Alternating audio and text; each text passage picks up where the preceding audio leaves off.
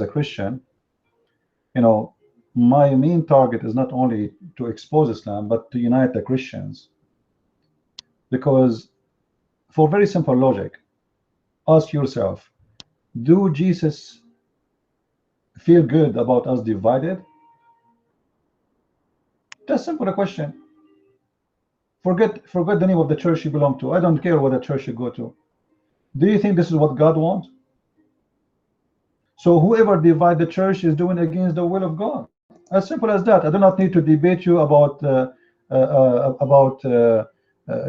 is right and who is wrong. Simple. Is it this is what our Lord wants? No. Division is from the devil. We believe all of us in one Lord. All of us, we accept him as a savior. All of us, we accept him that he is the only way of salvation. All of us, we accept that he died for us on the cross. All of us, we accept that he is born of the Virgin Mary.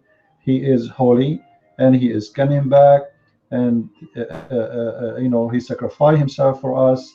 And before Abraham we agree about almost everything. What they don't agree about is something silly, stupid.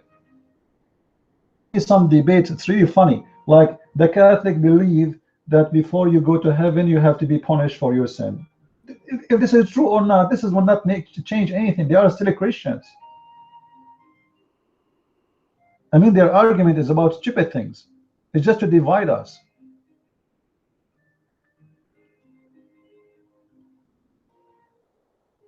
We cannot be one in understanding of anything for a very simple reason. For God, he made us different individuals.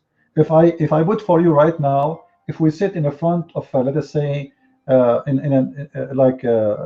a beautiful yard, beautiful garden, and I ask each one of you to write down what you like about this garden or to describe it, and then we read each one of you description, you will find each one of you give different description, but yet we are watching the same thing. Is that correct? All of us, we are watching the same view. Hey, Inhabited, I was praying for you to be safe. Just to let you know. I hope you are fine, okay? Everything is good in Florida? All right, that's good. So division is rejected, and I am against division. I don't care really what church you go to or what I care for. Do you believe that the Messiah is your savior or you don't? Do you believe that he died on the cross or you don't? Do you believe, if you believe he's an angel or if you believe etc., you are not Christian. As simple as that. We're talking about Christians who believe in the Father, the Son, the Holy Spirit. If you don't belong to this tree, you don't belong to us. As simple as that. Good morning, watcher, or good afternoon. Let us, guys, invite our friends and let us do the good work for today. And I hope, one of you, he sent me a video. Actually, I was going to make a video about it, about a Muslim. He was debating someone in Hyde Park in England, and the guy, he said to him, or let us say, he said to the Muslim, he said to the other guy who's supposedly Christian, there's many hadith about the age of Aisha, so you choose the lowest age. You choose what? The lowest age. This is my challenge to the Muslim, to show me the hadith which is showing. Any Muslim want to do that? You see, this is scumbag, and I call him scumbag because he's a liar.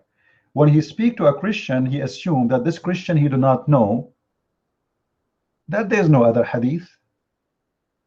So he say to him, oh, you choose the hadith was showing the lowest age of Aisha, or possible lowest age, but you did not choose the older one. What older one? I want to see it. Who is the Muslim here want to show me the Aisha, she have an older age? I want to see the hadith. Any Muslim here want to teach us? Or those things you say to those who know nothing about Islam? They assume that you are just a Christian who have no idea what are you talking about. You just heard that Aisha, she was 6 years old, and you copy, paste. And then they say to you, oh, there's many hadith, many stories about the age of Aisha. Where? I want to see it. All the stories confirm that Aisha, she was with Muhammad at the age of 6, which is 5, because 6 in the Islamic calendar is 5 in our calendar. And all the story confirm that Aisha, she moved to the house of Muhammad with her toys. Well, at the age of 19, Muhammad, he was dead. Muhammad was dead when Aisha, she was 18. How she would marry him at the age of 19?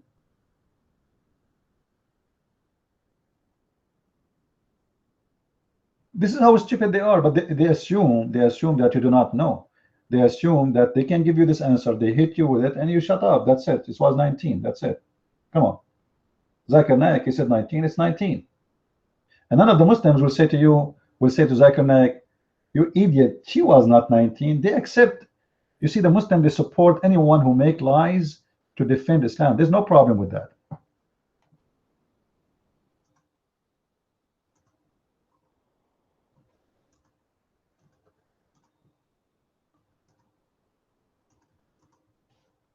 They have no problem.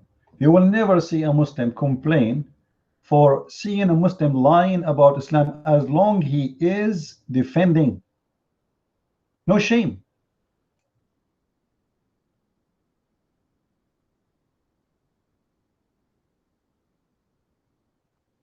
No shame. They have no problem. Why they wanna have a problem with this? There's no problem. Religion based on lying, and the Quran say clearly you can take false oath. As long you don't mean what you say, it's okay. Allah judge you by what is in your heart. That is Islam.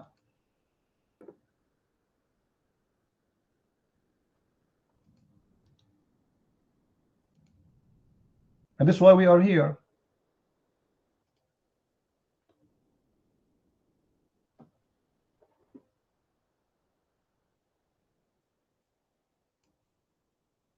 Well, you know this guy, this kid, Nightmare, he said, you blocked me in Paltalk. When I blocked you in Paltalk, you idiot?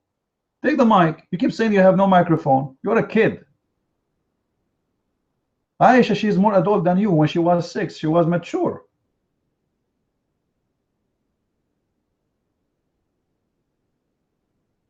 He go in Paltalk, in YouTube, and he blocked there. Oh, this is why you're afraid of me. You blocked me. Where I blocked you? What an idiot.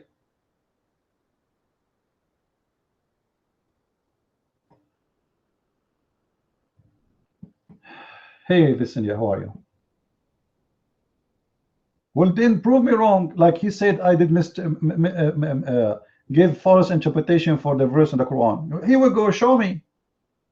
What a you know, cowards. You Muslims are cowards. None of you dare to debate me. And the funny, they say to you, why you are hiding? Come and debate us. Where? Debate you where?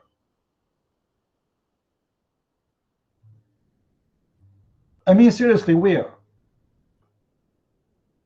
I'm waiting for the Muslim to say we want to debate you. I'm waiting for a brave Muslim. He want to say, you know what, Christian Prince, let us have a debate. They are brave to debate someone like James White, or someone do not know how to speak Arabic like David Wood, who is very little educated about Islam. You know, he's just reading what the Muslim translate for him. But they will never debate me. Did you ask yourself why Shabir Ali want to debate David Wood? He want to debate James White. He want to debate all of those, but he will never dare to debate me, and he will withdraw from debating me. Where are they? Who is the one who run away from debate, me or Shabir Ali? Why Anjem Shawadri want to debate Sam Shamoun, but he don't want to debate me? They don't dare.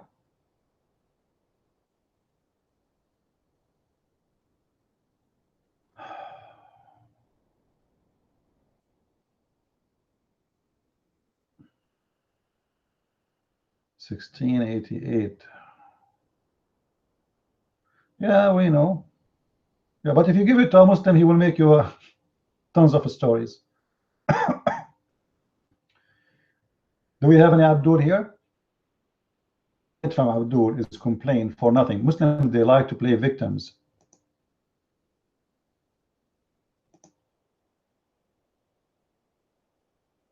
Simple as that. If I go right now to a Muslim room, you will see how the room will go crazy.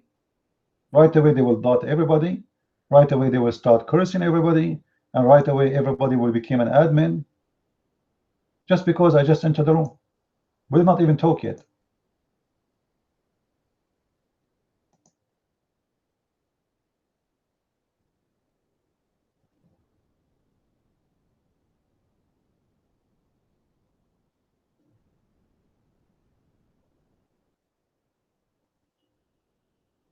Do we have any Abdul here?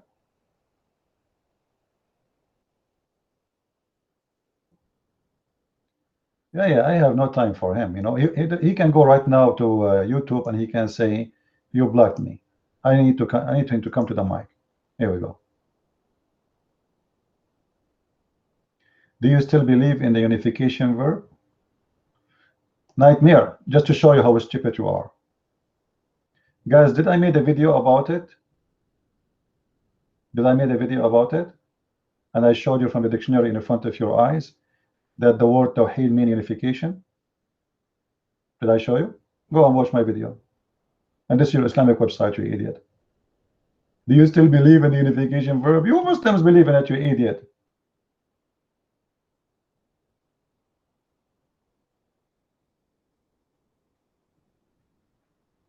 Go right now and type the word Tawheed there. Well, you know what, Nightmare?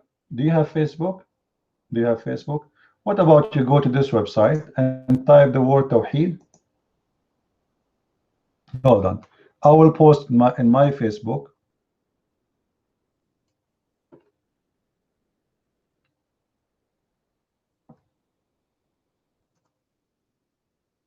I will take a snapshot. All right. Right now, and I will expose you and your prophet. All right. I will type the word Tawheed there, and I will take a snapshot immediately in a second. Do you still believe?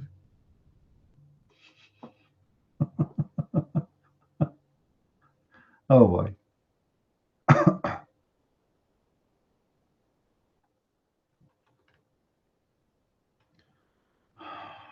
All right.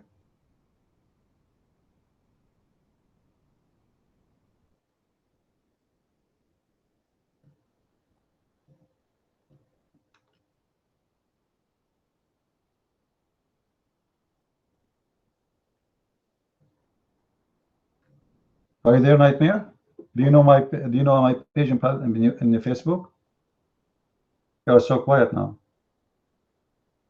Do you know my Facebook page? Suddenly you are so quiet. Hello? So you agree that the dictionary agree with me, right? So the dictionary agree with me, correct or no?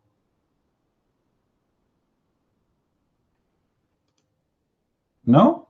Oh, really? Okay.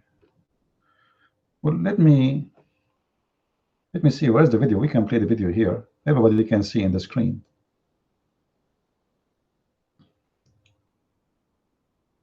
Let me see where's the video. We can play the video here. The video I made to expose this issue about what Muslims they call Tawheed. But I think the video is long, and I don't know which part I showed that. Let us see. Here we go. This one.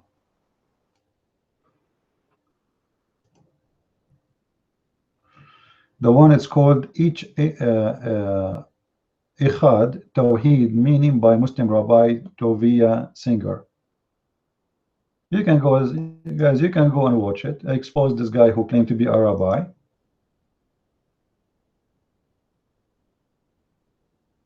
Video is 26 minutes, so I don't want to play it all. play forward so you can see the part where it shows what the word Tawheed means. Hold on. This is what we do here. We expose the liars, and this is why the Muslims don't dare to take the mic.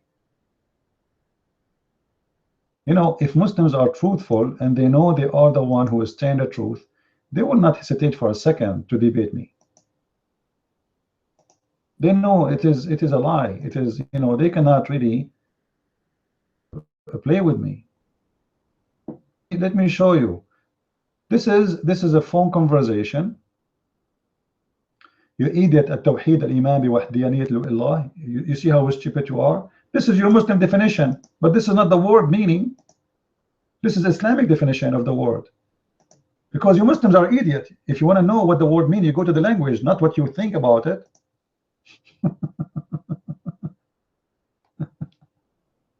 Tawheed is a verb. Wahdaniyya is not. So how you say Tawheed mean al-Iman bi wahdaniyat Allah? How you say that? Tawheed is a verb. Okay, if I give you right now this sentence, wrong. Tawheed, let me type it for you in Arabic.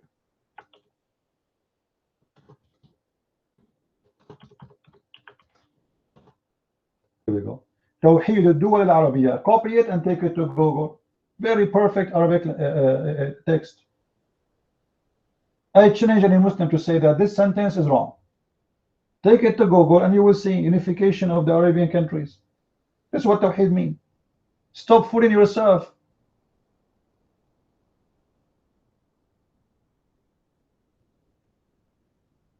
Wahada is a past tense, you idiot. Tawheed is a continuous. It's in a process, ing in English. But you know, you are dumb like your prophet, so I don't blame you. Now this is a rabbi. His name is Tuvia, and the Muslims, they appreciate him very much. He lives in Indonesia. This is why he's very hypocrite to the Muslims. You know, he know what he's doing. He lives in Indonesia. He's a false rabbi, and he know that those Indonesians, they would like to hear someone praise Islam. So a Muslim, he called him and he said to him, is the video coming? No video, right? I hope Paltalk will work. Looks like nothing is coming yet. Maybe now, I hope so. I don't see anything coming. No, this is what I don't like about Paltalk. Sometimes it works, sometimes it doesn't. I'm trying to play it again.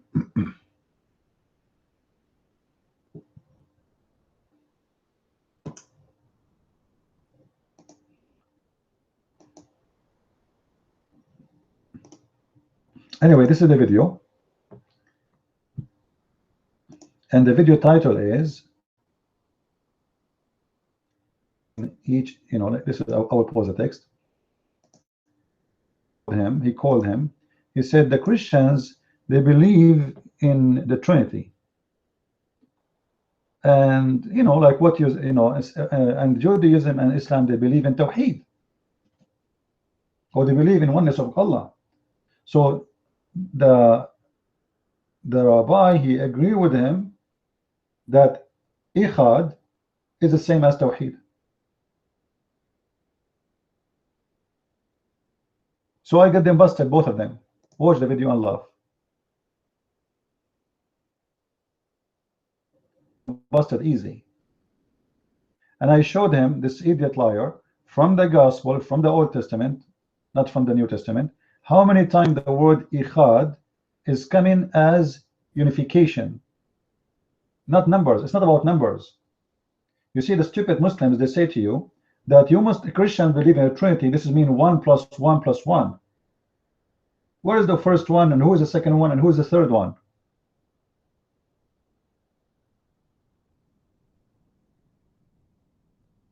We don't have numbers here. You know, when Jesus said, me and the Father is one, how they can be two if they are one?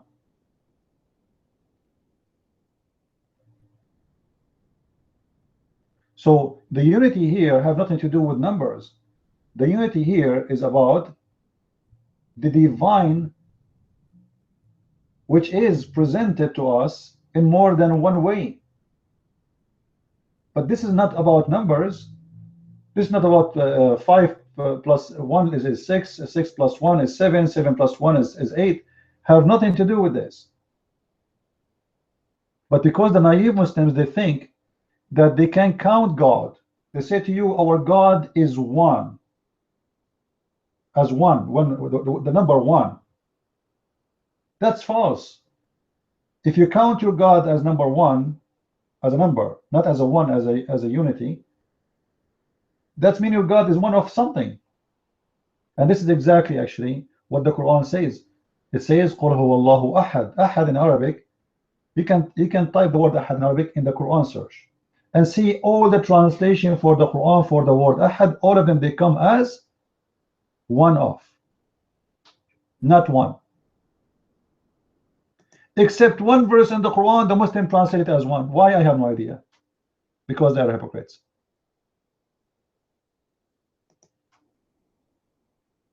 The stupid Paltalk is not working. I'm trying to make the video work, but it's not working.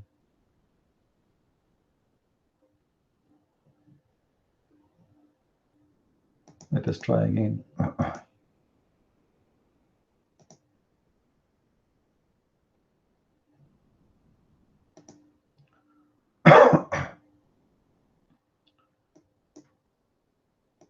Let us hope it's going to work.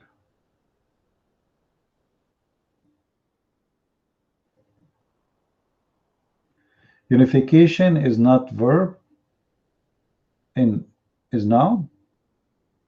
Well, maybe in English it comes this way, but in Arabic, tawheed is a present tense verb. It's a process. If you add l, then you know you are describing something. That is not an action.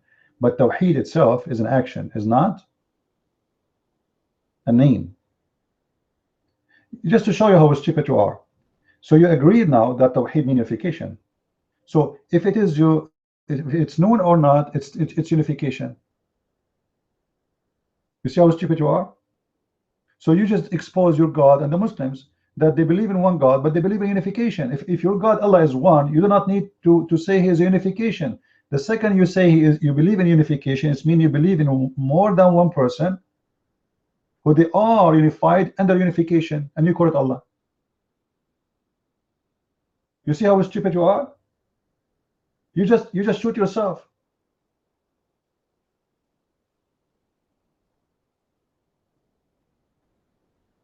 When I show you what the word mean in English dictionary, I'm showing you from your Muslim website.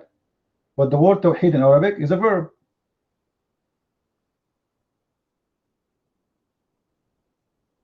And how you can unify a God? He is one. Isn't He one? So what do you mean He is tawheed? How you can do tawheed?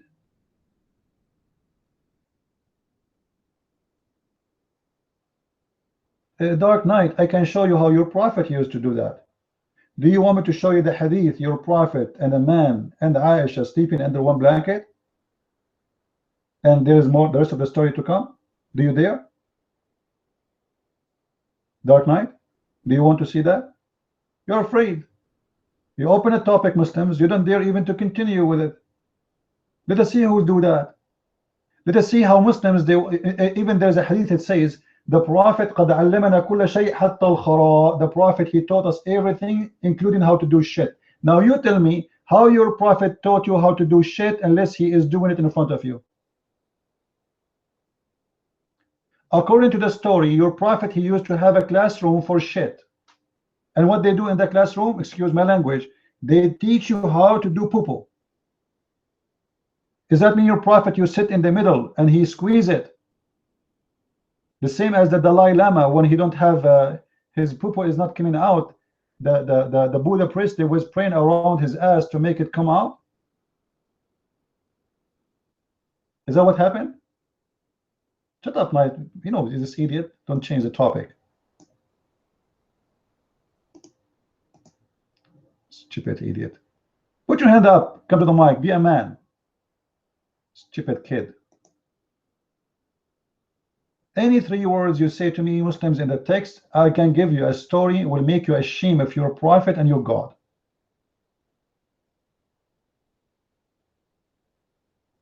And this is why they make an insult, but they cannot continue with it. Like you will see someone calling you dog. Well, isn't it your prophet last name is Dogs?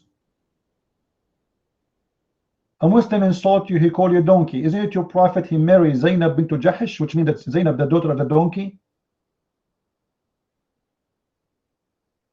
They insult you and they call you gay, but isn't it your prophet he said, I never receive Quran until I wear my wife's clothes? And he used to put eyeliner 3 times a day, and he used to color his hair. He want to be a redheaded blondie, and he pee as a woman.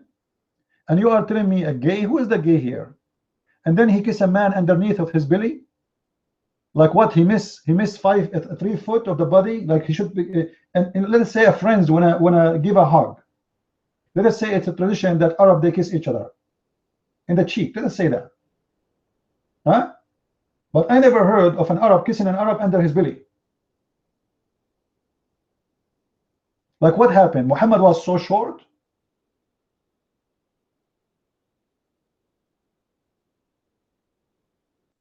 And then you talk about child molestation, and then we find your prophet is the biggest child molester. They come to you with all kind of insult, but all those insults they fit perfectly with their prophet, not with us.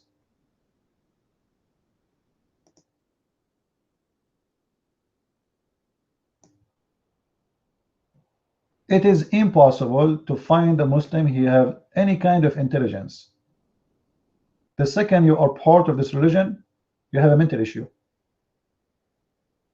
Somebody he said to me, Christian Prince, you are mean. You said that you have to be mentally sick to believe. Anyone believe that Allah will give you an endless penis and you believe in such a religion, you have to be mentally sick. Yes, he is mentally sick. What is it? Why I'm being mean?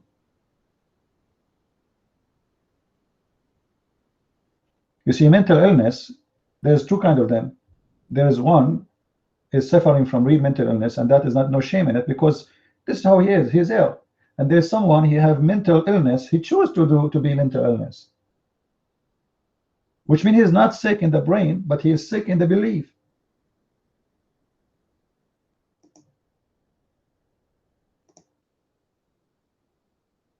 What kind of a human being he want to believe that his God, if you believe in him, he will give you endless penis? This is not even a reward. This is a penalty. You are sitting here, but your penis, the car's going over it in New York because it's endless. You cannot put inside the house. You cannot keep your house. You cannot keep your penis inside the house. This is mean you cannot live even in a house. You have to make a hole in the walls, and then your penis continue going. Do even Muslims have a brain? How you can have endless penis and what you can do with it?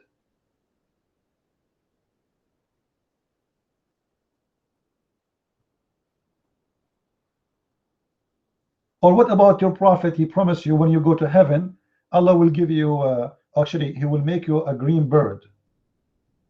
Green what?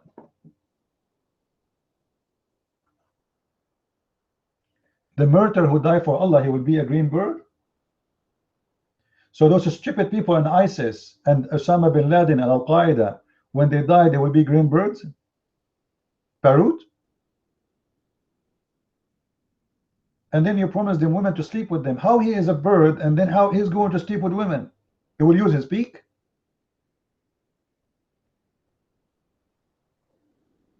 Any Muslim can answer me? How you are going to be given 80,000 women at least if you are a mujahid who fought for 40 days, sorry. Every 40 days you will get 80,000 women. And then you die for the sake of Allah. And then Allah make you a bird. How you want to have sex with those women? You are a bird. You are just a little chicken now. Imagine yourself, you are a parrot, and next to you a blonde girl. She's very white, big eyes, very beautiful, brother, and you're a bird.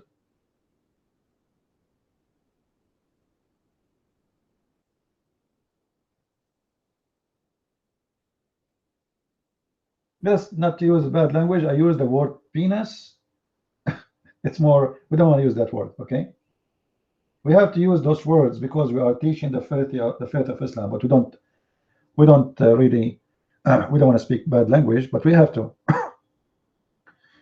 Islam is a mad religion, and yes, you know, you must be mentally sick in the brain. You have illness to believe in such a garbage. As simple as that.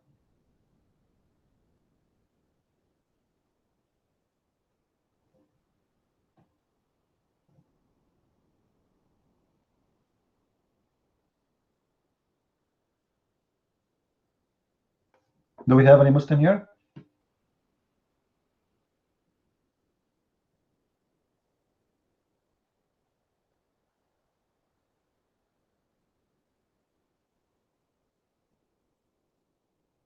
Well, it's not. There's nothing is called tough to change Muslims, but you know, the problem is how many of us is willing to do it? How many of us is willing to involve in this fight? There's most of the Christians, they just like to watch. That's it.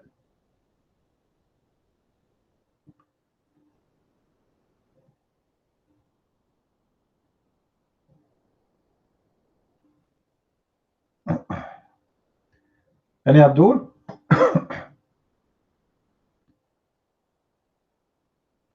And look what we are doing here. If you go to YouTube or Facebook, you will see the Muslims sending me messages. We want to debate you. You are a liar. You are a coward. Where are they? Here we go. Where are they? Where is the Muslims who want to debate me?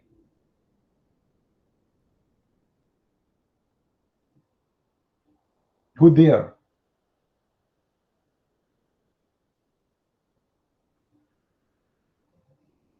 Actually, those who live uh,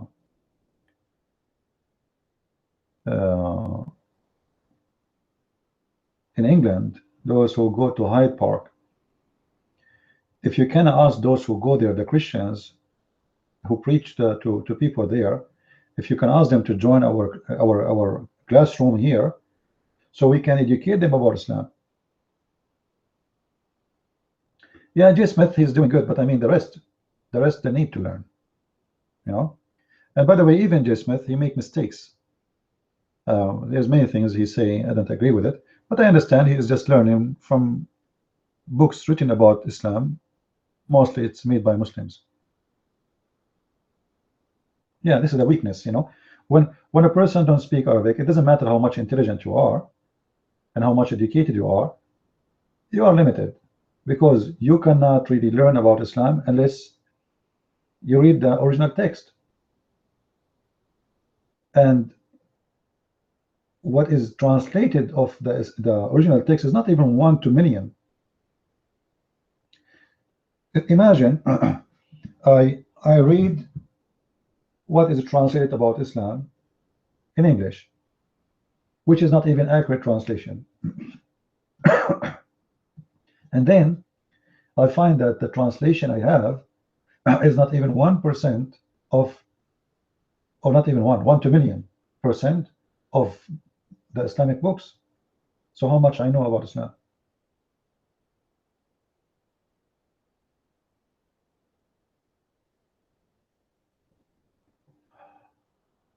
Ki Rasuli. I heard of him. I do not know who is he. I never even saw a video of him. What I know, he's an ex-Muslim, right? Is he an ex-Muslim?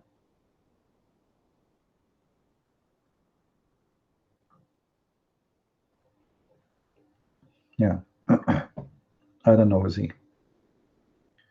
I can search his name right now.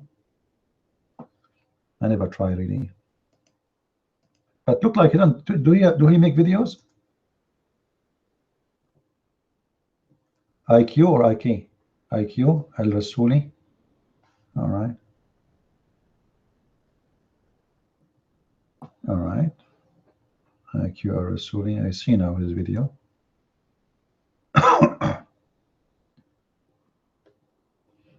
States, but most recently in London, which is an incredible murder. Turned into psychopaths. I know my statements always sound. This is him, his voice. Outrageous. But I've had 480 interviews with America. Not one interview in Europe. The reason I don't show my face is that in Europe, no one can speak against Islam and survive. No. Only in America. Well, that alone is quite a statement. Let me ask you this. Is the whole Islamic... All right. Well, I don't know him, but if you say he's good, he's good. That's good. You heard him saying, you know, like he don't show his face because he live in Europe. When I'm in London for a church service. All right. Well, I'm willing to go anywhere. If people want to invite me, I would be happy to go. You know, just invite me. Actually, I'm invited after the Christmas to go to Asia. But we need to make, let us say, fundraising for this trip, because those Filipinos in the Philippines, they are very poor. They cannot afford to sponsor, you know, my trip there. So they want me to come badly, but they cannot sponsor it. You know, people are not really helping that much to make it happen. Otherwise, they want me to come as soon as I can. Yeah, I know. Well, I'm not worried about myself. You see, those who they are worried about themselves, they are the one who get injured. Do you know where Abu Sayyaf lived? You heard of Abu Sayyaf in Philippines? Terrorists who kidnap foreigners. So they invite me to a city. It's very close to his area, but they told me, then the other guys who helped me with this, let us say the one who introduced me to churches, they are very nice people, but they told me this is a very risky place. You know, this is where those people even attack police stations. You know, they can go inside the police station and they can kidnap the police themselves. So this is not, we don't advise you to go there. I went, and you know, by the protection of the Lord, I was fine. But people who joined this seminar, they were really astonished with it. And when the time came to go to leave, you know, they blocked the door. They want me to go. You know. Now, when we arrive in the airport, the surprise is the airport fully controlled by Muslims. And in the corner of the airport, it's a small airport, small, tiny one. There is a mosque. And everybody who works in the airport is a Muslim. It's fully controlled by Muslims, the whole airport. And then when we are driving to go to the town, which we are going to do the seminars, you can see the flag of ISIS wide open in the street. They are not even hiding it. They put it in the top of their houses. This is telling you that the government there is very weak. You know, there's no control of this area. Yeah.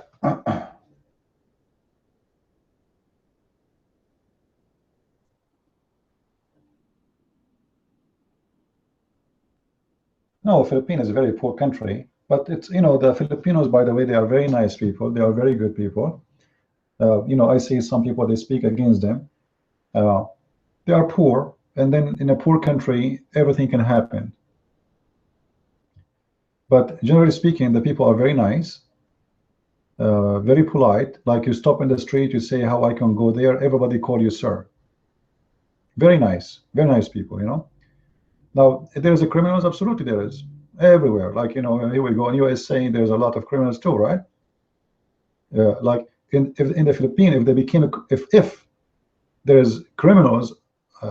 They have many excuses to be, because the country is very poor. But it doesn't make sense to be a criminal and you live in USA,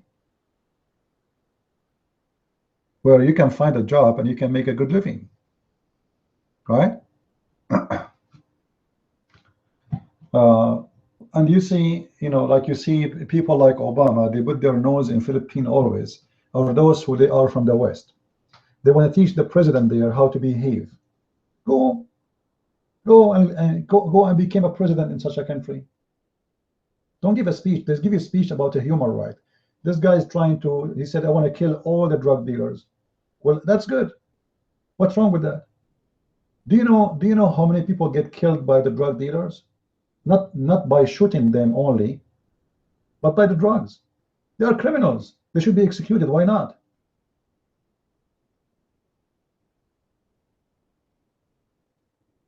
This guy is trying to save his country, and you see all the Western medias talking about him as he is a Hitler. He is, what's wrong with you? This guy, his country is suffering from a very bad problem. They give you speeches, but yet they will not feed you. They give you a speech about how to be human, but they will not help you. And if they help you, they have to take something in return. This is why this guy, he is filled up, the new president, with the American propaganda. We arm in USA, we arm the terrorists in Syria for the last 5 years, who kill Christians, who kill innocent. And then when somebody want to fight the drug dealers, he's a bad person. You see, he is the bad person, not the American government. Hypocrisy. Go and watch the news today. The Syrian army and the Russian, by Russian support, by airplanes, they are attacking the terrorists in Aleppo. The whole Western media, the Russian are killing the innocent. Hold on. What do you mean the Russian is killing the innocent? This war have to end, and one of them have to make victory. Otherwise, the terrorists will be there forever.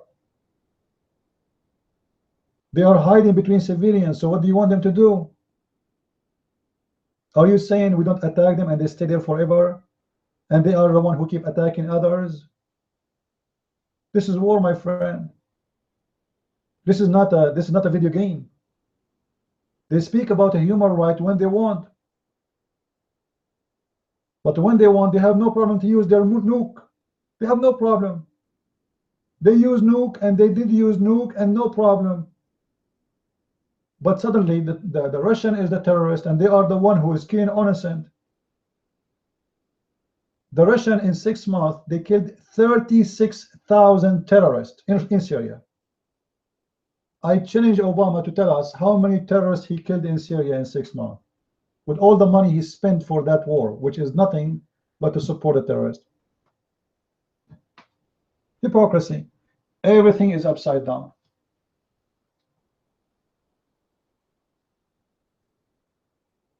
Everything is upside down. The criminal is a hero, and the hero is a criminal. All the friends of USA in Syria are terrorists. Do you believe it or not? All of them.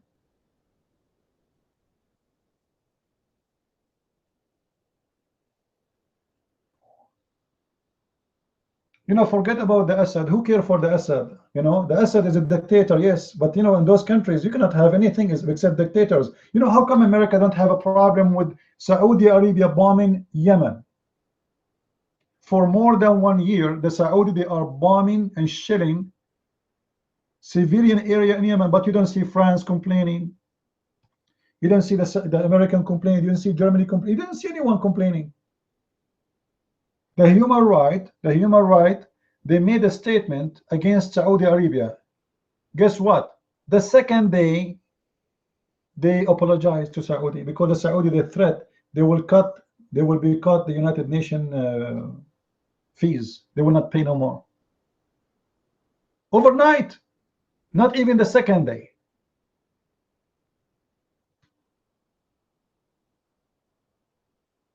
Germany is so upset for the city of Aleppo. USA is so upset. The French president who worked for the Prince of Qatar. Everybody knows.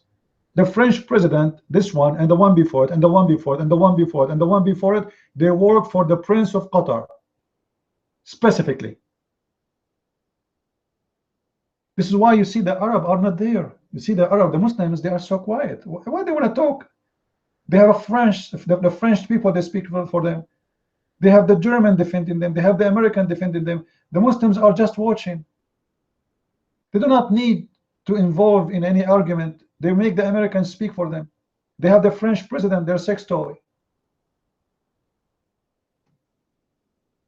Each time the Syrian army advanced and tried to take over the terrorist territory, you will see the whole Western media, Fox News, CNN, you name it, go crazy. And the USA threat, we want to attack the Syrian army. Why you want to attack the Syrian army?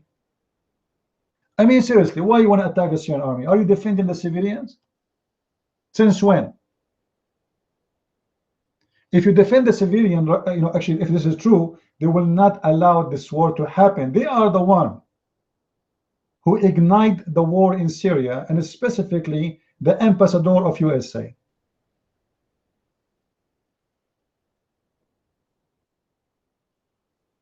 Everything is upside down, and you American or Western, you get your news from the media, from Fox News. But the fact, what they say to you is absolute lie. They show you a child is coming from under a destroyed house. Regardless if this is true or not, but most of it is fabricated. I can show you tons of scenes which is fabricated. But let us say it's true. It's war.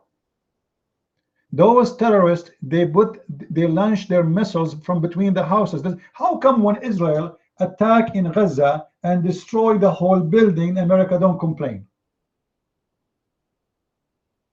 They say to you, well, the terrorists, they attack Israel, so we attack them back. But they have the right to do that. They are hiding between the houses. How come it's okay for Israel to do, and it's right, and it's not okay for the Syrian army to do? What is exactly the Israeli doing? This is not rebel. There's no rebel. This is a lie. There's no rebel. Those are mujahideen. None of them he called himself rebel. Those are mujahideen. You will see even, did you see the friend of USA, the one who's arming them? They chopped the head of a child. He's a Palestinian. It's called the group of Azinki. They tape him in the camera. They are not ashamed, and we are sending them weapon. 9 years old child. They chop his head in the front. They ask him, how you like to die? He said, please make it a sharp knife. So they chop his head. They put him at the edge of the pickup car, and they cut his head. I can find you the video right now on YouTube. Nobody complain. If the Assad he do that, America will go crazy, France will go crazy, blah blah blah. You know, hypocrisy. Everything is upside down. They are the one who is sponsoring the terrorist.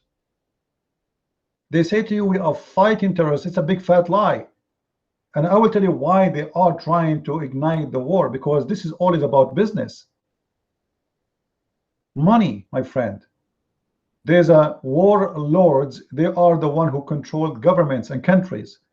The more war we have, the more weapon they buy. If we have peace, nobody will buy weapon. Everybody want to buy weapon to send to the terrorists in Syria. Good business. It's a perfect business.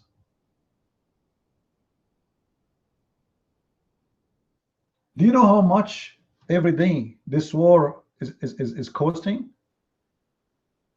Regardless who is paying it. It's a lot of money, but this money will go in the pocket of someone. Who is the one? Is the one who make weapon.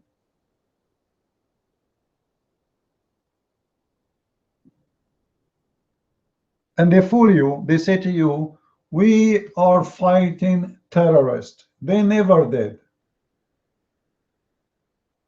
Even the war in Afghanistan is a business. There's many contractors, they will lose a lot of money if the war stopped. You know, I got an offer to work in Afghanistan a long time ago for $210,000 a year. If I have high school and I speak fluent Arabic. That's it. Now, for sure, I have made degrees.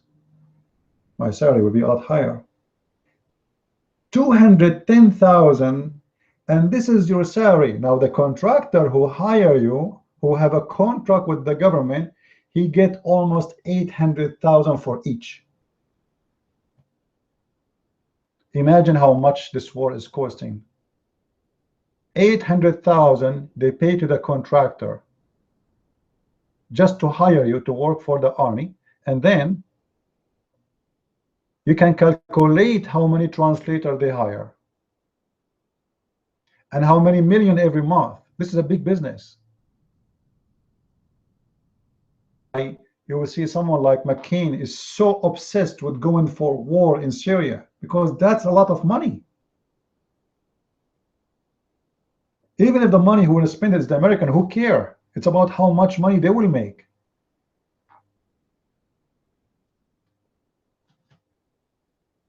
War is the biggest business ever you can imagine. You will see Saudi Arabia buying airplanes or tanks from USA. The lowest deal is $5 billion, $6 billion, $10 billion. For what? For a bunch of junks.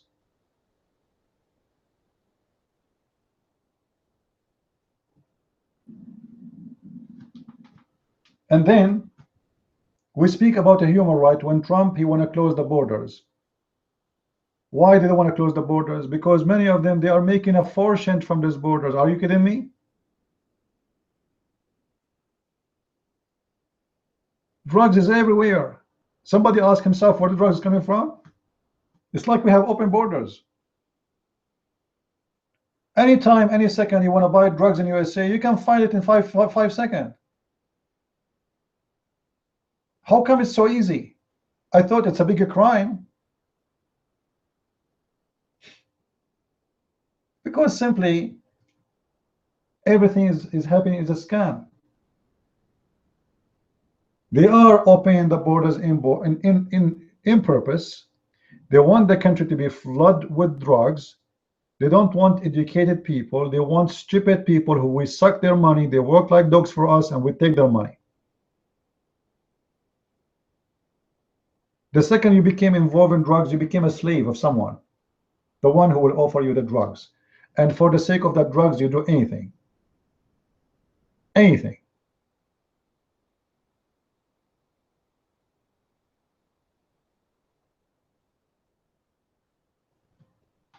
So this is why you see a very, very close friendship between the Muslim Arab and the Western countries. And when I say the Western countries, I'm talking about the governments of the West.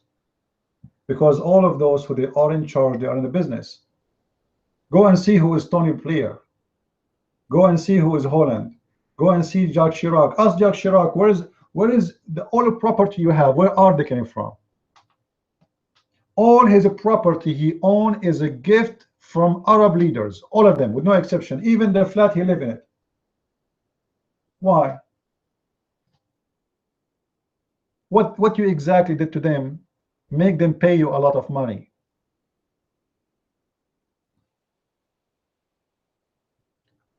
Sarkozy, go and check right now for Sarkozy. All his money is coming from Al-Qaddafi, the one who he attacked. He attacked because he see him like he is not going to continue, he's collapsing. So he said to himself, let me make a business with the new leaders. Soon the country will have new leaders. It's time for Gaddafi to go, and whoever will take over, he will pay me too.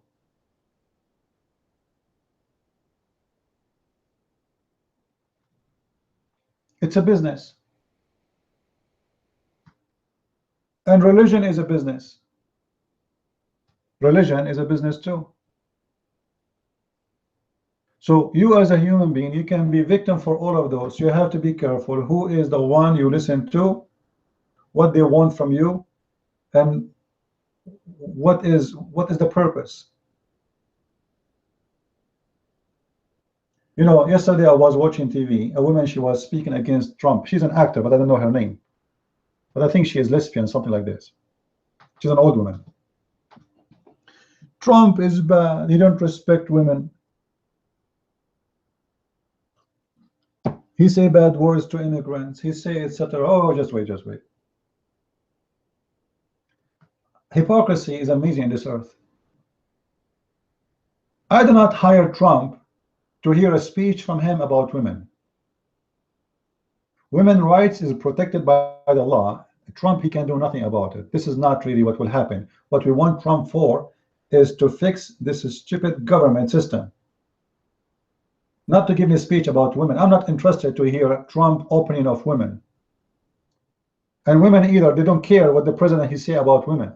Because many of them, they say bad things about women behind the doors.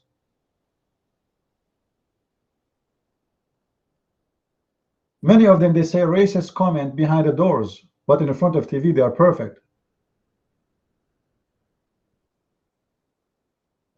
I am not interested in what those people say. I am interested in what those people do. This is why it's going to be very hard for Trump to win, because the propaganda is very powerful. The Arab against him, the Jewish against him, the rich is against him, the poor is against him. How are you going to win? Even the Christians are against him, the Muslims against him.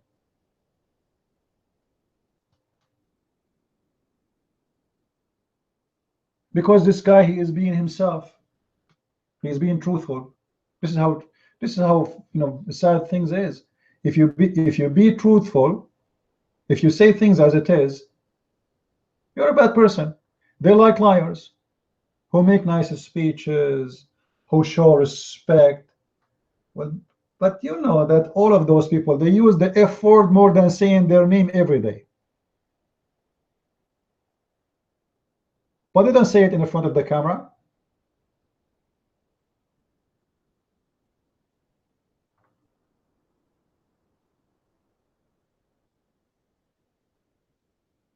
Hypocrisy. You have to be hypocrite to be successful in this world. You have to be a liar. You have to be like Muhammad. You know Muhammad? Muhammad, he go to the Jews, he tried to be a Jew with them. So he starts celebrating Jewish holidays.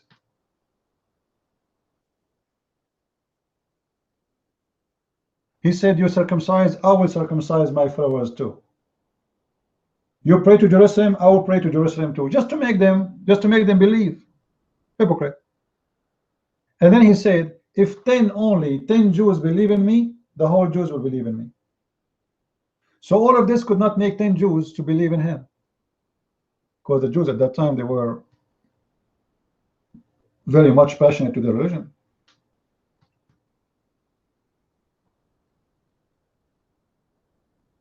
Then he go to the Christians, and then he said to the Christians, don't worry, you Christians and the Jews will go to heaven. And then he said to the Christian, I believe in the virgin birth of Mary, of Jesus. And then he said to them, I believe that Jesus was supported by the Holy Spirit. And then he said to them, you know, I believe in the miracle of Jesus. But still the Christian don't want to believe in him. So he said, kill them. They don't want to believe in me, kill them. So there is some kind of creatures when they go over, like lizard, when they go over a rock, if the rock is brown, their color change and become brown. If the rock is green, if it's a grass, they go green. If it's a white sand, the color change and became white. So this is what this word want. They want someone, he changed his color, depend he's speaking to who.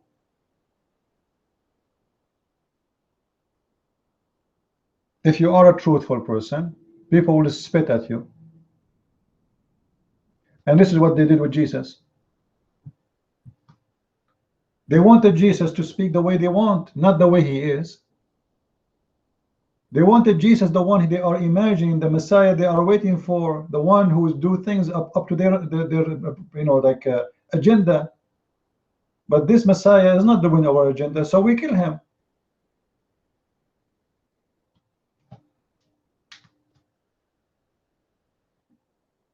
Well, America will regret voting for any president. Trust me, all of them, they are bad. Even if a Trump he won, he is not, you know. But let me make it clear. Trump is the best between all the donkeys we have. The system in this country, they bring you two donkeys. One he will hit you in the stomach, and one he will hit you in the nose. And they ask you which one you want. I'm not voting for Trump for he's the best. I'm voting for him because he is the best between the donkeys we have. Like, what is the qualification of Trump to be a president? And what is the qualification of Hillary to be a president? And what is the qualification of Obama to be a president? None of them is qualified. Except they are perfect lying. Except Trump, he say things as it is. This guy, he, you know, he's like a bus driver. He said to you, just sit. He don't say to you, sir.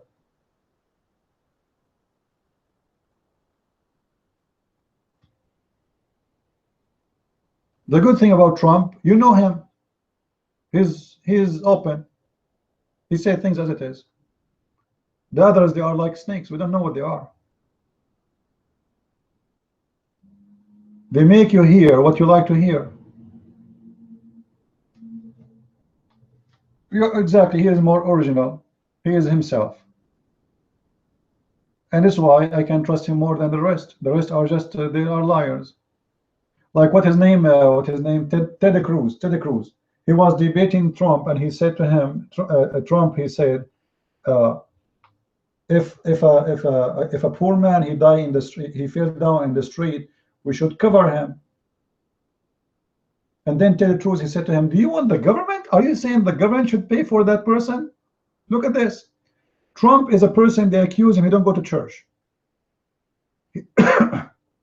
They say he's not a good guy, he's a womanizer, whatever you want to say about him. And the other guy is a son of a preacher who hold the gospel with him wherever he go. He claimed to be a very conservative Christian. And then when they speak about a poor man, he fell down in the street, he don't have money to go to hospital, this filthy Ted Cruz, he say, do you want the government to pay for this guy? Where is the Christian value you have as a son of a Christian preacher? Suddenly your Bible disappear. Suddenly Trump, the one who is a womanizer, who is after women, who don't go to church, he don't even be a Christian even. He is the one who want to take the poor man to the hospital for free. And the one who claimed to be a son of a Christian preacher, he is saying there's no way we will do that.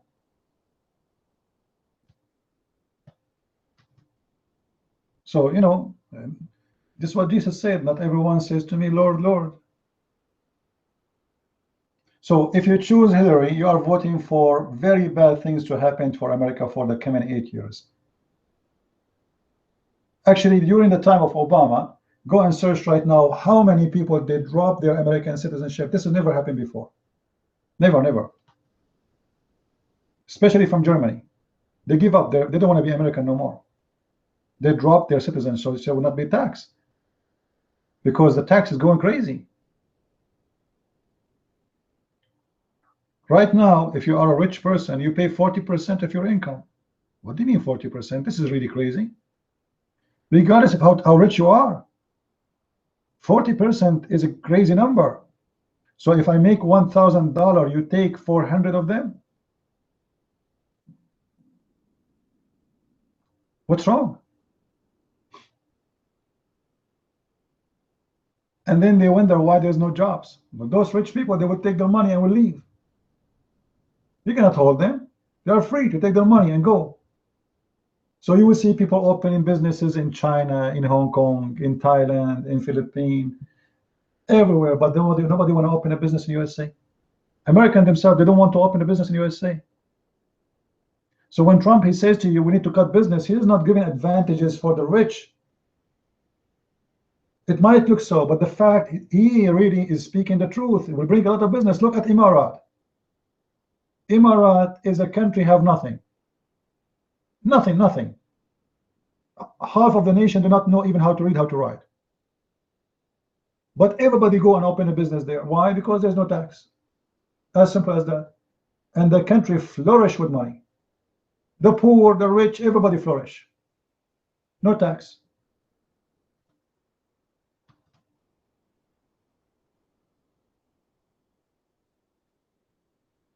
No, no, Ron, it's too much. It's too much. You see, your money is your money, and nobody have the right to take it from you this way.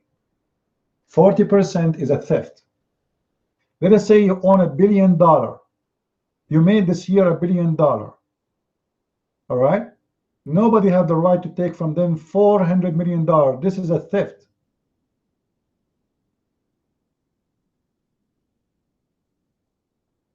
As simple as that. You see, you are saying that because you don't have the money. But if you have $1 billion, you will be screaming. You will say, oh man, they took 400 million of my 1 billion. It's too much. Too much is the pain to the person. For me, if I have $10, they take $4 from them. That's for sure a lot, right? But it's the same. It is the same. And what they do with the money they take from you, what they do? They give it out as a gift for foreign countries. Like, I wish they are taking tax to make the country better. Go to any airport in USA. Any one of you been in the airport in Korea? Go to Korea and see the airport and compare the airport in USA to Korea. Korea, we consider them, we are helping them. We give them like special treatment in the customs. They don't pay for customs when they import product from Korea. Very special treatment. Go and see their airport. You feel like you are in a different world. You go in American airport, you feel like you are you're in Home Depot.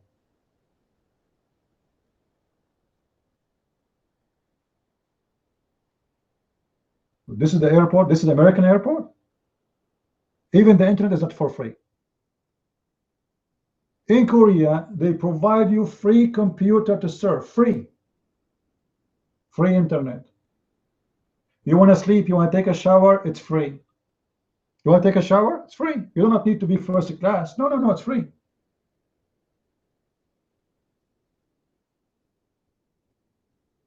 And this is Korea. So when Trump he speak about that, he's right. Go to any Arabian country and see the airport and compare it with the airport of USA.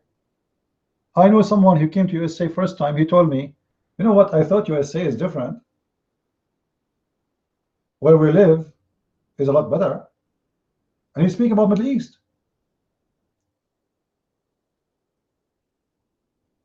Where does the money goes? $35 billion, a gift from Obama, which is a bribe for Israel, 2 months before the election. What is the purpose? Is to aid Israel. $35 billion. Are you crazy? We are giving out $35 billion as a gift for a wealthy country like Israel. I am not against supporting Israel, but this is a bribe. This is a theft too. Why now, 2 months before the election? Because they want Israel to support Hillary Clinton. As simple as that. It's a bribe you pay for. They collect your tax and they give it to Israel. They collect your tax and they give it to Egypt. They collect your tax. Even Saudi Arabia take assistance from USA. Even Saudi Arabia. Korea. If I want to count to you the names, what about Turkey? The whole economy of Turkey is based on the assistance of USA. Actually, in certain point, Turkey was collapsing. If not the American, they give a lot of money to Turkey.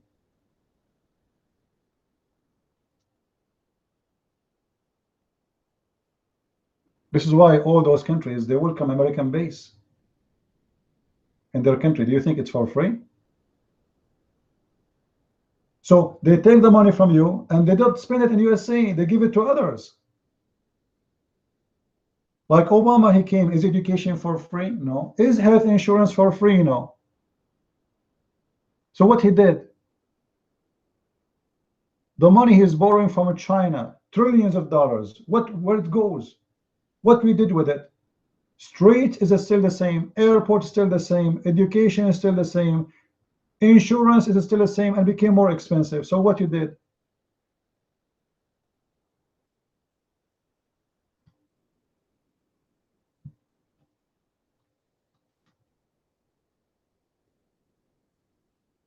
Well, he have the right to complain. He's being honest. Like, are you telling me those leaders, they don't see how miserable our airports? Did you see the airport in New York? The airport in New York is like going to a grocery store.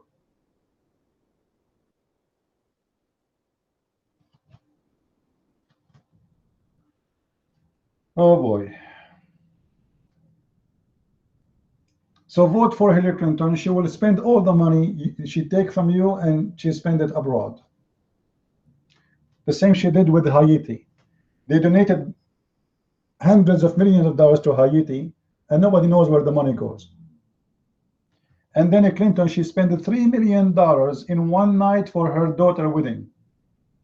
Anybody ask her where you get the $3 million? The one who speak about poor, about student, about how you spend the $3 million over a one night wedding for your daughter. Where is the money coming from? Like, do those people find money in the street? She and her husband, they don't work for their own. They are government officers for more than 30 years, which means their income is a government income. You tell me where they got the money from. How somebody work for the government, he can spend $3 million for a wedding party.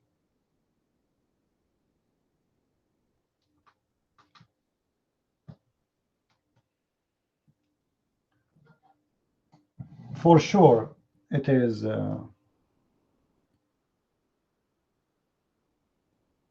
coming from Allah. Do we have any Muslim here? Today we talk about many things. This is how the topic took us around. But people are not aware of what's happening. And look now at the propaganda in USA. They want you to forget about what's happening and the risk of Islam, and they want you to make you believe that the risk is Russia. But why? Russia is not a communist country. No more. Actually, in Russia, there's more billionaires than we have in USA. Go right now and search what the price of an apartment in Moscow. You will get shocked with the prices. Apartment, $1 million, $2 million, $3 million. Russia is not a communist country. Why you want to go in war with them? They want you to forget about what's happening in this earth, and they want you to go back to the stage, to the Cold War time, where they can scare you from the Russians, so we spend more money in weapon in the wrong direction. Imagine the Saudi are our friends. The Saudi who did 9/11, the president of USA used the veto. Have you ever heard of a president? He used a veto to protect the enemy against his own people.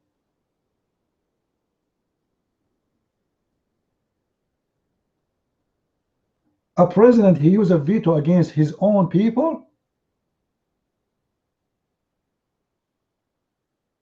And still you cannot understand that those people, they don't work for you. They work for the Saudi and the Prince of Qatar and the Prince of Emirat. I never heard. Is it a shame? Nobody speak about it. Like, what kind of a president he make a veto to protect country who is involved clearly in killing 3,000 American? Oh, they are Saudi, they are rich. If we do that, we will harm our business with them. So the blood of a 3,000 American is not valuable equal to the business. The business is more important. And now who is the one who's doing the business with Saudi Arabia? You tell me. Is that you? Me? What business? What business we have with Saudi Arabia? And who is the one getting the money of this business? It's Obama and his gang.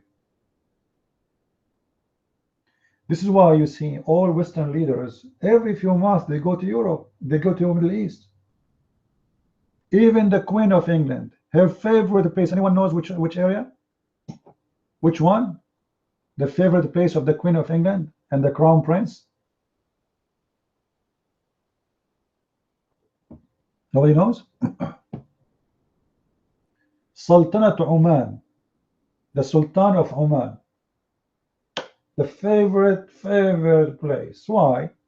When they go there, this Sultan, he showered them with diamonds. Each time they want to make money, because legally they can take gift. This is not a bribe. The Queen of England, she can take a gift. Nobody can say it's a bribe. It doesn't matter how expensive it is.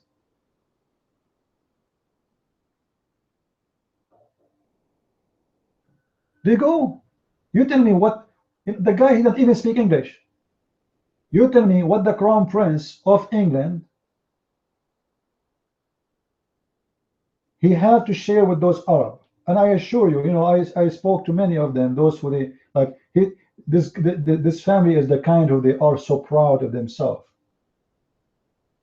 Why someone, he is from the royal family of England, and you know what does that mean, like how proud he is to be from the royal family of England. This is not any country, this is England. Why he want to go and visit a little sheikh in the middle of nowhere in the desert? It doesn't make sense.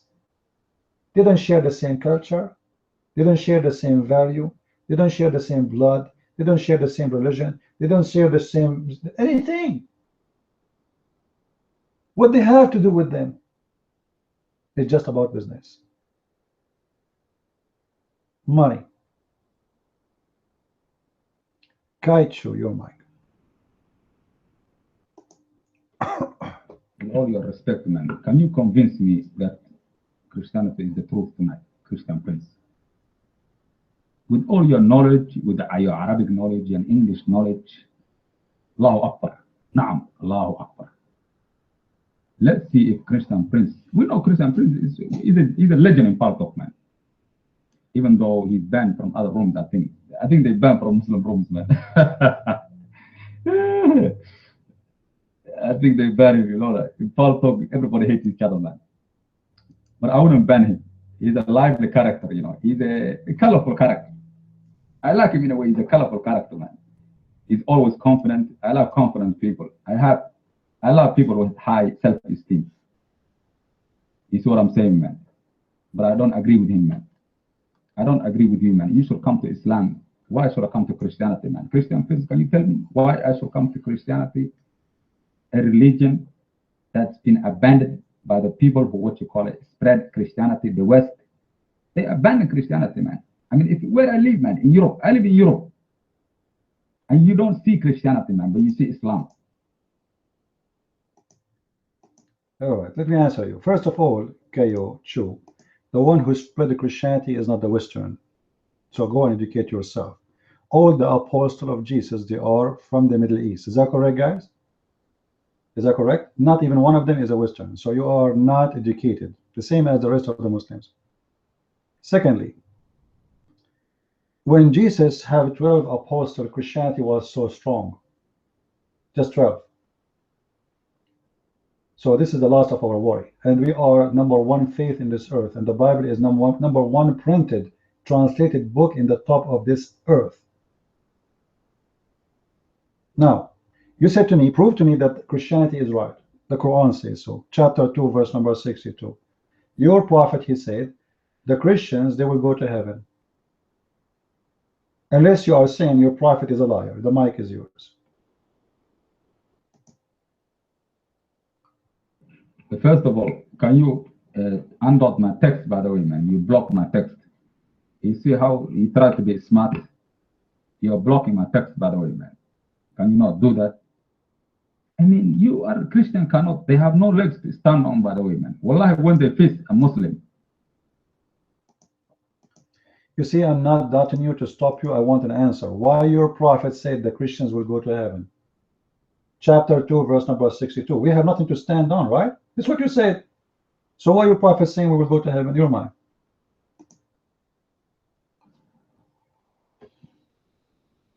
Of course, the Christians that believe in Christianity, the true Christianity, by the way, man, those who worship the Creator and who took Jesus Christ as a prophet, they will go to heaven.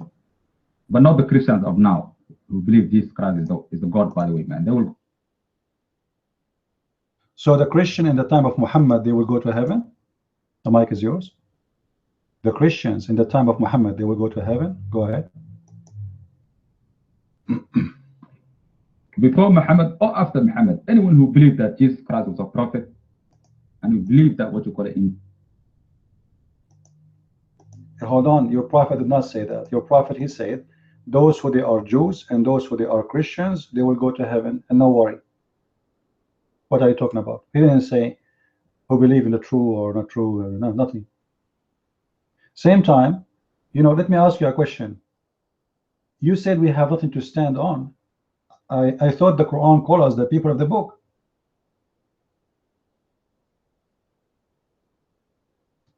Why the Quran call us people of the book if we don't have a book? Do we have a book or we don't? You're mine.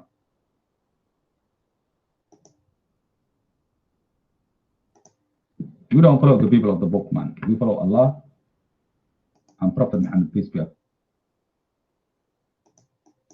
Abdul, focus on the question. Where do you go? Who's asking you if you follow the people of the book or not? How is stupid the Quran to call us people of the book, which means book of God, if we don't have a book? If we are not people who belong to the book, you see how stupid this religion is? Those stupid Abdul, they want to convince us that our book is corrupt, but yet their stupid prophet, he called us people of the book. How we are people of the book if we don't have one?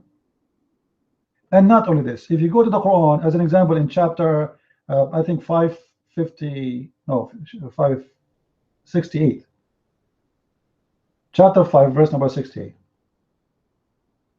Muhammad is said to the Christians and to the Jews, if you don't follow your gospel and your Torah, you have nothing to stand on. Okay, hold on. In order to follow them, we have to have the right one. So do we have a corrupt one or we have the true one? How you follow them? How you ask them to follow a book you claim they don't have it? You Muslims, you claim it's corrupt. So how you say to us you have nothing to stand on unless you follow the Torah and the gospel? That's mean we have a true book and we have a true gospel. At that time Muhammad was plain hypocrite. At that time he was saying the Christians are right, the Jews are right, they will go to heaven and they should follow the gospel. He have no problem with the gospel, he have no problem with the Torah. But when the Jews and the Christians refuse him, the guy, he flipped upside down. Muhammad is the same as Obama. Obama, when he visited Jerusalem, he wore the hat of the Jews, and he reminded them that his last name is Obama, or let's say Barak, which is a Jewish name. Barak, my name is Barak. When he visited the Muslims, his name is Barack Hussein Obama. When he visited the Christians, he sang with them in the church. He's a Christian. When he speaks to the atheist, he makes fun of the Bible.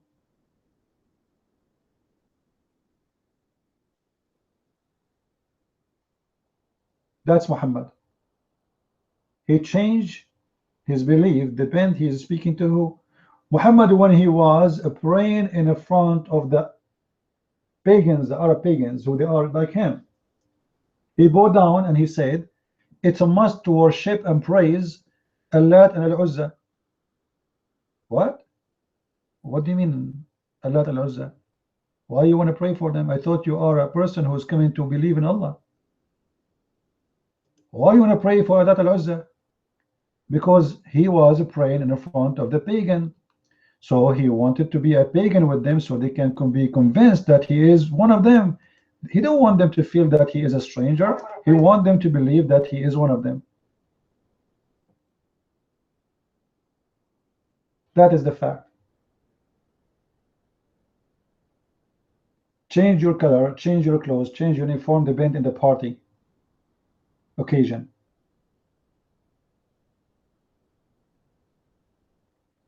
Please think, the mic is yours.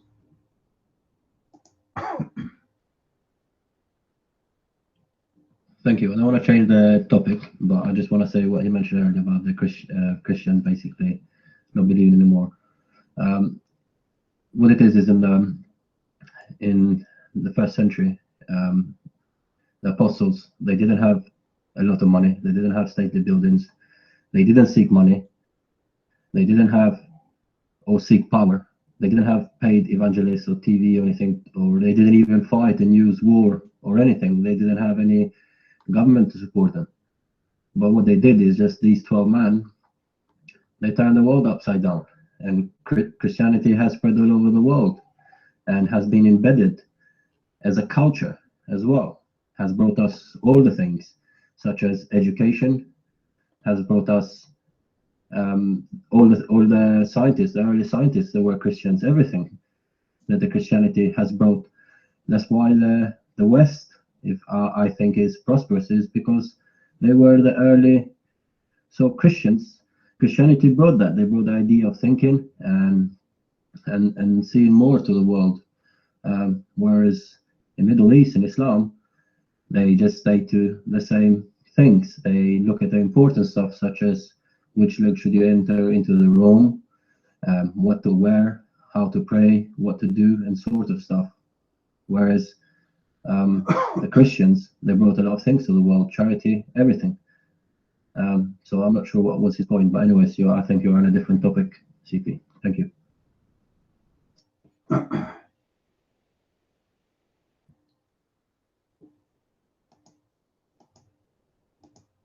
Well, you know, the growing of the left in Europe for sure have a huge impact for like let's say it was a great advantage for the Muslims. This is why you see the Muslims, they flourish in atheist society, because in atheist society there's a vacuum, there's an empty space, and there's many, they are ready to accept anything. This is why you see some English people, they are suddenly he became a Buddha. He shave his head and suddenly he is a Buddha, and he is carrying a flag, have a sun on the top of it. And suddenly you see someone, he became whatever, you know, all kind of funny religions. Because they have emptiness. And Muslims, they seek any environment have emptiness. This is why if you have a family and your family are not too much into religion, you have emptiness in the house. Somebody will fill it up. Either it's going to be drugs, or it's going to be crimes, or it's going to be Islam, which is drugs and violence and crimes all together. It had to be something.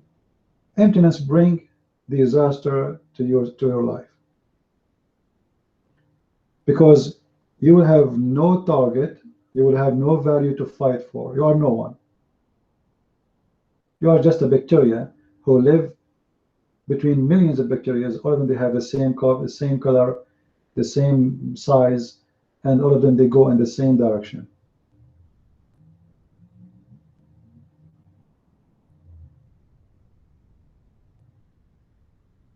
Always you have to choose a target in your life, otherwise your life is meaningless. And Muslims, they try to play with the mind with the young ones, especially, or those who they have no education, to fool you about Islam. Islam is a religion who make people united. Islam is against racism. Do you know what the white man to the black man? Those things always they say to you, but the fact, Islam is all what they say. Islam is the religion of slavery. Islam is the religion of racism. Islam is a religion who hate the black. Islam is the religion who favor the white. Islam is a religion who says that you are the best nation for mankind and the rest are nothing for you but the slaves. That is Islam. But they will not share this with you.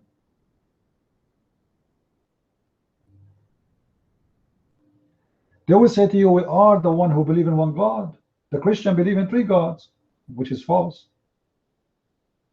False in 2 ways. Muslims do not believe in one God. I challenged Muslims to show me the God they are talking about. Who is your God?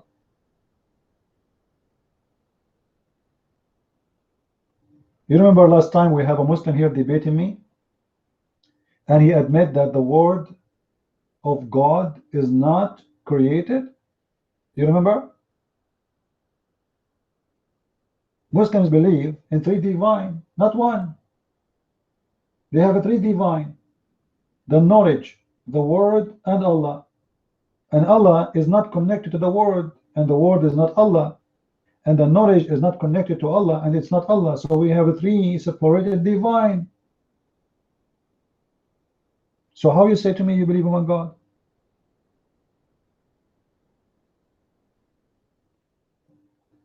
No, you see, even the word of Allah does not have any meaning anymore, because as long the word of Allah is not created by Allah, so this is not his word. You know what I'm saying, Smith? If this word is not created by Allah, that means Allah is just reading a word, he got it from somewhere. This is not his words. Maybe he's reading a fiction book.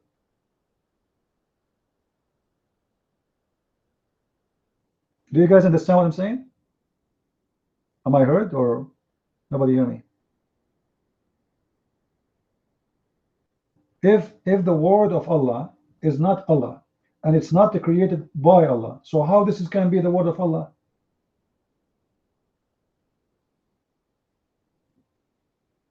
That's not the word of Allah. How it can be his word if it's not created by him? How we can make it belong to him if it's independent, exists without him?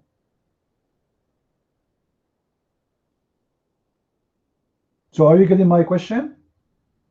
So when they say the word of Allah, it's not a right statement. Actually, it's a stupid statement. The word of God for the Christians is God. It's not divine who is separated from God. The word of God is God. As simple as that. We don't believe that the knowledge of God is not God. So the Muslims believe in 3 divine.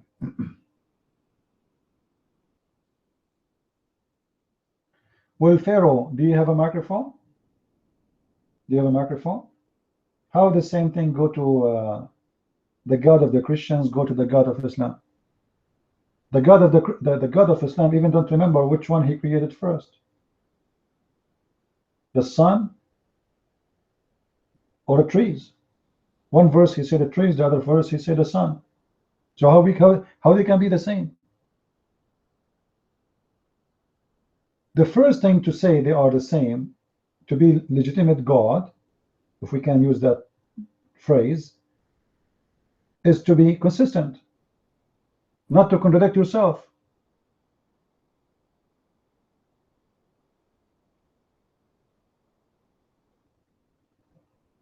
Right? You know, Allah is not ill. Can you show me a proof that Allah is ill? Okay, the mic is yours. I'm listening. Go ahead. Don't give me a speech. I want reference. Go ahead.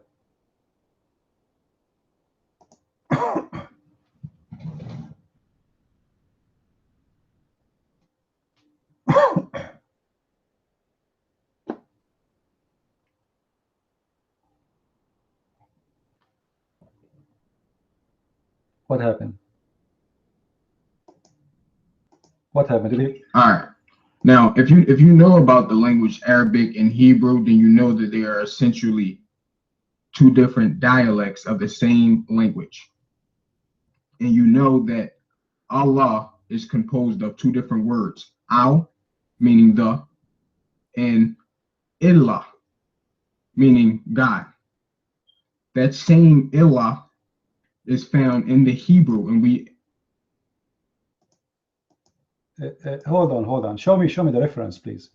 You are saying, with my respect to you, I'm not trying to insult you. You are saying stupid things. There is no ilah in Allah. There's no ilah. Is you see? I think you are copying me, right? You heard me saying that Allah. There's no ilah.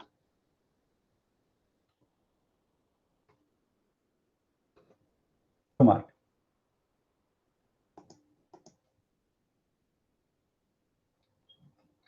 All right.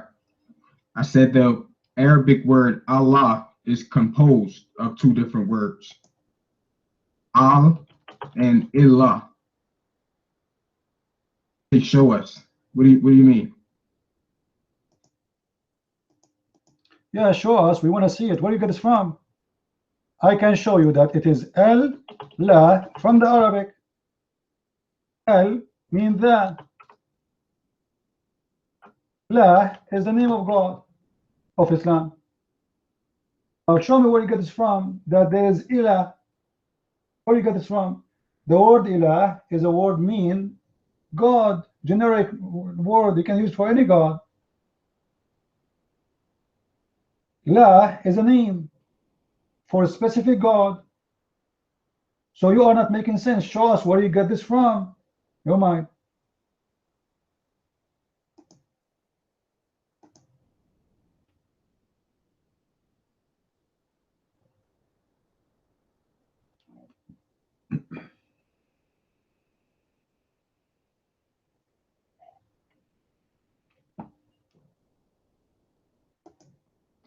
Searching Google. So the Arabic name or the Arabic word for God, according to you, is what?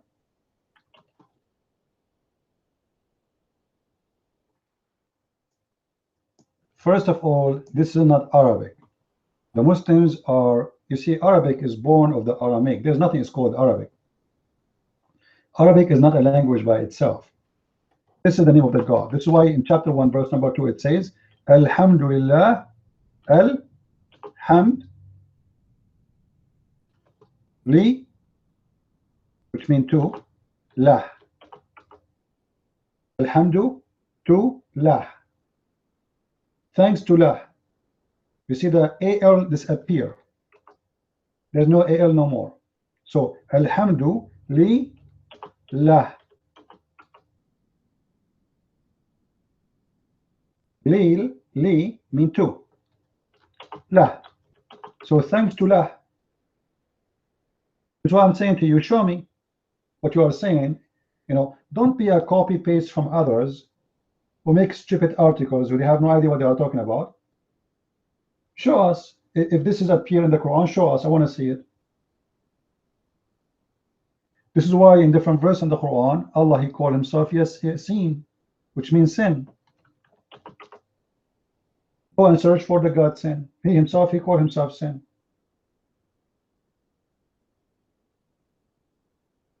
So when the God of Islam, he called himself such a name, and when he agreed that he is sin, and the Muslims agree he is sin, and then we find that La is the moon god, and even the Muslims, they have a big sign in the top of their mosque, which is the moon, and they put it in every flag they have, it's the moon. And then you tell me now what the connection with the moon. Obviously, it is the moon god.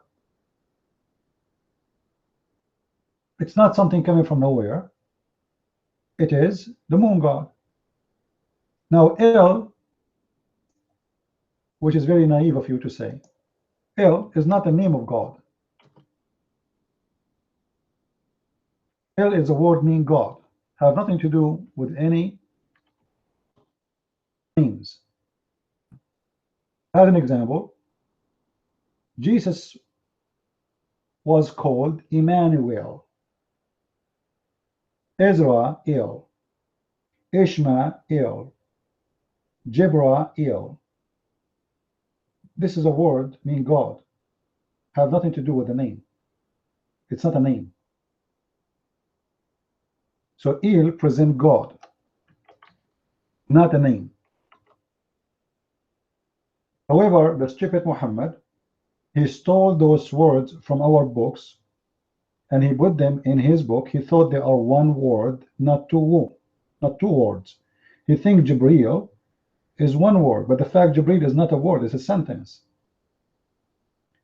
Ishmael is not a one word, it's a sentence. Israel is not a one word, it's a sentence. Each one of them have a meaning. So when Muhammad he stole those words and he put them in his book, thinking that they are just names, he did shoot himself in the foot. Why? Because if we go in the 99 names of Allah, we don't find El. We don't find El. So Jibril is an angel who is from the god El. So how come the Arabic language is not using El? How come Allah have 99 names and not even once El appear in the Quran? Your mic, Pharaoh.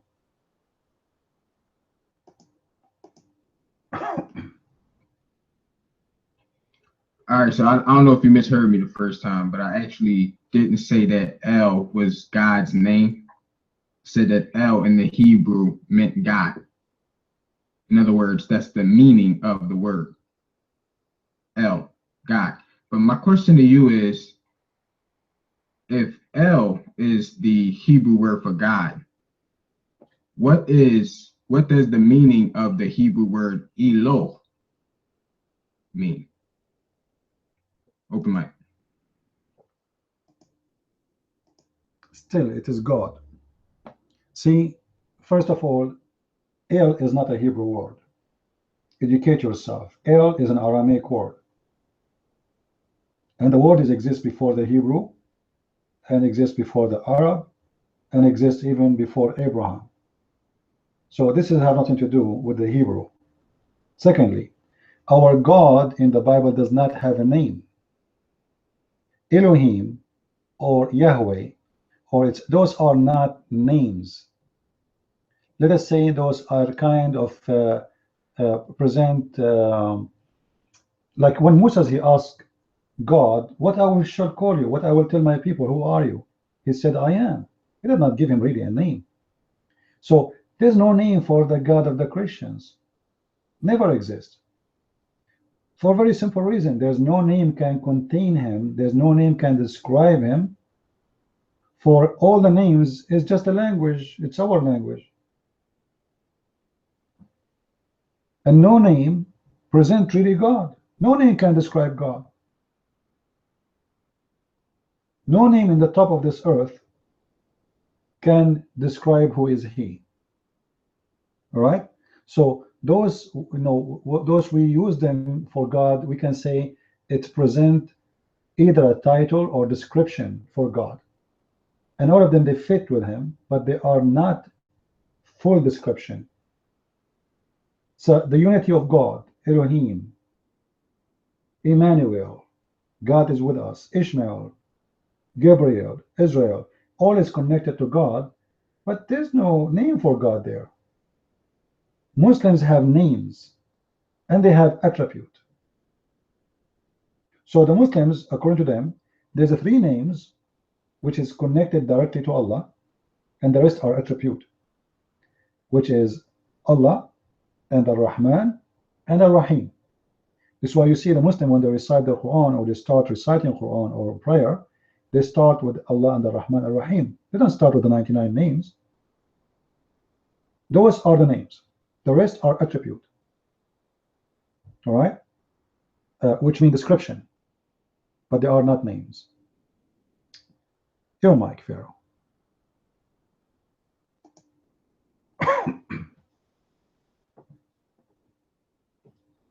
All right, can I ask you what is the Hebrew word? Because I think that you're being very deceptive here. But I don't want to come out right and say that, so I want to move a little bit slower. Right? What is the Hebrew word for name? Can you tell the room what the Hebrew word for name is, Christian Prince?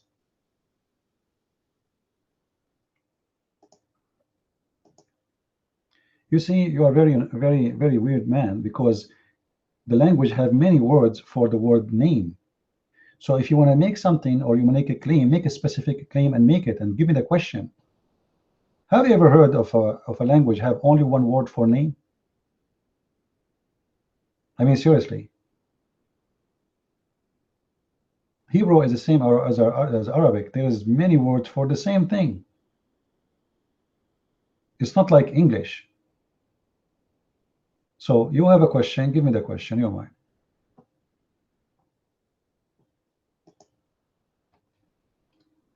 Yes, last time I checked, each language only had one word for the word name. Can you think of another English word other than the word name? Right? You know, just to show you how stupid what you are saying. Last time you check, it means you check, you're an idiot. Guys, I will give you an example with my limited English knowledge. I am not an English, not my first language. But there is title, there is name, there is possession. There's many words for this. Is English. In Arabic, I can give you right now 300 names for the lion alone. Actually, there's more than 600 names in Arabic for the lion alone. Just one animal, the lion.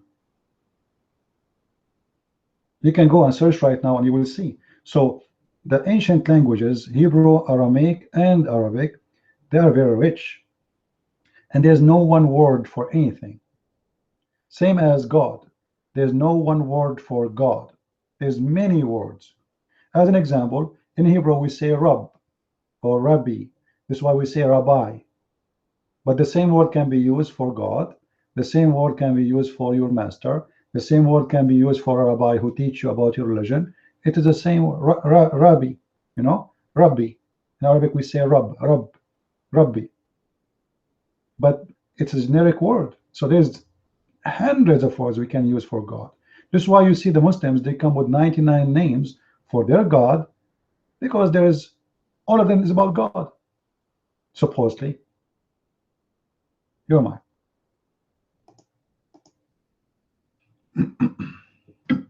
All right, this is why I said that you're getting very deceptive, because if people look up the actual definition of the word name, right, the definition is, it says a word or a set of words by which a person, animal, place, or thing is addressed or referred to,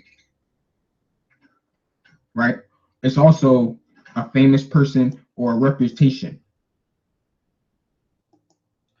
Well, I don't know who's stupid here. You tell me what the word name in Hebrew. You did not tell me what the definition of it.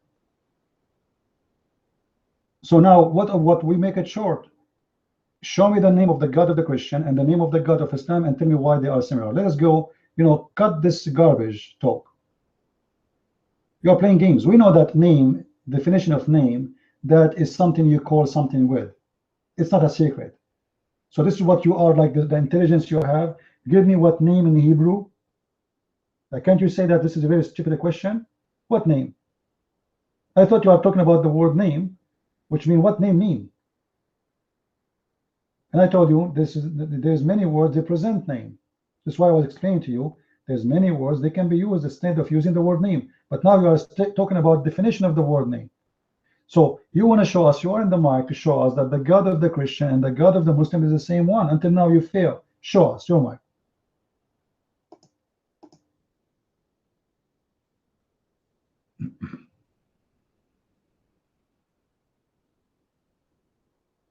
All right. So according to the Bible, I'm gonna find the exact verse, but I believe it's Genesis chapter 4 or 5. It says, then men began to call upon the name of the Lord. And it uses the word Hashem. My question to you is, what is that Hashem that men begin to use or begin to call upon? That's my simple question to you. And is that a name? Because you're officially stupid. I don't like to insult people, but you will see that the Jews, they use many words for God, and Hashem is one of them. It's not a name. So when we say in the name of Hashem, in the name of our God, as simple as that. But our God, his name is not Hashem. You are just being stupid.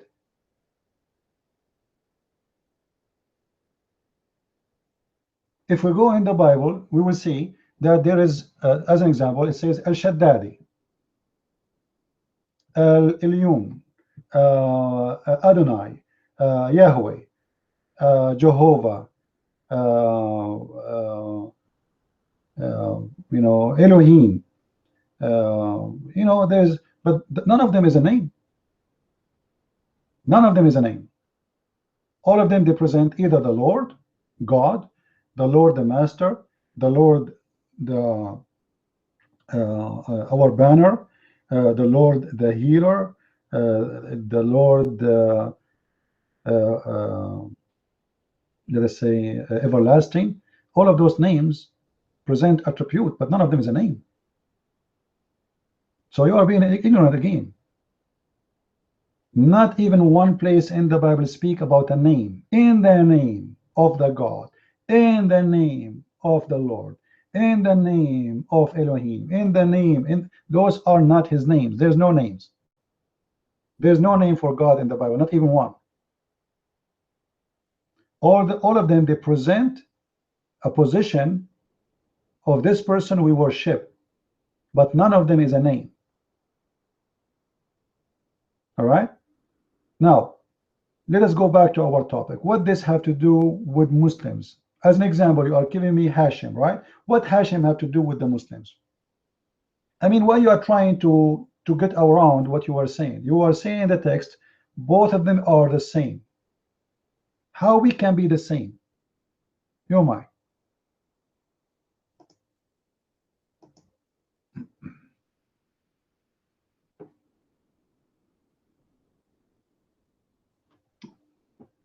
Well, I wasn't necessarily using the name Yahweh, which is a name, by the way.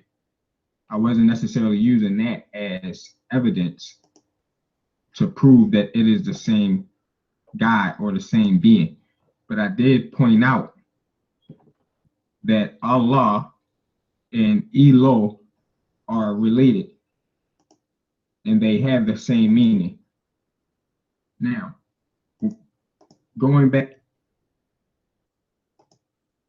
you see, again, you are being stupid. Yahweh is one word. Is Yahweh one word? The mic is yours. all right, so you know what? I think you're being very childish, Christian Prince. You're being very childish.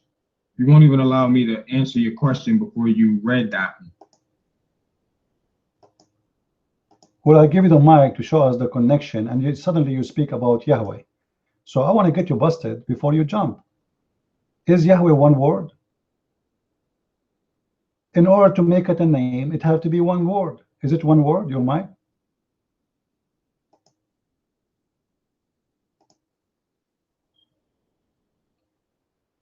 Yahweh is a composed word of multiple characters which have meaning. So it cannot be a name, you idiot. You see how stupid you are? The second you compose words together to make a meaning, it means it's not a name. Is that correct, guys? Is that correct? If we put many words together, that's not a name, that's a description. A name should have one word and that's it. So it's a composed words together to give a meaning. So it's not a name. So don't speak about something you do not know. Now we go to Islam. We got you busted with the first one. Tell me about Islam. How Allah and Elo have the same.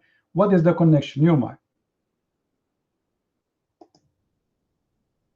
You are being very deceptive. You see how you keep trying to sway from when you see that you're about to get exposed and you want to keep red dotting me. I think the intelligent people really do see this. You may not. Okay, now my evidence is Exodus chapter, what chapter is this? Let me see. Exodus chapter 6, verse 3. It says, God says, and I appeared unto Abraham, unto Isaac, and unto Jacob by the name of God Almighty. And this word that he uses is the word Shaddai, right? So this is the name. Just sit down. I gave you more time than you deserve, stupid idiot. By the name of God. But you will not see one Jewish he worship a god, his name Ashadi, you idiot. That is not the name of their god. Just sit down, man. Get out of here. Get out here. You know, I gave you more time than you deserve.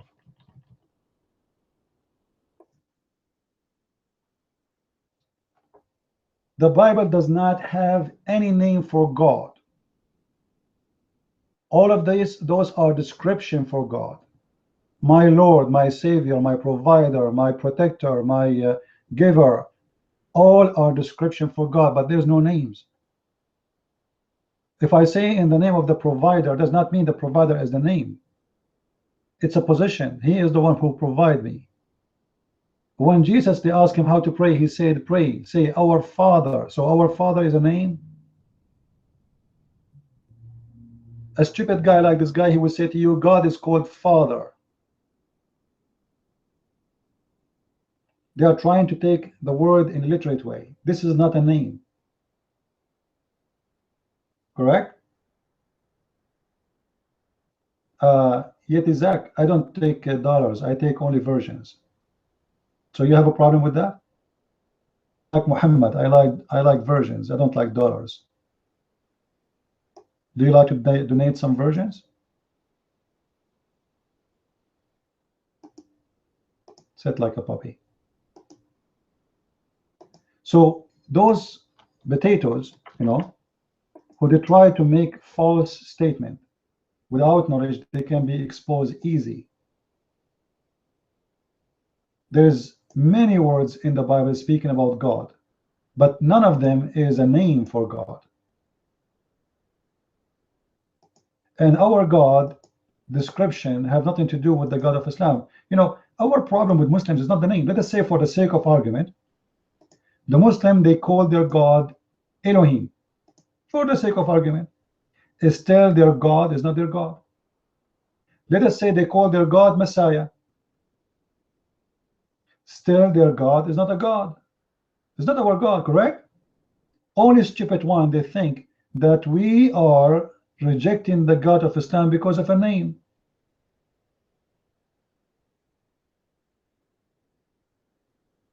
We don't reject the God of Islam for the name. We don't care actually for his name. What if the God of Islam, he called himself Elohim or Jehovah or Yahweh? Still he is not our God.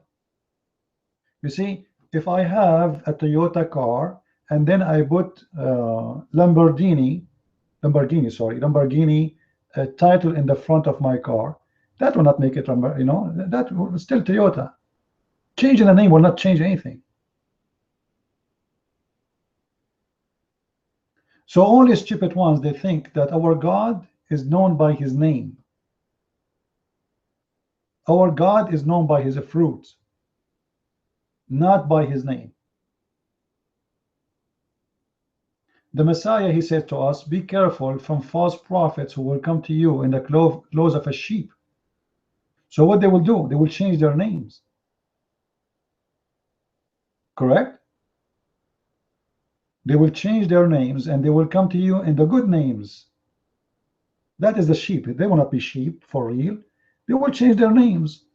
They will come to you. They will say to you, I am Mark, I am Matthew, I am John, I am etc. So they make you believe that those are the good ones, like John, like Mark, like Luke. You know, they will come to you in the good names, but they are false. They are wolves. So we don't follow names. Only stupid ones follow names.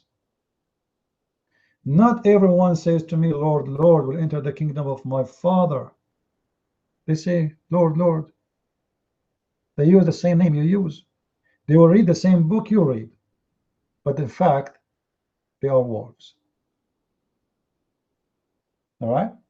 So we Christians, we refuse to follow God because of a name. That is a very funny, stupid argument. And our problem with Islam is not the name and will never be the name. That is not an issue. Do we have any Muslim here? Any Muslim?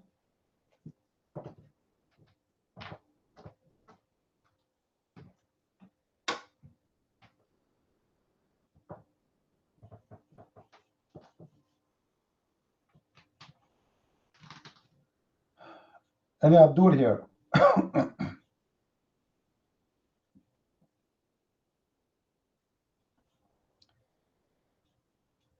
Well, first of all, Muhammad, this is not his name. Muhammad is a name for God. Muhammad means the praised one.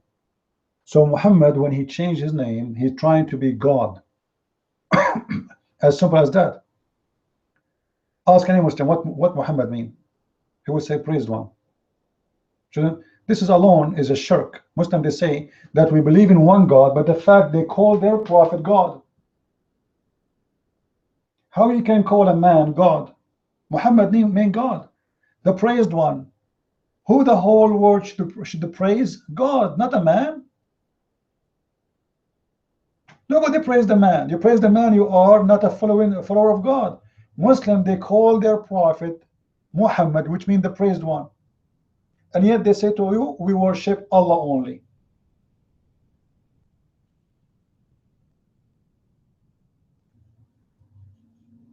That's a false statement. If your God is Allah, then why Muhammad, his name changed to Muhammad? His name is Atham. Why he changed his name to Muhammad, Ahmad, you know? Ahmad and Muhammad both have the same meaning, which means a praised one. This is why, because Muhammad's name is not Muhammad, really. We call him Muhammad today because this is the word is known. This is why you see in the Quran, sometimes Muhammad is called Ahmad, and sometimes it's called Muhammad. It can't be both, unless it is just a title. Name will not change. Ahmad and Muhammad, they are not the same words, but they have the same meaning.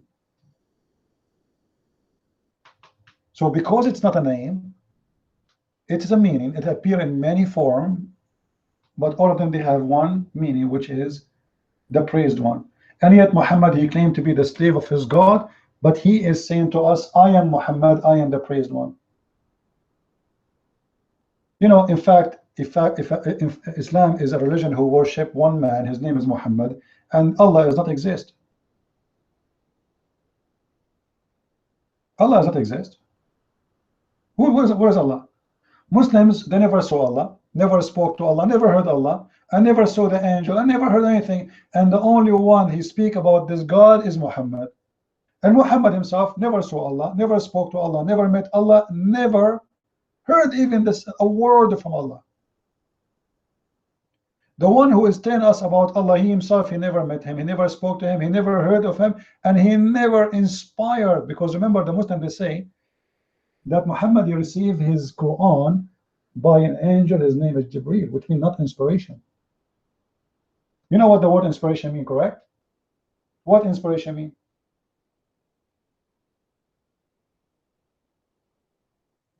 Anyone knows what inspiration mean? When I say God inspired me, it's mean God spoke to me directly, right? In my heart, in my brain. But not somebody knocking the door and says to you, I have a message. This is not inspiration. Do we agree? Well, this is what happened with Muhammad. So how you say, how you call it inspiration? The Quran says, وَمَا هُوَ إِلَّا وَحْيٌ يُوحَى. Well, how it is wahy, which means inspiration, if Muhammad, he received a pizza every few days, a guy, he come to his door. Who is this? I'm Jibreel. Open the door, I have pizza for you. Where is the inspiration?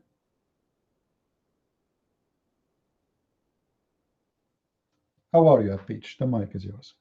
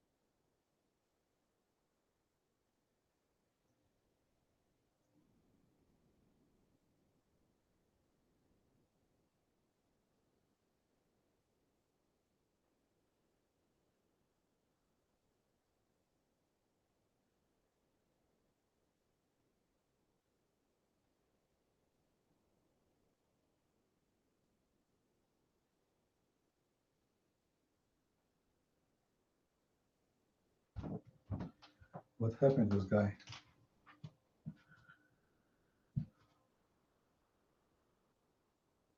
CB, no sound.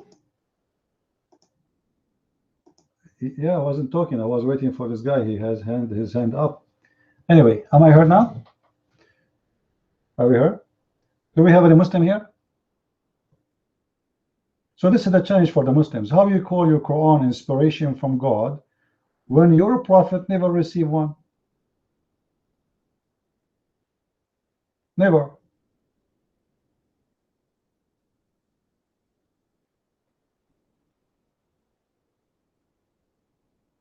Yeah, maybe it's bad talk, no problem. Maybe I saw an inspiration from Allah. Like, you know, you remember the story about Muhammad? He was, when the women poisoned him. Did you guys watch my video, the last video I made about Muhammad being poisoned? All right.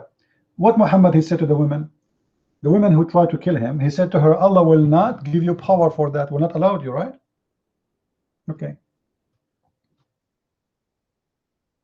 This liar, he said to her, Allah will not allow you. But do you know what he do after he ate the poison? Anyone knows?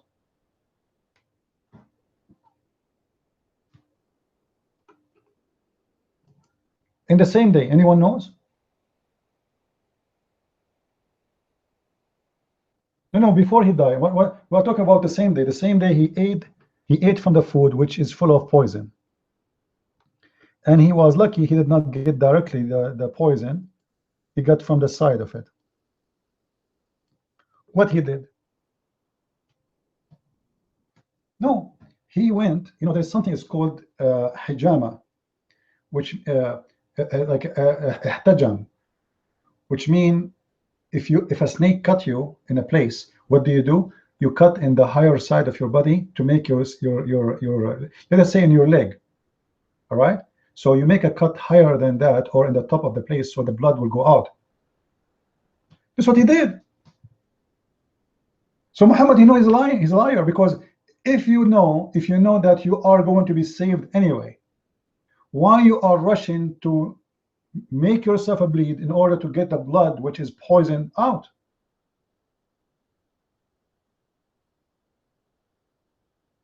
Well, some they say he cut in upper side of his neck, you know, because he think the poison will be in his mouth. There's many statements, but whoever it is, obviously he knows he's a false liar. How you say to the women, Allah will never allow you to kill me, and then you do cut yourself and make yourself a bleed in order to get rid of the poison, and in order to do it you have to bleed badly, so all the poison who will go on your blood will cycle out. But you cannot do that unless you are going to wash your body with a new blood in order to get all the blood out. So he knows he's lying.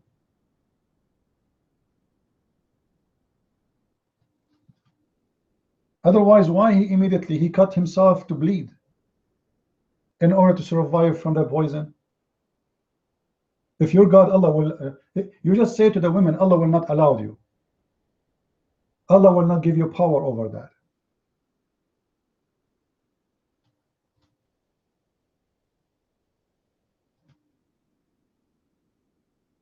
Do we have any Muslim? The fly wing, that's a very deep medicine. The fly wing.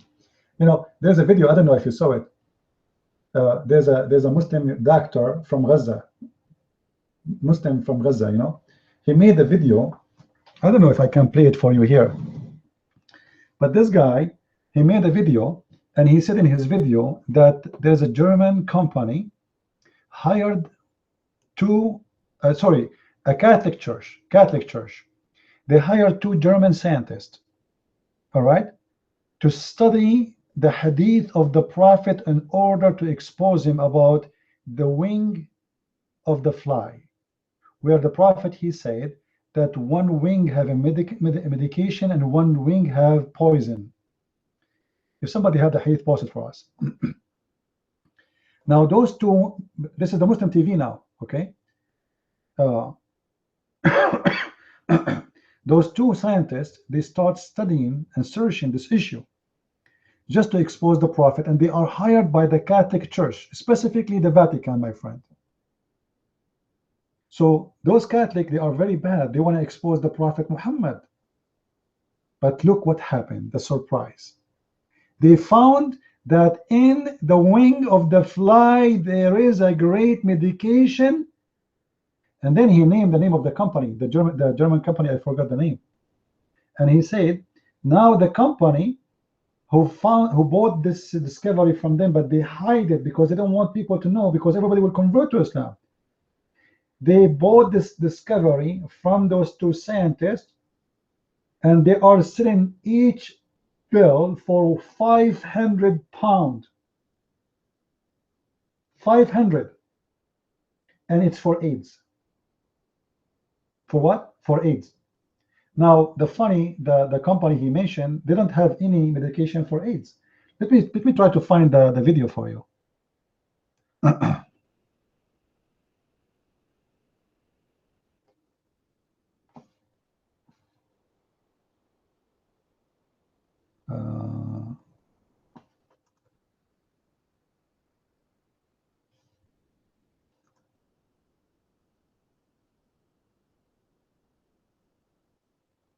I'm trying to find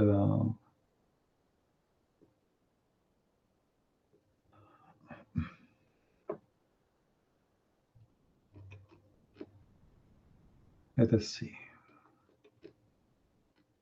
I'm trying to remember what the name of the video. It's very funny. Yeah, Ibn Salih in the left wing, right? Yeah. Guys, look, he's posting for you an article. There's an antibiotic in the left wing. Unbelievable. And the funny Muhammad, he said that he did not say in the right wing, he did not say in the left wing. He said one wing have medication and one wing have poison. But there's no poison in the wings. Actually, the wings are the most clean part of the fly because it moves very fast. This is why you can see through the wings of the fly. You see through. Why? Because it's not dirty. The dirt which is scary in the fly is in the legs here, not in the wings. So the Prophet of the Abduls, he showed us how much uneducated he is. And what is the difference between the left wing and the right wing? There's no difference. It's a lie. Both are wings, both are made identical. The only difference between the structures between them, there's nothing, except one is located in the right and the one is located in the left. Otherwise, both wings are the same identical material. Right? Well, even every creature, he have his own let us say a resistance. Like for us as a human, we have the white cells. This is our antibiotic system, to the defense system. So every creature exists in this earth have anti-defense system. But your Prophet, he said a very funny statement. He is saying that one wing have medicine and one wing have a poison, and this is false. Actually, insects or animals who they are living in a very dirty environment, for sure they are more powerful than us because they can resist this dirt. Their immune system is better than us. They can live in the garbage. Obviously, their system is better than us, but doesn't mean they are clean. They are very dirty. Who are you? Who is a scientist agree with Muhammad? Okay, come to the mic and show me. Guys, scientists, they agree with Muhammad. Read for the hadith for me, Ibn Salih, and read what the scientists say, and let us laugh together. You mind? Go ahead.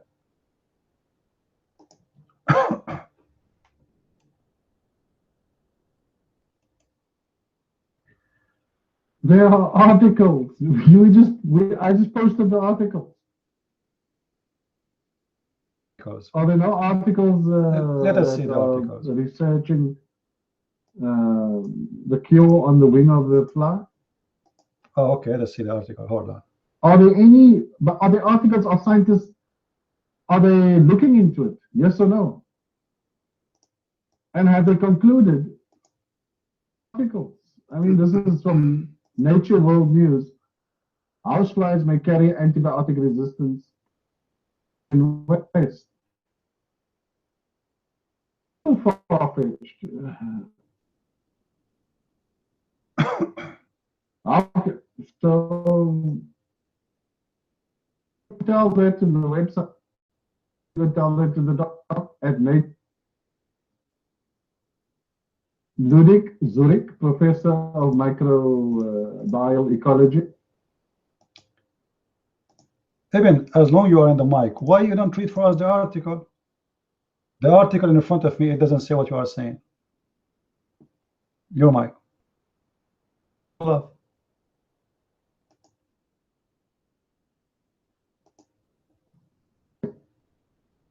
I just posted a section of the article. Houseflies are common where animal manure is produced, including in cattle, poultry, and swine.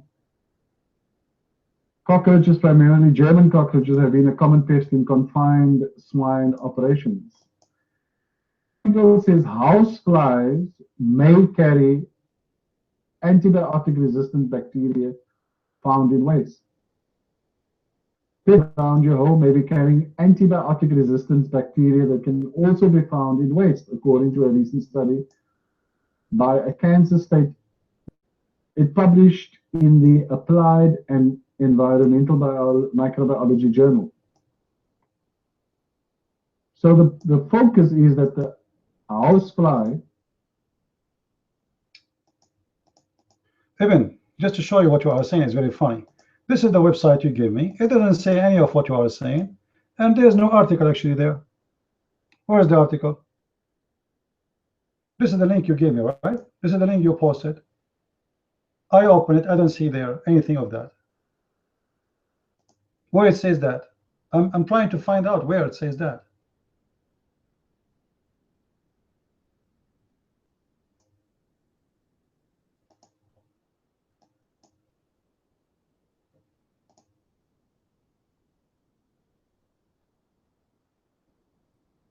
I posted a second link in the room. Did you miss my second link?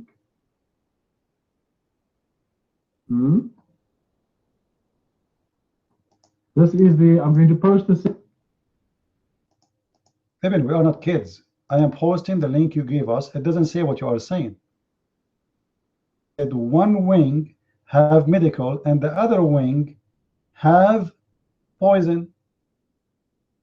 Guys, pause the hadith again. The study you are showing me, it doesn't say that at all. So either you are trying to scam yourself, fool yourself, or you're trying to scam us.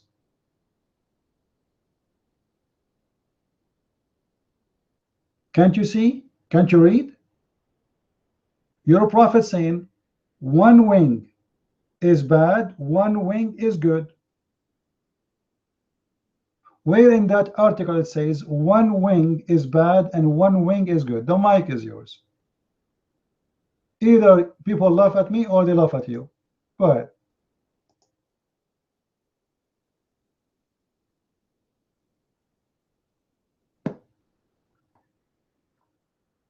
You want me to read the whole article? Right. If you click on the thing that says transcript, we have concluded one of the wing of the fly really have the antidote or bacteriophage that can kill bacteria.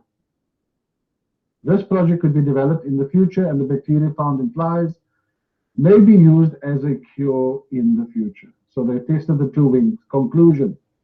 The experiment is left for about a day to see the result. First part is for the right wing of the fly, second part is for the left wing of the fly, and part for the CN-10. Each Petri dish is divided into 3 parts.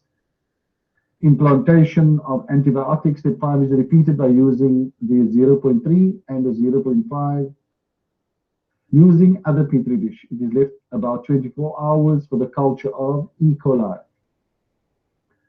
The 0.1 is then lowered on the surface of the nutrient agar by using a tempo swab on a Petri dish. It is labeled with date, name, and number of turbidity. The step is repeated by using another Dertone water to get the turbidity of 0.3 and 0.5. Then it is put into a shaker incubator. The wire loop is to touch the E. coli's colony, then put into the broth. Wire loop is heated for sterilization. Preparation for the place of E. coli incubator. Nutrient growth powder. So the data collection, if you read further, as you go further, the conclusion that they came to. The conclusion is coming from Muslim scientists. This is why you stop, right?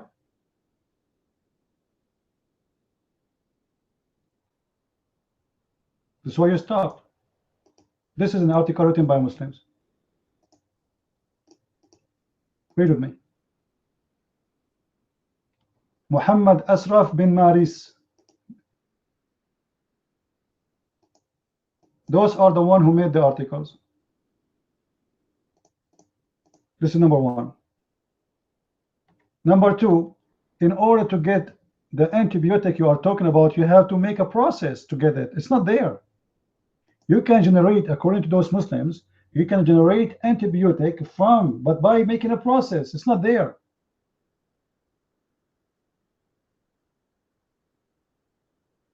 Normal fly, there's no such a thing. Well, I can make antibiotic from the what they call it, the orange, right? The orange. But it's not there. I have to make it in a process. And there's a certain process. It doesn't mean if you eat orange you will get antibiotic. No. There's a process. So the fly itself does not have this, and your prophet did lie. At the same time, the one who is coming with this propaganda is a Muslims. Do you see it? It's a Muslim article. It's Abdul. What do you mean we have the test where? So you are giving me an article written by Abdul's, witnessed by Abdul, proven by Abdul's, and then you say to me it is a science.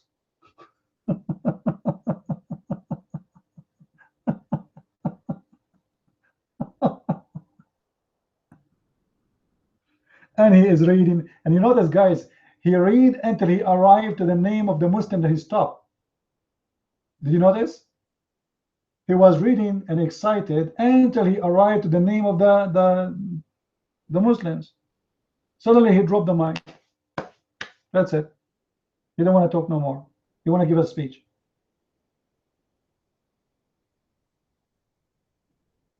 Both wings are identicals.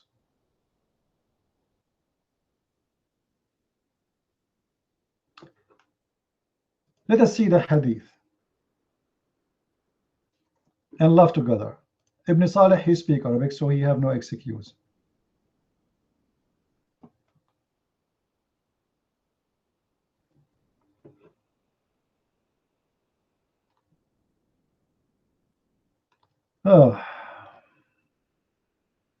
It says in the hadith,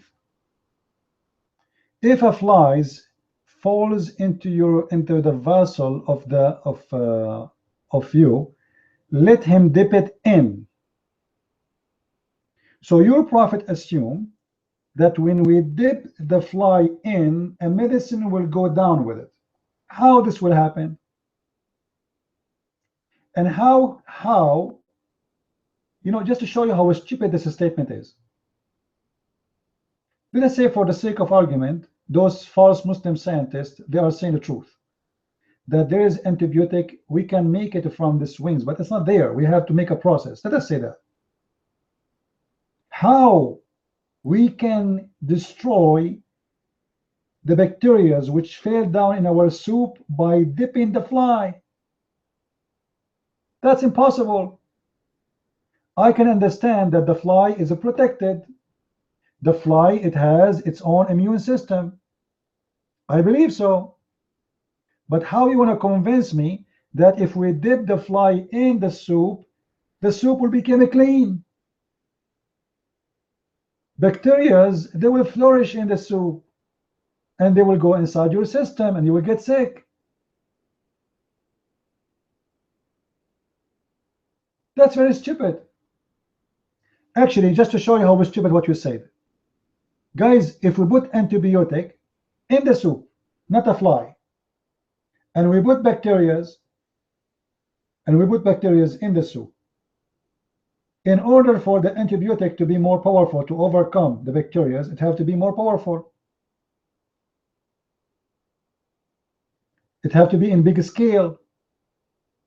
One bacteria can, let us say, multiply itself very fast. So how much antibiotic will be in the fly to the point that bacteria will die immediately in the soup? It's impossible. But still, there's no such a thing. It's a big fat lie. Muslims, they fool you and they post an article written by Muslim doctors. I don't believe even they are doctors. Scam, it's a scam. And you read the article, you say, wow, it says that. Man, mashallah, man.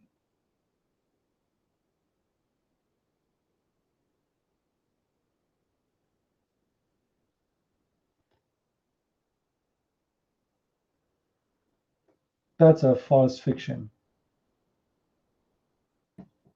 Ibn, as long as you are here to convert us, what about you tell us another miracle and you support it with an article made by Muslims? What do you think? Do you have another miracle written by Dr. Muhammad Safarani? Ibn, are you there? Give us another miracle. What about the miracle Muhammad? He said, if the man have orgasm first, the baby will be a boy. If the women have orgasm first, the baby will be a girl. What do you say of that, Ibn? Your mic, tell us something. Go ahead.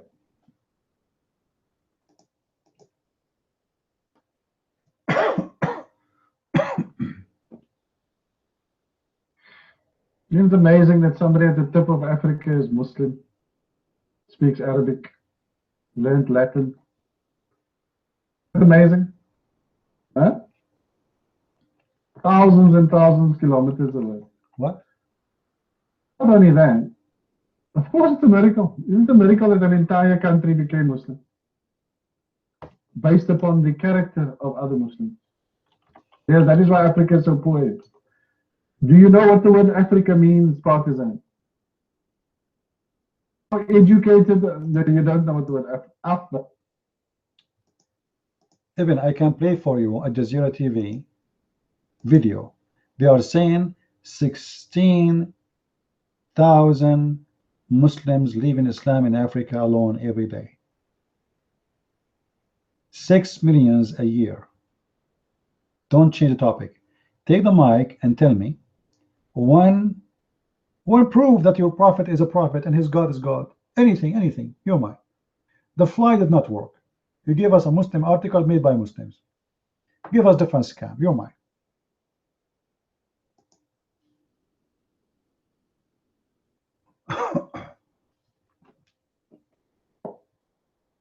The human is the miracle. I am that miracle, that I am a Muslim on the tip of Africa.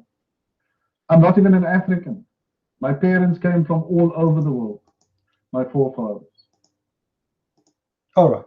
So why you explain to me the miracle of Muhammad saying that the black is the devil and the devil is the black? How he describes Shaitan that he is an Ethiopian African? Why? Obviously, your prophet, he hate the African. Do you have a reason to believe that Shaitan is black? Do you have a reason for that? Why is black? Go ahead.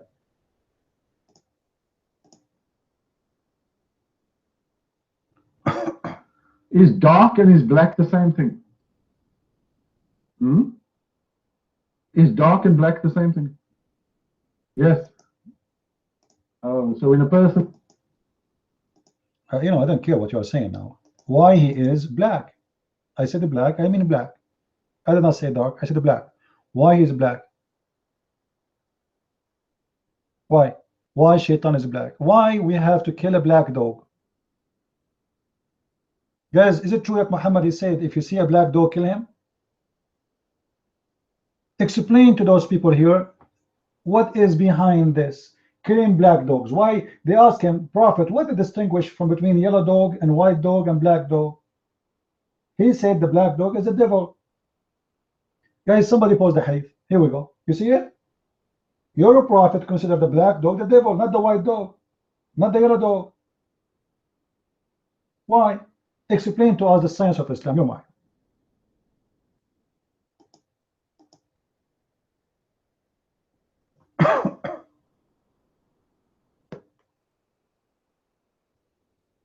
You're trying to direct the conversation, or you're not, Christian Prince. You don't have anything now. You're trying to direct by dotting me specific answers. Is that your tactic, Mr. Christian Prince? Do you not have commands from anybody? We happen to be free human beings. What do you mean, answer the question? Can you not read? Would you like me to interpret it for you? Can you not read? Can you read? Yes or no? About that, don't you understand? The coward is the one who take the mic. He don't answer. Guys, read with me. It says, we asked the prophet what distinguished from the red dog and yellow dog. What distinguished the black dog from the red dog and the yellow dog? He said the black dog is a devil. Explain to the people. We give you the mic. We want to hear you. Your mic. Stop crying. I'm not stopping you. You take the mic. You never answer. You are from Africa. You're from Africa, right? Okay. Why the black color in Islam present evil and present the devil, present Shaitan? To the point, even black dog, we have to kill him. Shaitan is a black person. The mic is yours. What distinguishes the black dog from the yellow dog? Explain to people here the science of Islam. Your prophet believed that a yellow dog is a good dog. Red dog, red-head dog is a good dog. Black dog have to be killed. We want an answer. As simple as that. Your mic.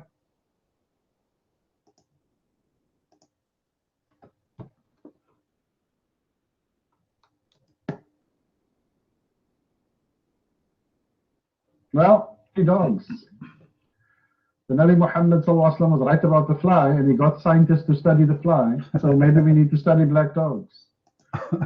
Because we don't hear, we all guessing. Are we not guessing? Do you have any statistics on black dogs? What dogs are black, by the way? What dogs are traditionally black dogs? Really? We have Doberman. You know about the Doberman? Is the Doberman a friendly dog? Is it a killer? Oh. Is a Doberman a killer, yes or no? Oh boy. A dog is not a dog. How about a Rottweiler? Is a Rottweiler... Do you know how many of those dogs they put down in the West? Just to show you how ignorant you are, Rottweiler, the one you are quoting his name, is the most aggressive dog. He can kill Doberman in 2 bites. Where you go? He is not proud of his prophet no more. So because the black dog is a black, he is the devil. And red dog is fine. And yellow dog is fine. And there is, scientists need to study this, brother, because they found the hadith of the fly is accurate with a big fat lie.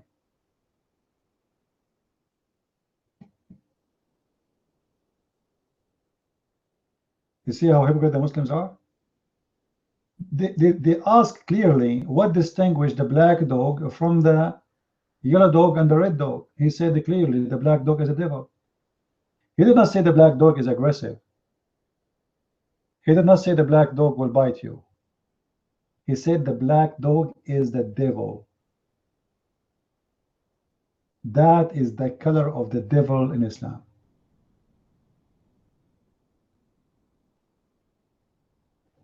Since when black dogs are bad because of the color? This is why he don't want to answer and he ran. Let me try to invite him back. How we can invite? Here we go. I don't know if he's in my list. Is he in my list?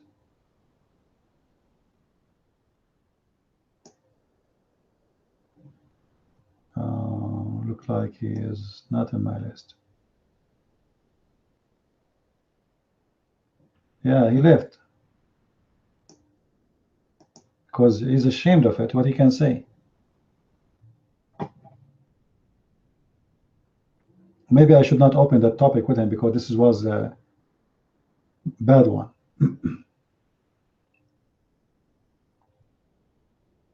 Muhammad is saying to us in this story here that the black dog is fine. Sorry, I mean the dog is fine until he gets to be black. And what is the problem with that dog? He is the devil. And why he is the devil? Because he's black.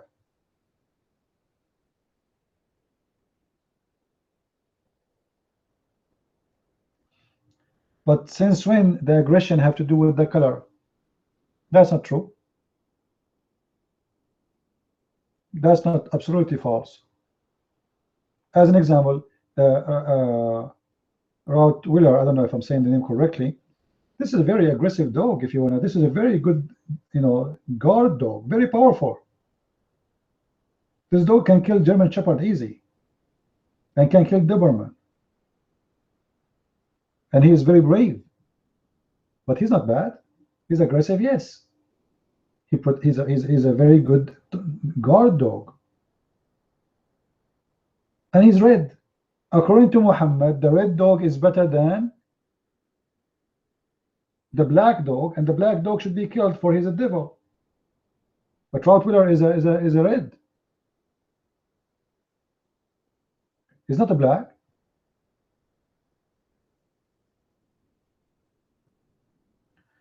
Always they beat me. Have you ever seen a Muslim don't beat me?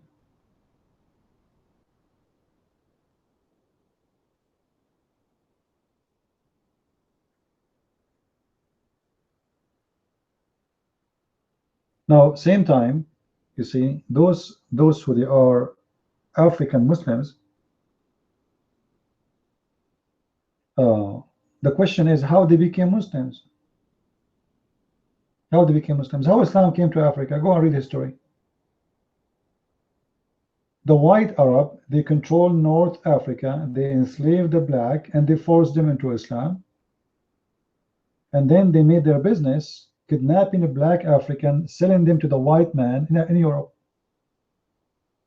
All the black slaves used to come to Europe and America, they are captured by Arab Muslims in North Africa.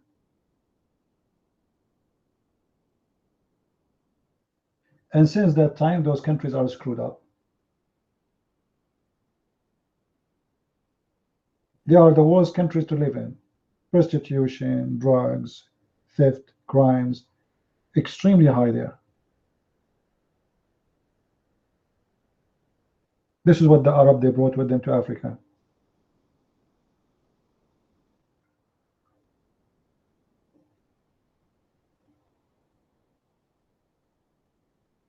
And right now, there's a slave camp in Libya. You see those poor Africans, they want to immigrate to Europe because of the stupid miracle. She invited everybody. So everybody now have a dream to go to Europe. So those poor Africans, they go to north of Africa. Where is North Africa? It's a Muslim land. And what the Muslims do to them? they take them hostages and they force them to call their family to send more money, and they will say to them, we will not let you go unless you pay us. And they rape the women and they enslave the guys until they pay them. You have to pay a ransom. They say to you, this is a you can call. They give you a phone. They say, call your family. We give them 6 months to send you the money, otherwise we will kill you. It's a big business. And the stupid European leaders, they make this business flourish.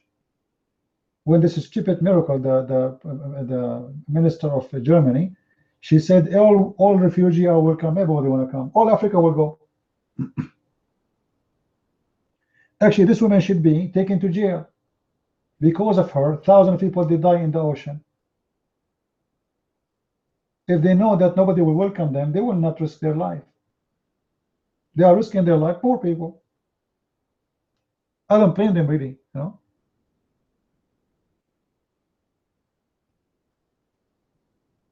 Sahaba tree. Are you saying? Can you pause the word for me in Arabic? I don't know what you mean.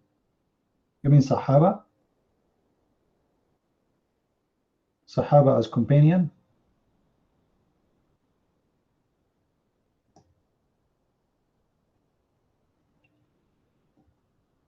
Do we have any Muslim here?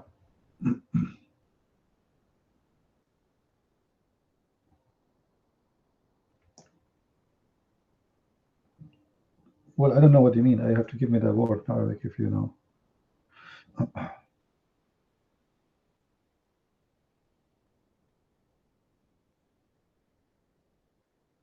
Any Abdul?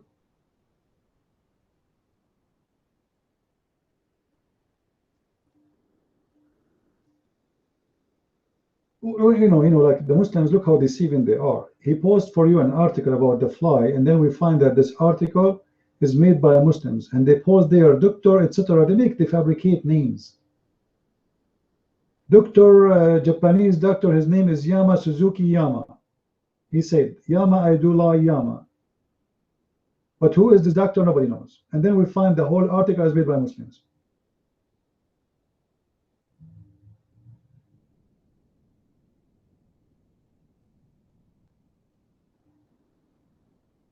And you know what? As long as fly is very good for medication, why you Muslims get sick in the Middle East like crazy, and why Europe, they have to send you, European Union have to send you hundreds of millions of dollars as assistance for health.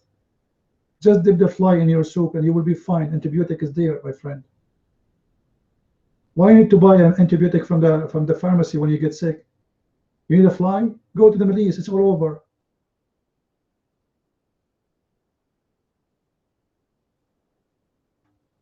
Very easy. You do not need to look for a fly in the Middle East.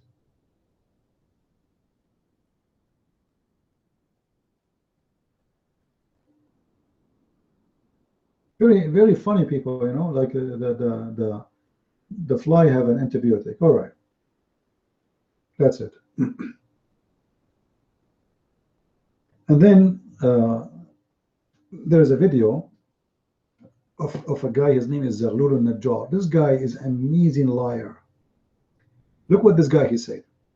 He said when the American went to the to the moon first time.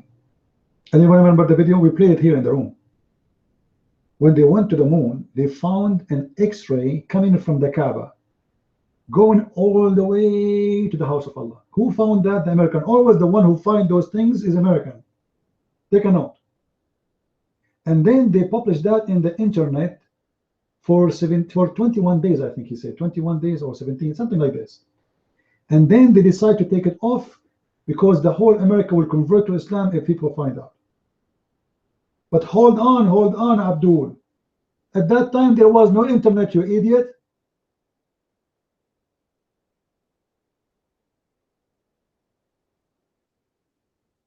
Potato, shish kebab, what internet?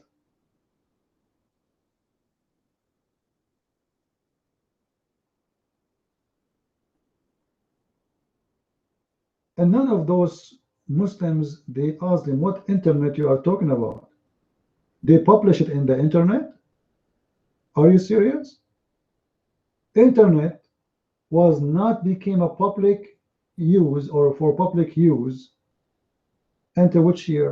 Which year, guys? Anyone remember? First year? Because internet is made by the Department of Defense. You know, it was a system for the Pentagon, for the army. It's not for public. And then they decide to make it for everybody. 99? Okay. So how they publish it in the internet right away when they discover it, and then they read it for 21 days.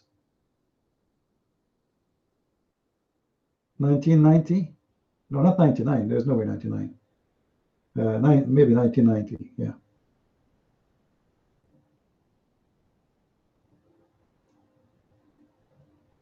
Yeah, something like that. Makes sense. But the date he's talking about, when they moved the first time, there was no internet to use. What internet? And then, guys, the Muslims today, they have many satellites. They own the satellite.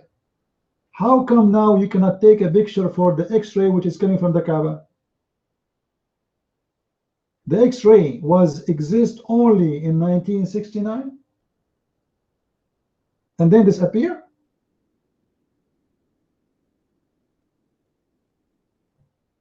What happened? As long as the ray is coming from the Kaaba at that time, it should be for now. Now they own many satellites. Saudi Arabia owns satellite. Egypt owns satellite. Iran owns satellite. Many Muslim countries, they own satellites. Yes, they are made by us, but they own them. Take pictures of the X-ray. Guys, go to Google Earth right now and search for the X-ray. Isn't it Google Earth is a picture from satellite for Mecca? There's no X-ray. And not only that, he said that in the location of the Kaaba, the gravity is 0. What? What? The gravity in the Kaaba is 0? Not in the Kaaba, actually, in Mecca. In Mecca, it is 0. Why? Because it is the center of the earth, brother. But that cannot be true. Are you an idiot? This is mean people, when they go to the Kaaba, they have to fly. If you have 0 gravity, you will not be walking in the earth. You will be flying, Abdul.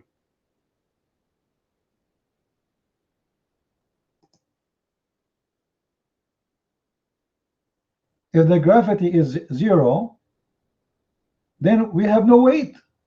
People will not be walking in Saudi Arabia. They will be flying. People will go around the Kaaba like angels. But we don't see that. And none of the Muslims says to him, hey, hello, stop lying, man. It's too much.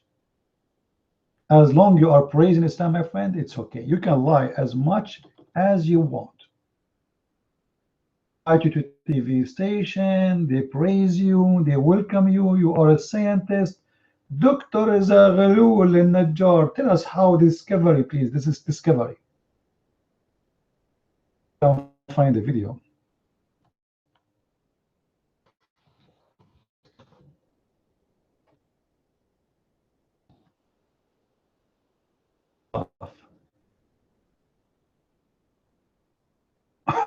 Here we go. Look at the name, guys. This is a video published by Muslims. Let me see if I can play it on YouTube and in Paltalk, just to show you how you know, this religion have a people who belong to this religion, they have mental issue.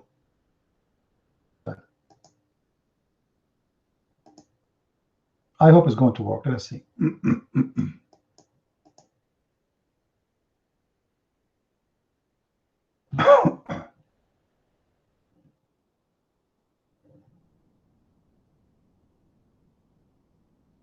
All right.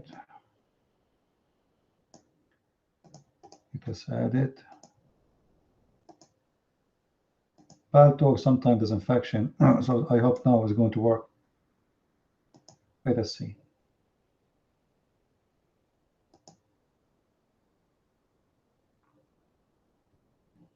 Come on, play, let's see. Because this will be very funny if we can see it. Who is in the phone? Who of you in the phone? Anyone here in the phone? If you're in the phone, this is the link. So you can watch it on your own. Is the video coming?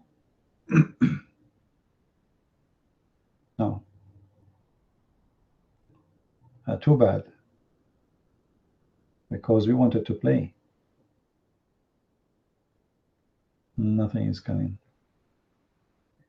Maybe I need to go out of the room and come back. Let me try this. It's not working, so I will go for a second out of the room and come back. Maybe that will refresh my side of Paltalk. All right, hold on.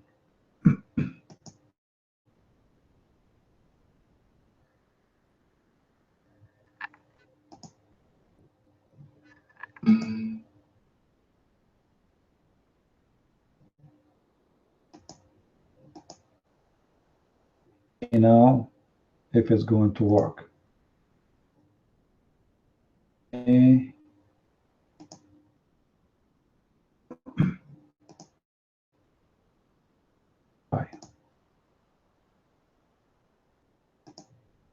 And you know, the guy is very serious and he's a scientist. This is not just people, they are watching carefully and everybody like astonishing. Wow. And look, it says NASA. NASA discovered the miracle, brother. Who discovered it? NASA. Not FASA. FASA, which means fort. Not FASA. It is NASA.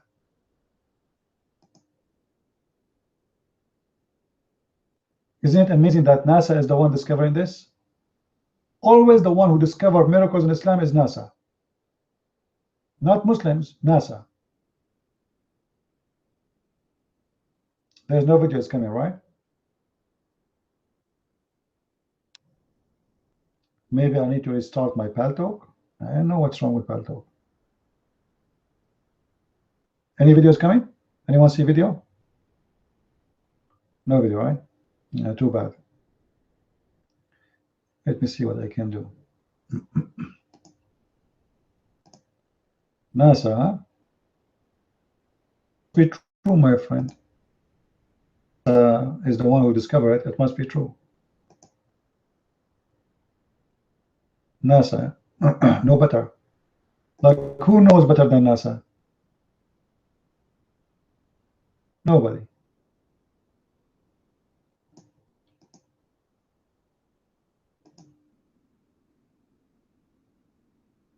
Go and come back.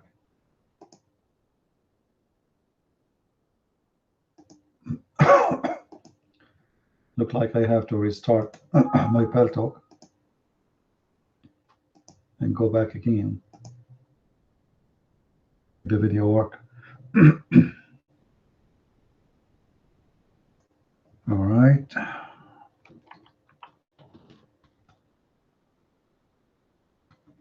NASA, huh? Mr. NASA.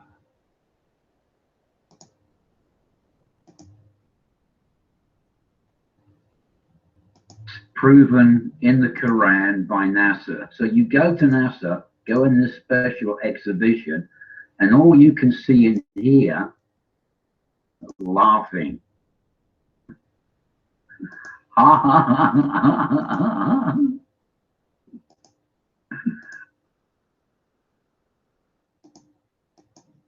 All right, thank you, Steve. Let us see if it's going to work now. I restarted my Paltalk.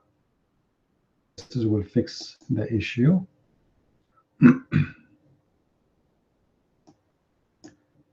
Let us hope so.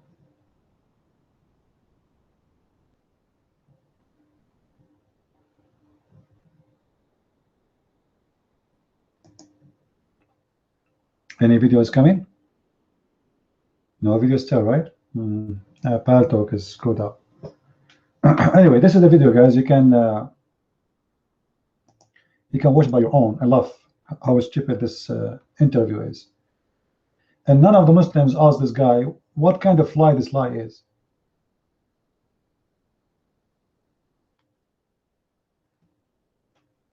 X-ray is coming from the Kaaba, the zero gravity around the Kaaba. People don't get sick in Mecca. Like what? What are you talking about? And what about drinking the water of Zamzam? Anyone see the BBC report of Zamzam? Anyone saw it of you? The BBC, they investigate the water of Zamzam. And what they found in the water of Zamzam, anyone remember? Anyone remember? They found that the water of Zamzam is full of poison. It has a chemical, it's called what? Arsenic, something like this. I forgot the name of the arsenic. Yeah, which is very, very bad. So drinking 1 cup of Zamzam is like smoking 2 boxes of cigarettes. I think that's what they were saying.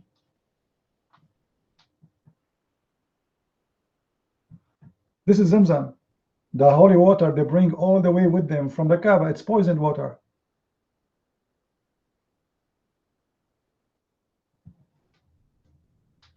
If somebody can find the BBC investigation, this is why in England now it's forbidden to sell this water in grocery stores, but still Muslims, they smuggle it with them when they come from Mecca, and they sell it for very expensive price. Very expensive. No, I don't trust the BBC. I don't trust the BBC too. I don't trust any media, but I believe there's some truth there. You know, I don't go by the media anyway.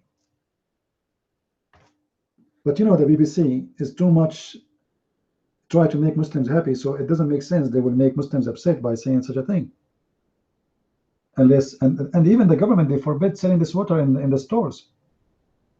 It's forbidden by the government to sell this water in the stores because it is poisoned.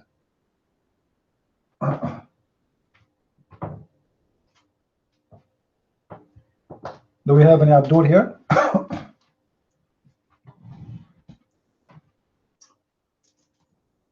Guys, leave Tom alone. He is this guy. He have a chair in our room, but yet he have nothing to say.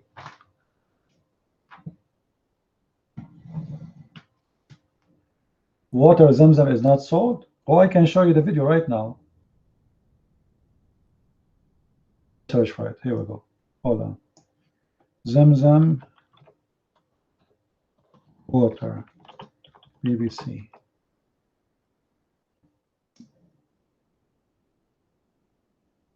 You want to hear it? Here we go.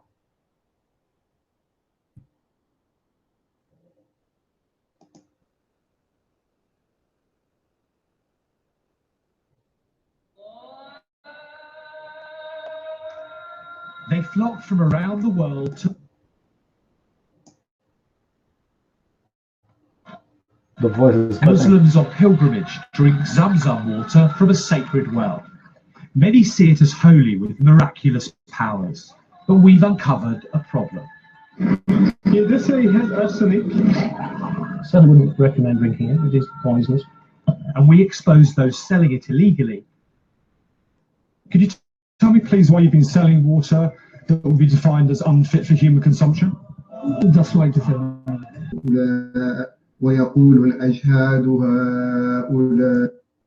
Guys, did you hear it says it's poison? They interviewed the doctor, the scientist in the lab, and he said it is bad. It's poisoned water. It's not allowed for human consumption. And this guy Tom, he said, "Oh, Zamzam water is not for sale." Yeah, Islam is a business, my friend. Islam is a business. They smuggle the water from Mecca and they sell it for the stupid one like you for very expensive price. Stop, you want to talk? Go ahead.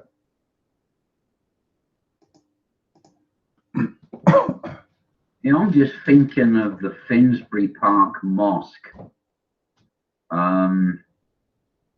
And of course, it's a terrorism teaching center. Not far from the mosque, I've seen a van parked, a white van, and it's got posters, painted onto the van. They're offering camel milk for sale. So it's a Muslim business offering camel milk for sale. Now, the thing is, of course, there's the picture of the camel in a very dirty looking sort of stable, but then they've got these large plastic containers full of not a white liquid, full of urine colored liquid.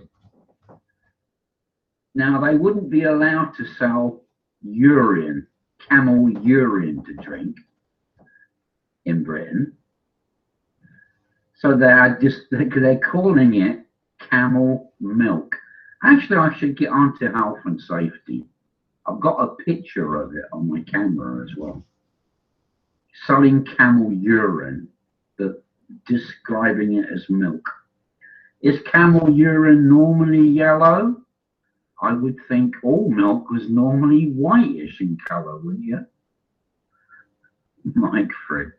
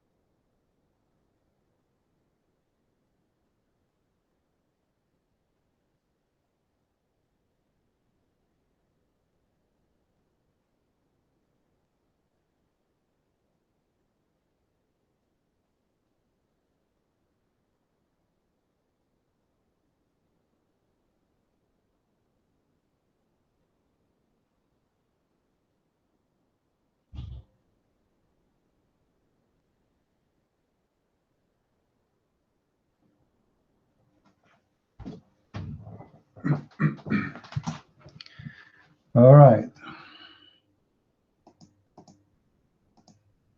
Now I'm thinking to open a store, and maybe Steve, me and you, we can do business together.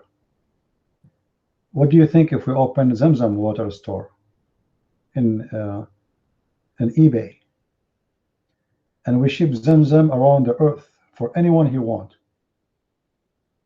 And to make it authentic, we put arsenic in it.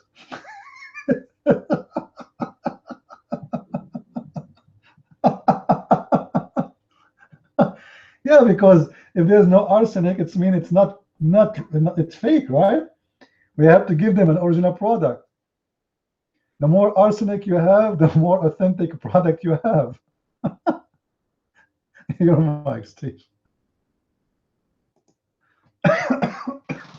Oh yes, brother, guaranteed, guaranteed. And there has not been a single Muslim complaint. No unsatisfied customers. Of course, we also have a second part of the business, burial services. Oh dear, Mike Free.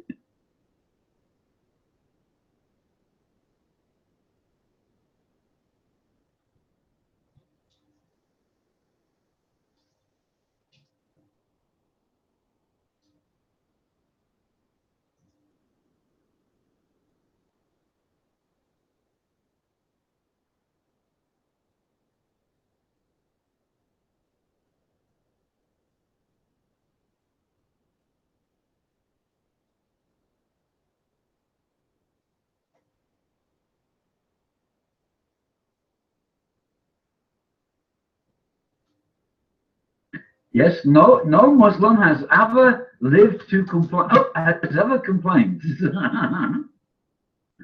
Oh boy, can you believe it? Can you believe it? Which country was it that, was it a Pakistani Muslim? He was selling camel urine. It wasn't in a Western country, I don't think, because it wouldn't be allowed. You know, they wouldn't be allowed to sell camel urine for human consumption. It was a Muslim country. I think it was a Pakistani Muslim. He was selling his own urine as camel urine. Mike Free.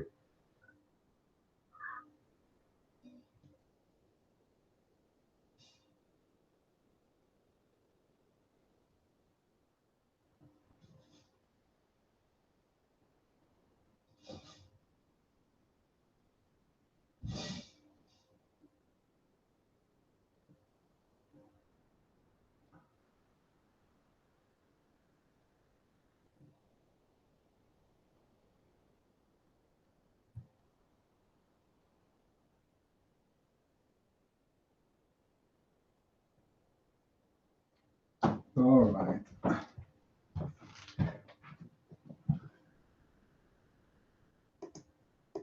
So there's no Abdul around?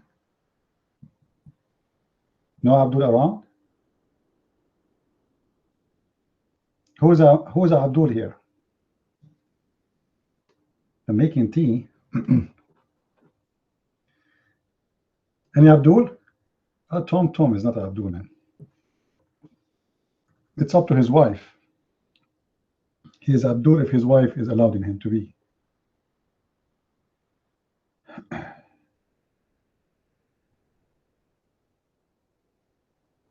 Any Muslim here? Who is a brave Muslim? He is proud about his religion, which is called Islam.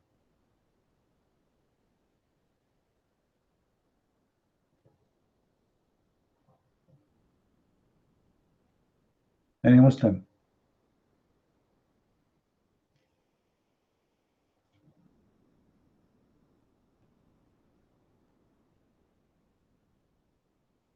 No Muslim.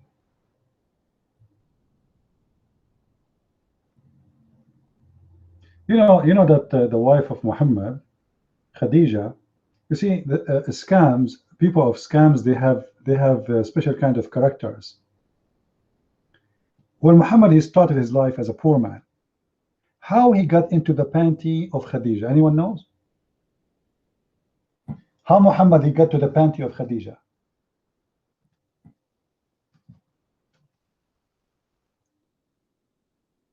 There's a way.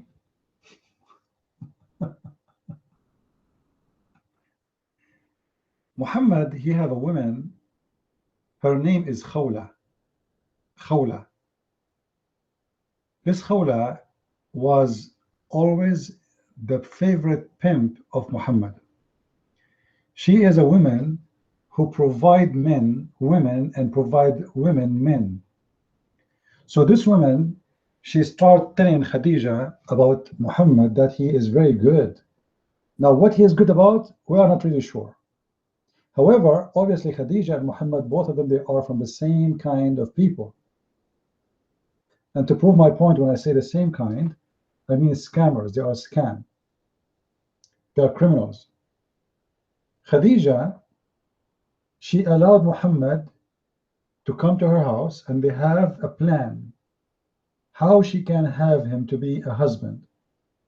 Her father will not allow such a man like Muhammad to marry her, for he is coming from a very bad family. Not all the Muslims, they say he is coming from the most noble family of Quraysh. Otherwise, why the father of Khadija, he don't want her to marry him?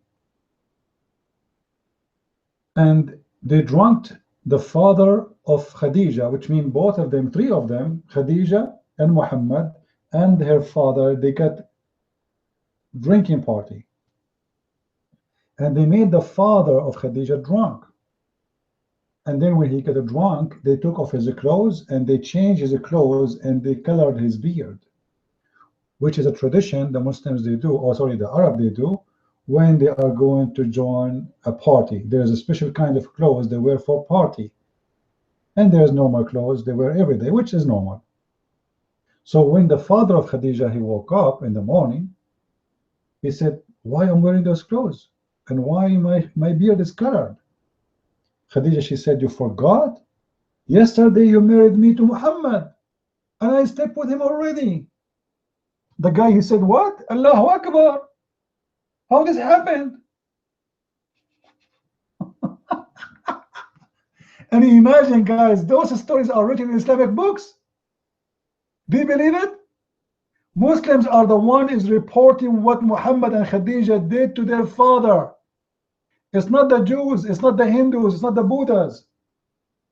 It is the Muslims are reporting what Khadija and her husband Muhammad, how he got into her panty, how he got Khadija in his bed, how he was able to sleep with her, how he was able to become a husband by fabricating a marriage and wedding party and fabricating the approval of the father of Khadija, which means Muhammad from the beginning of his life it was a fraud. Fraud. He is a fraud, whatever the word fraud means. If this is how Muhammad he started his life as a young man, his marriage itself was a fraud. Yeah, I can show it, but I prefer if we can have some Muslim to challenge me to show it. Do we have any Muslim here who will challenge me? That will make it more exciting, my friend. Any Muslim Abdul here?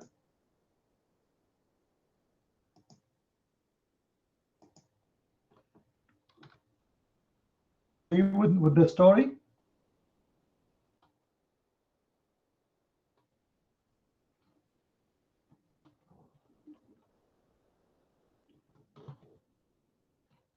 We find the hadith.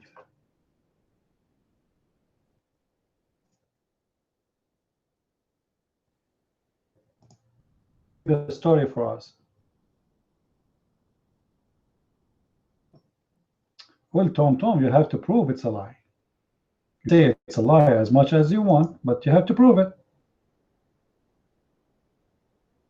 I can show you a scholar teaching in TV, but too bad Paltalk is not working. I can show it to you in video. 3 scholars, the highest scholars of Islam in the world today. 3 of them, they are telling the story of Muhammad drunken her father-in-law with Khadija and make him believe that he did marry Khadija.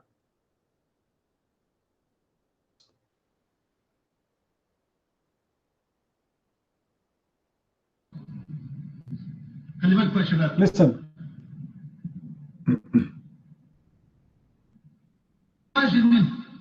صلى الله عليه وسلم واتفقت الروايات كلها بعد تحقيق مطول على أن السيدة خديجة رضوان الله عليها هي التي خطبت لنفسها رسول الله لتتشرف به. وهنا أضيف هامشا على هذه المعلومة وأقول يجوز للمرأة المسلمة أن تعرض نفسها. Who is a Muslim here? Speak Arabic. Speak Arabic. You want to translate? In this video, they will speak about Muhammad and Khadija making the father of Khadija get drunk. 3 Muslim scholars. Muhammad Hassan. The one is speaking right now is Muhammad Hassan. Who's a Muslim want to translate? Okay then, let us go to the story. I have to translate myself then. All right. فعرضت خديجة نفسها على رسول الله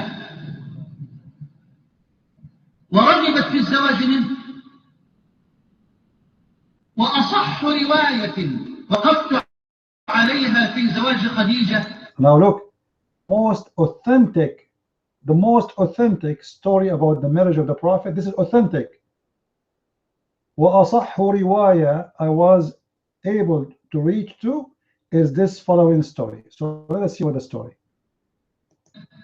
ما رواه أحمد في مسنده بسند قوي. What is reported by the Sahih of Ahmad with trustworthy and Sahih hadith. من طريق أبي كامل قال حدثنا حماد ابن سلمة عن عمار ابن أبي عمار. It's reported from. So he's now counting the names who reported this story. This is how authentic it is. عن ابن عباس. From Ibn وهذا Abbas. إسناد قوي. And this is a very, very authentic hadith. Listen carefully.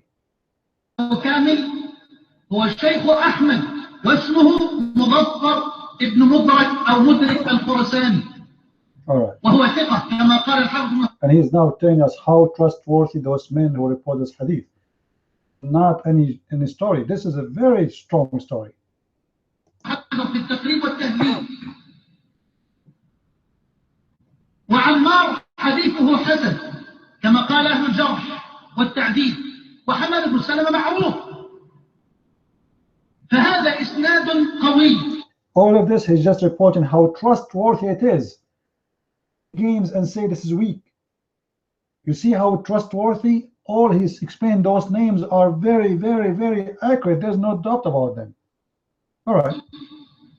وهو أقوى الأسانيد في باب زواج النبي صلى الله عليه وسلم بخديجة. And this is the most accurate, strong, trustworthy hadith about the story of Muhammad marriage. قد وردت روايات أخرى كثيرة جدا وقفت عليها بالكامل، لكن أسانيد هذه الروايات بالكامل لا تخلو من مقال. عباس قال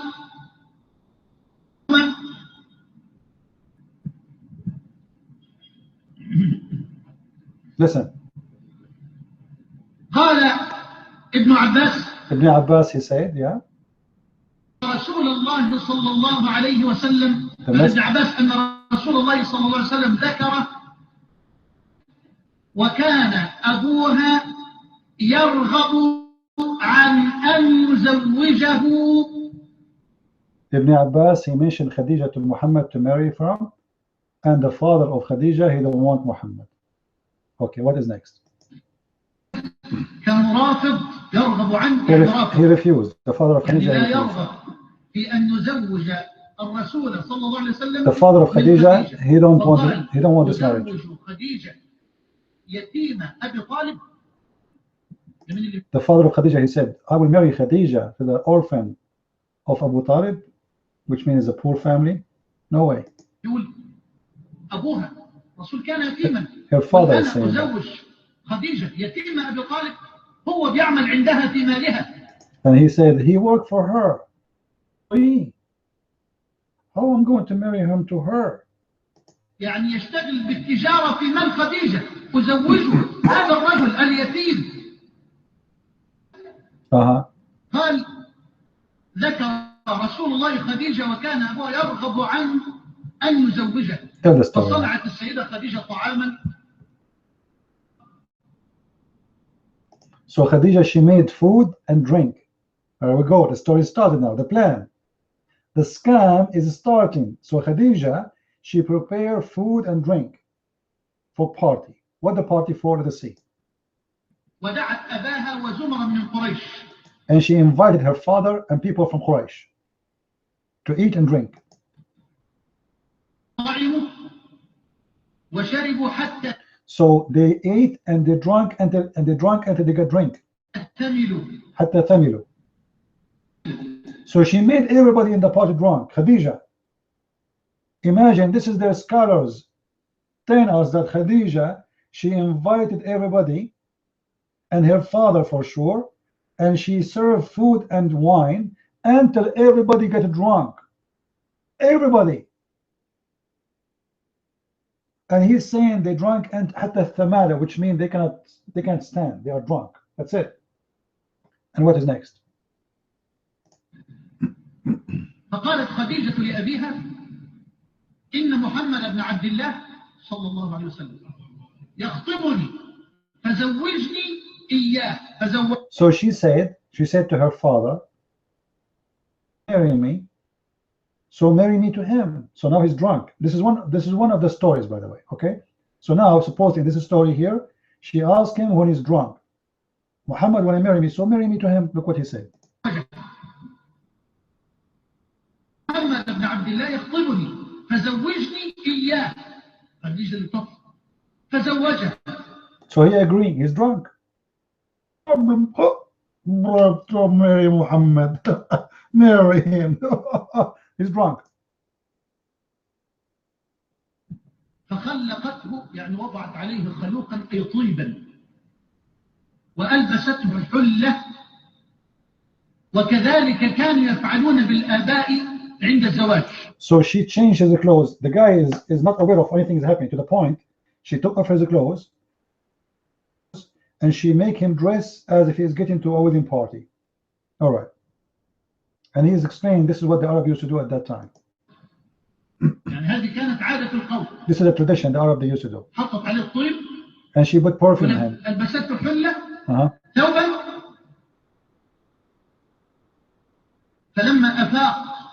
So when he wake up, okay.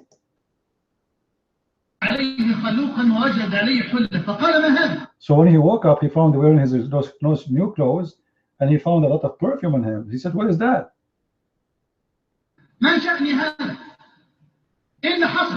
What happened? So Khadija, she said to him, "Yes, last night you married me to Muhammad." So the guy, he took his sword and he want to kill Muhammad. And this is a story is reported by you Muslim scholars. Muhammad and his wife, they are drinking. The father,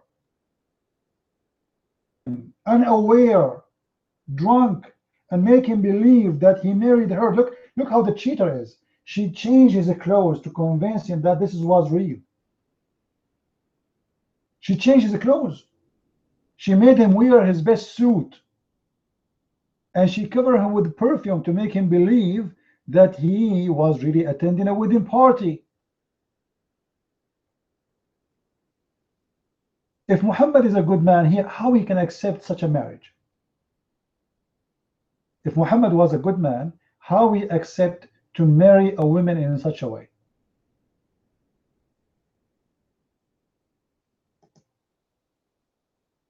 It's a fraud. That is a fraud. If I make you drunk and I make you sign that you sold your house for me, isn't it this is a fraud?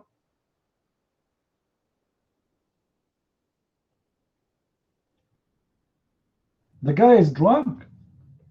And look, to make the story more perfect in the deception, they change his clothes.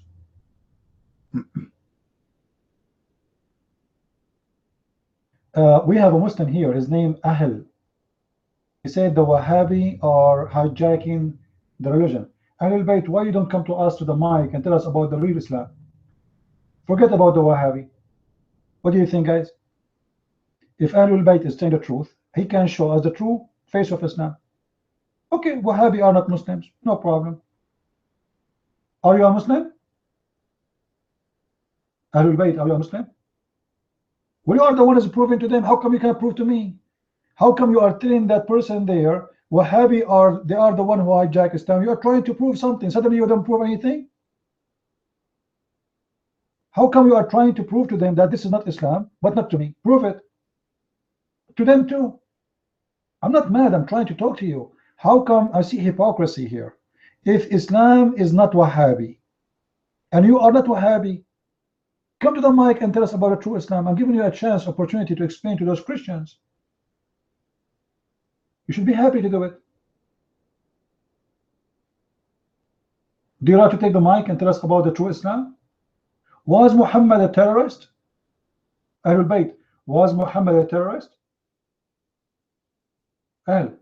Answer. Was Muhammad a terrorist? Did Muhammad, he said, I was victorious by terror? Did he say that? So why you are saying Wahhabi hijack Islam and terrorists hijack Islam? Your prophet is a terrorist. Did your prophet cut the heads of his enemy? Did he rape women? Did he order to burn people just because they are not going to the mosque? What made books? I can show you from the Quran. Even your Quran says, go and fight them and kill them wherever you find them and cut their necks and their fingertips. Even fingertips, you cut them off. This is Quran, my friend. I'm not reading Bukhari, I'm reading Quran. Cut their necks and fingertips. Isn't it the Quran says cut their feet and their hands from opposite directions and crucify them? This is Quran. This is not hadith, this is Quran. Are you going to say Quran is made by ISIS?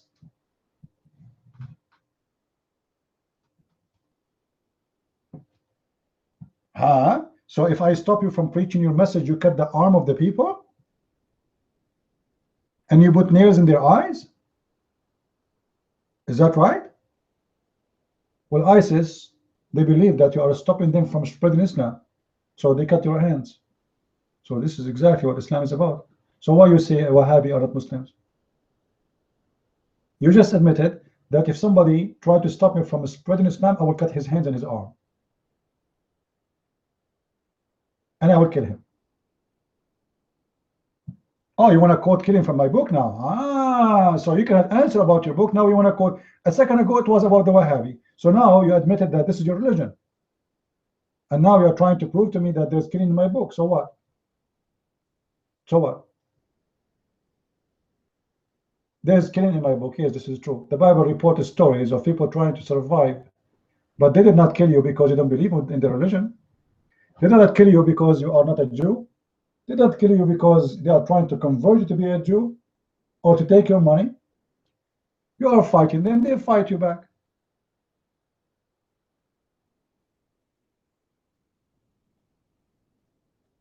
Where it says kill innocent, well, anyone who don't believe in Islam, he is not innocent. This is what Islam is saying. Fight, chapter 9, verse number 29. Can you read for us? Fight anyone who don't believe in Allah. That's what the Quran is saying. Those are innocent. But because they don't believe in Islam, they are guilty. That's it. So stop playing games. Don't believe in Allah and the religion of Islam. Kill them, especially from the Christian and the Jews.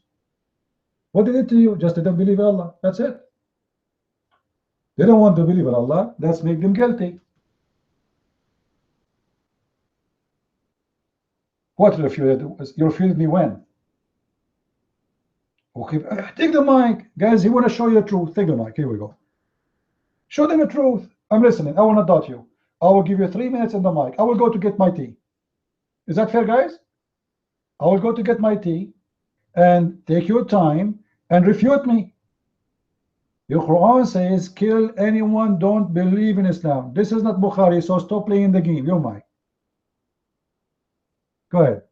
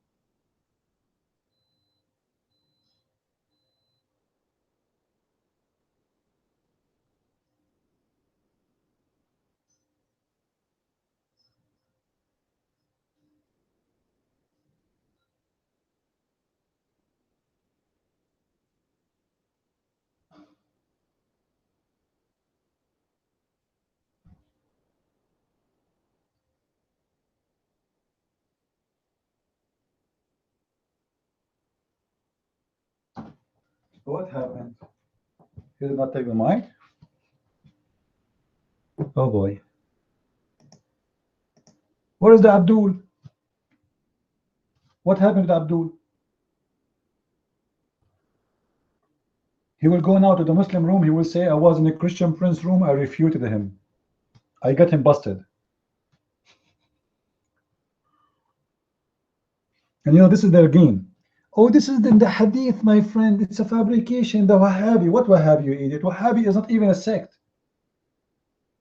There's nothing called Wahhabi. It's a lie. What Wahhabi? Do you know who's the Wahhabi, guys? There's a guy in Saudi Arabia. His name Muhammad ibn Abdul Wahhab. He said we should follow the steps of the Prophet. That's it. That is the Wahhabi. Following the steps of the Prophet. That's it.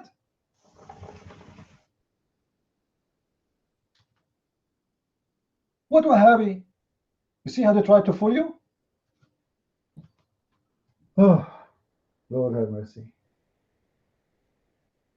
Say goodbye to the summer, guys.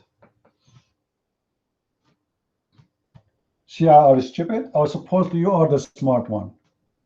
The one who your prophet told you don't shake your penis 4 times, shake it only 3 times.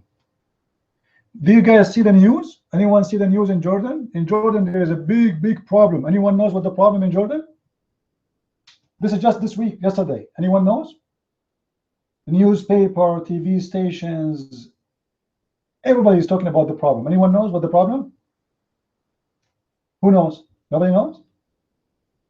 Guys, disaster, a disaster. The people of Jordan, they found that the Ministry of Education, they took the hadith, which is to recite the prayer before you enter the bathroom, off their textbook. A revolution happening in Jordan now. The whole nation is complaining to the king. They are so upset. They are so angry. They are disgusted. You took the prayer which Allah Prophet, he said before we enter the bathroom, from the textbooks. Are you mad?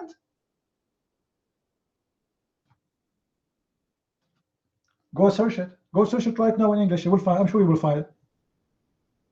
The prayer before entering the bathroom, textbook Jordan. You will find that. I'm sure in English you will find it. This is how stupid those people are. You see, they are not upset of honor crime in the country. They are not upset for the high rank of rapists in the country, for drugs in the country. They are not upset for killing a journalist because he made a character about ISIS. They are not upset because the king is a thief. They are not upset of any of that. They are upset because they took the text of prayer before entering the bathroom. And why they have to pray before they enter the bathroom? Anyone remember now? Why? Why the Muslim, they have to pray before they enter the bathroom? Because Shaitan will play with the anus of the Muslim if you don't do pray. This is why this is very important prayer. We cannot ignore such an amazing prayer, man.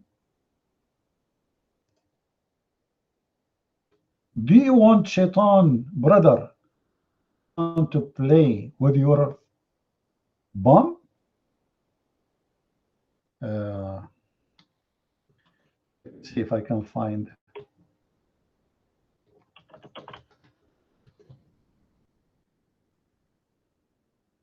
the hadith.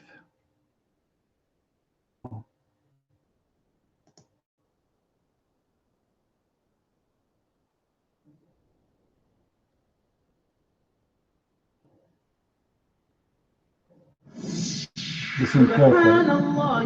Allahu Akbar. Allahu Akbar. I say, right, when you go for wudu, even you go for wudu, think, I'm going for wudu when Rasulullah sallallahu alaihi wasallam has said, my sins are going to fall off my arms, they're going to fall off my face. This is Sahih Hadith of Muslim. Imagine, you know, when you do wudu, feel good about it. Alhamdulillah, the sins have been washed. You know, you might get waswas that time, injection again. Now, the injection is you just did a sin. You want to go and do wudu right now, you hypocrite. MashaAllah. You hypocrite. Say to him, Mr. Shaitan, Jazakumullah khair. Yeah, rejection. I'm going to do it. Because Rasulullah sallallahu alaihi wasallam said what? He said, Atbi' as-sayyi'ata al-hasanata tamhuha. The moment you do a bad deed, straight away follow it with a good deed. Allah will wipe it away. Allah will wipe your bad deed away. And look at this stupid logic. Good deed, follow it with the good deed, and Allah will wipe it away. So I'm going to rape your wife, and then I will make a donation. You see the stupid logic of Muslims? They encourage crimes. I can go right now, steal your money, and then donate some of the money I stole from you to build a mosque. Good deeds, brother. The good deeds will wipe the bad deeds. The moment you do a bad deed, like so, some brothers, they sin and they feel bad about it and they go down and then they think, oh my God, oh, inna lillahi wa inna ilaihi raji'un. They tear themselves apart. You know, if you've done a sin, the best thing is to do what?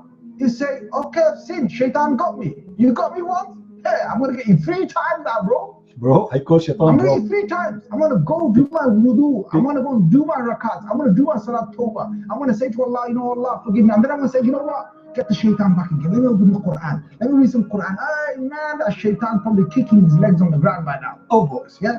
Then get up and do the adhan or something. And shaitan will, I tell you, I'm gonna, you know, Hadith of Tirmidhi shit. It says, yeah, when you give the adhan, the shaitan, he not only runs, but the hadith says, lahu durat. You know what durat is?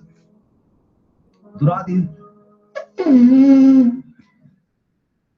he runs, and as he's running, yeah, his fart comes out.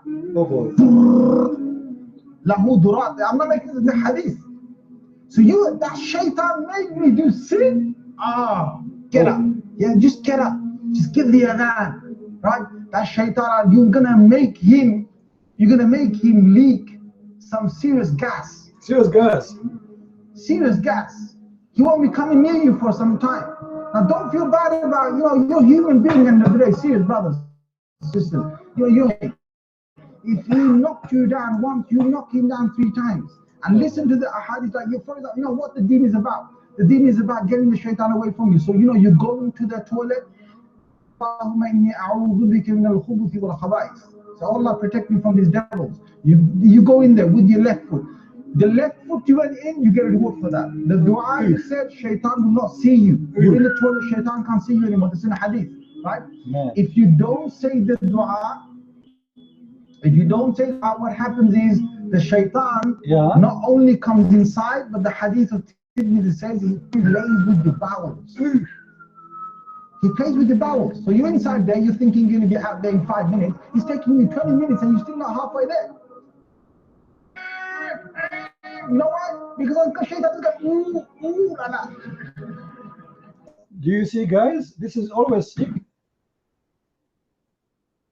No, except Muhammad. Runs, and as he's running, yeah, his fart comes out. Lahu durat. I'm not making this the hadith. So you, that shaitan made me do sin. Get up. Yeah, just get up. Just give the adhan.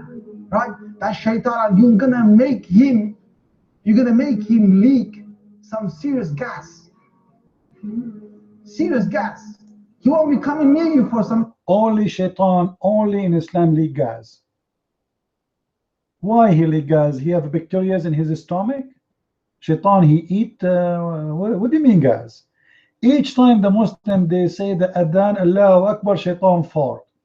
Which means there's eternal connection between the fart of shaitan and the prayer of Allah. And that explains why it's so smelly in the Muslim mosque. Now don't feel bad about, you know, you're a human being end of the day. Serious brothers and sisters. You know, you're a human being end of the day. If he knocked you down once, you knock him down 3 times. And listen to the ahadith, like you know what the deen is about. The deen is about getting the shaitan away from you. So you know, you go into the toilet, you know, Bismillahi Allahumma inni a'udhu bika min al-khubuthi wal khaba'ith. So Allah protect me from these devils. You go in there with your left foot. The left foot you went in, you get a reward for that. The dua you said, shaitan will not see you. You're in the toilet, shaitan can't see you anymore. This is in a hadith, right? If you don't say the dua, what happens is the shaitan not only comes inside, but the hadith of Tirmidhi says he plays with your bowels. So you're inside there, you're thinking you're going to be out there in 5 minutes. He's taking you 20 minutes and you're still not halfway there. You know why? Because shaitan is going, See, the hadith told you, the hadith. Brother, the hadith says, he's trying to say to you, don't laugh. This is the Prophet saying that. It's stupid. This is the Prophet. The hadith says, brother, the hadith. It's the hadith, brother. It's not me. Don't think I am the idiot. It's your Prophet, the idiot. This is what he's saying.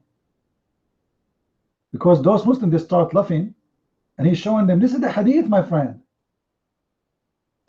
Because serious. It is the hadith. All right?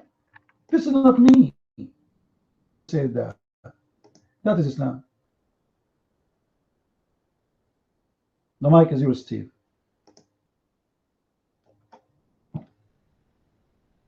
I'd just like to mention that Jordan thing where they dropped the going poo-poo prayer. There was a reason for that, CP. You see, they had a huge outbreak of diarrhea. And then Muslims were starting to go through the door and starting to come out with their spitting and ranting prayer. But then, just as they went through the door, see that, so they had to drop the prayer. It got very smelly. Mind free.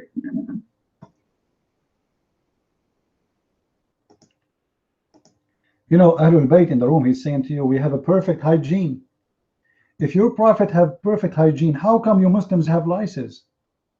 How come you have lice in your head? Ahlul Bayt, if somebody have lice in his head, does that mean he's dirty or he's clean? Ahlul Bayt, if somebody, his head is full of lice, does that mean he's dirty or is he clean? No, I want Ahlul Bayt to answer. Are you there, Ahlul Bayt? Why people they are suffering from lice in their head? Is that because they shower every day, they are clean? Or because this is the lack of the cleaning? Are you there, Ahlul Bayt? Hello? Mr. Perfect Hygiene, what happened to you? Are you there?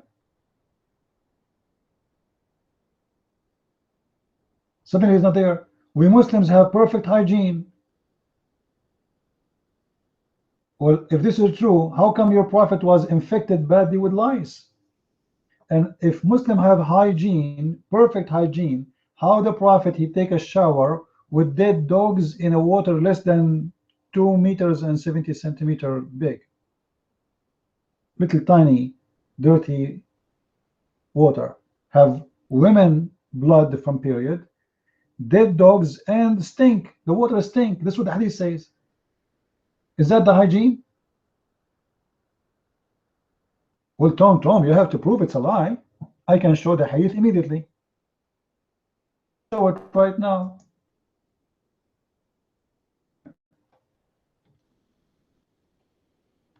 You want me to show it to you? Oh, hold on. Let me get you the hadith. I will go to my kitchen to find the hadith for you. It's a lie, my friend. It's a lie. The funny one of the Muslims in Facebook, she decided to refute me. Well, show what she said. She said in Islam, if the water is in the size of 2 swimming pools, the water is always pure. That's a lie. Muslims, you lie a lot. Even though if this is true, it means Muhammad still is a very filthy man. Because Muhammad was taking a shower in a water, have dead dogs and women blood. The size of the water is 2 meters and 72.70 centimeters, which how many foot will be? Less than, it's almost 3 arms. 3 arms, that's it. Dead dogs, not one dog. And women blood from period. And the hadith says the water stink. Sorry, the hadith. Here we go. Hygiene, huh? Yeah, perfect hygiene. Let us see the perfect hygiene. I'm giving the proof. Here we go. It's there. This is the hadith. And this is a correct hadith. And this is your Muslim website. Do you see it? Where are you? Bring me the proof. Here we go. This is the proof, Ahlul Bayt. Are you there?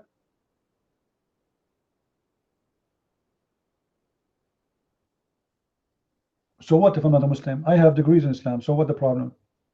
And you know what? Let us say I'm not a Muslim. I have no degree. Answer. This is the hadith in front of you.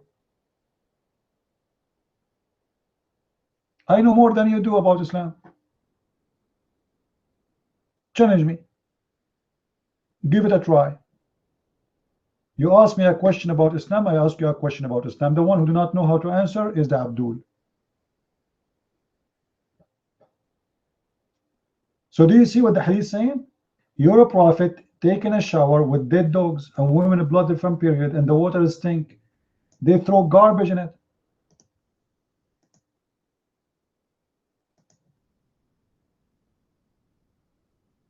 And what your prophet says, the water is always clean. What do you mean you don't follow man-made book? The book of the Quran is made by who? You don't have the Quran of Muhammad, you have Quran of Uthman. If you are a Shia, you follow Mus'haf of Fatima. Mus'haf of Fatima, where is the Mus'haf of Muhammad? Are you a Shia? Which Quran you follow? Mus'haf of Fatima, Mus'haf of Ibn Abbas, Mus'haf of Warish, which one? Okay, you are a Shia. Let us see what the Shia teach then.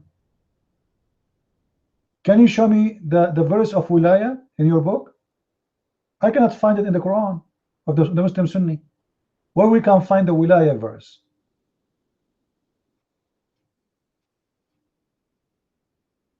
Do you have it?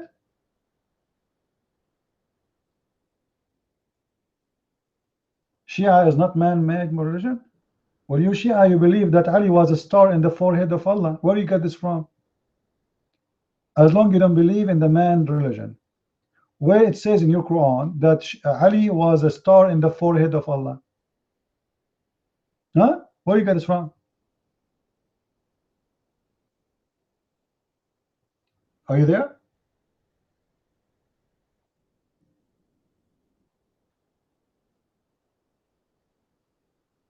Oh, I can give you many verses in the Quran says you have to follow the hadith.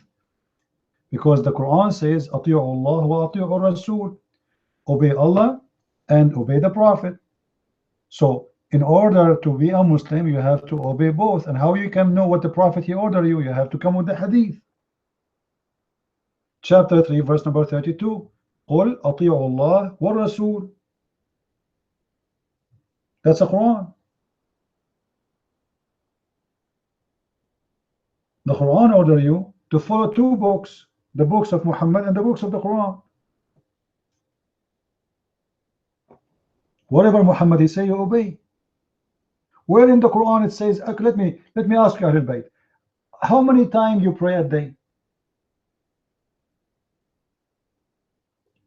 Well, thank you very much for posting this verse. This means all the Quran is a false book. Do you know why? Because the verse you post for me is chapter 5, verse number 3. How it says that today I complete your religion, but this is in the beginning of the Quran.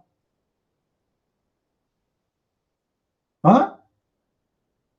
This is mean any verse after that verse is a fabrication because the religion is completed. Today I completed your religion. I completed my favor upon you. Islam is complete. But this is in chapter 5, verse number 3. That means the whole story of the Quran is a fabrication. How it's complete? Don't change the topic now. Don't talk about Sunni and Shia now. You post for me a verse, Abdul. I'm asking you, how this is exist in chapter 5, verse number 3, says Islam became completed today. How this happened? Something wrong. Okay, Quran is not revealed in order. Does that mean this verse was the last order given to Muhammad? And you Muslim, you play with the Quran and you change location? Is that what you are saying? This verse to be accurate, it have to be the last verse in the Quran. Correct, guys? This verse to be accurate, it have to be the last verse in the Quran, at the end of the book, the last verse. Today I completed my favor upon you, and I accept Islam for you, and perfected my religion for you. That's it. That is the last verse. So you are saying to me, you Muslim, you played with the location of the verses, you put them in the beginning of the book, and that destroyed the meaning. Thank you very much for approving that the Quran is a book of corruption.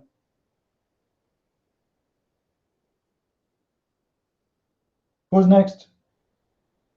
Who is the brave Muslim here? Have a microphone.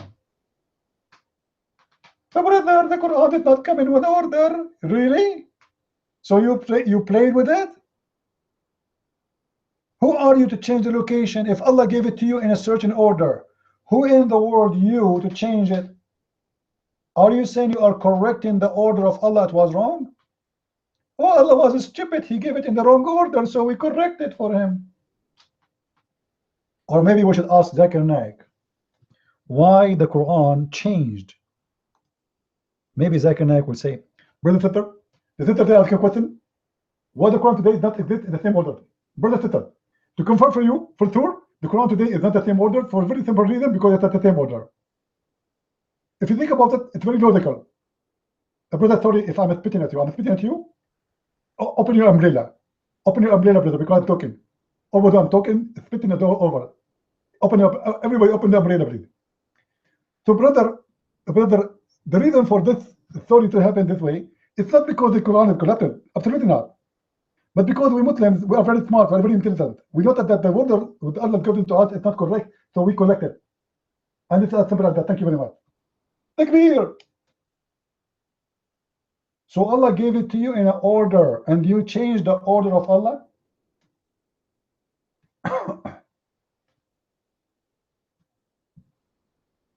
You Muslims, you are proud to say so? Take lifetime to learn the Quran? I don't know. It take a lifetime to understand one word in the Quran, my friend. Like, what kind of God he say to a prophet who do not know how to read? What kind of God he say to his prophet, I taught you by the pen, and the prophet did not know even how to hold the pen? Do you think there's something wrong with your God? Guys, the Quran says that Allah, he taught Muhammad by the pen. But the Muslims, they say to us, Muhammad was illiterate. Is that correct? How you taught him by the pen, but the guy, he don't have a pen? Any Muslim want to answer?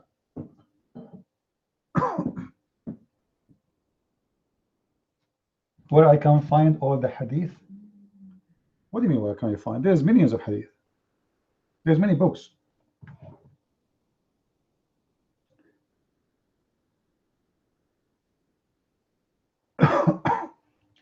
Any Abdul here?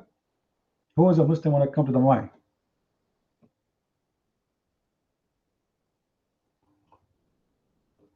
I can read myself. I did read myself, and I found very funny stories in the Quran. As an example, one of the stories in the Quran that the Prophet Solomon, he have a genies who died for him, shaitans. Shaitans, they die for Sulaiman to get him money. Do you believe in that? Ahlul Bayt, do you believe in that? That Sulaiman, he have shaitans, they are his employees? Let me call my employee department. Assalamu alaikum, brother. Give me the shaitan department. Yes, I am Sulaiman. Yes, I'm the big boss. Hey, give me the shaitan supervisor. Iblis. Hey, Iblis, how are you doing? Iblis, I want you to go and dive for me and get me some rubies from the bottom of the sea floor. Yes, big rubies, brother. The Quran say that shayateens, they work for Sulaiman, and what they do, they dive the bottom of the sea to get him rubies. You believe in that, Ahlul Bayt? Well, answer me. Do you believe in that? This is Quran.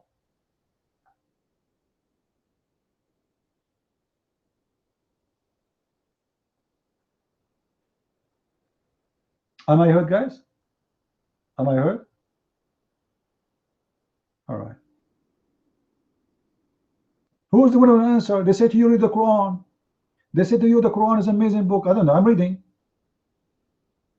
Not only this, do you believe that, you know, the Muslim, they say to you, Islam is against making statues, correct? They say to you, it's haram. This is idol worshipper, brother. Is that correct? And ISIS, they want to destroy any statues they see in front of them.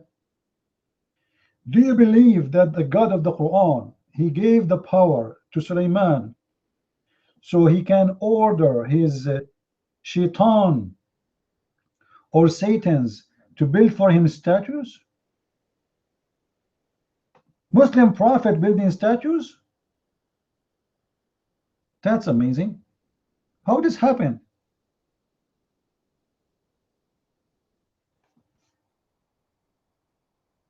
Any Abdul? Leave it to Allah, akhi. Let us leave, brother. Ahlul Bayt, this guy is a Muslim Sunni. He was making fun of the Shia. He was saying the Shia are stupid. And you were saying that the Muslim Sunni are not Muslims. And now you are calling him akhi? Calling him brother? A second ago you were saying the Sunni are not Muslims. And now you are calling him brother? You are a hypocrite. What the big price we will pay? Allah will make our penis small? Because the reward of Allah in the Quran and the Hadith, Allah will make your penis big. And Allah will make, according to the Quran, He will give you women who their breast is very smooth and they are very young.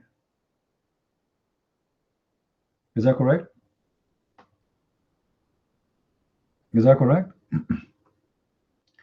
What kind of God He described for you the size of the breast of the women you will sleep with? Do you know why He describing them?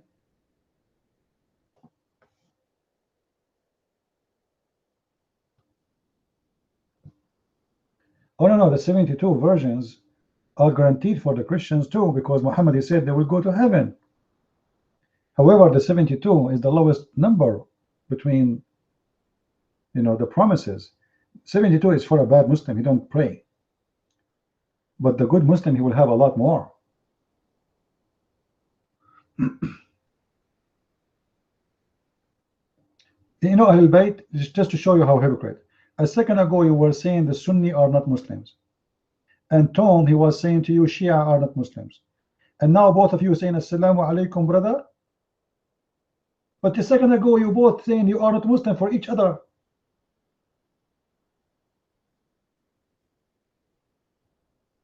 You see the hypocrisy of this religion? Those people, they follow the devil. A second ago Tom was not a Muslim for Ahlul Bayt.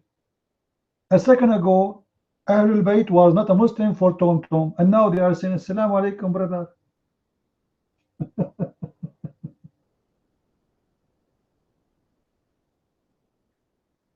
Now you both of you became Muslims? He's a Shia. He's a Shia who consider your prophet wife a whore. Ask him. Aisha, for the Shia, she is a whore. Do you agree with him? He's your brother now? Do you agree? Say yes.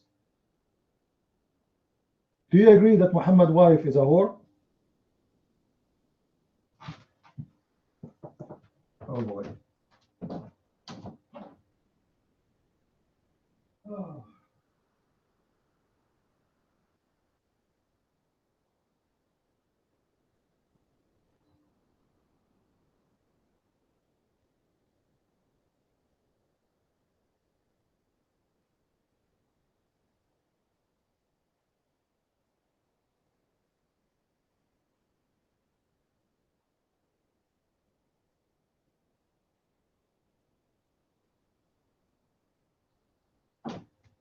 Hey, Abdul. Who's next? No, seriously. The hadith in the Muslim Sunni books, the Shia, they are right about saying that. There's hadith is in the Muslim Sunni books saying that Aisha, she used to decorate girls so she can hunt boys to sleep with.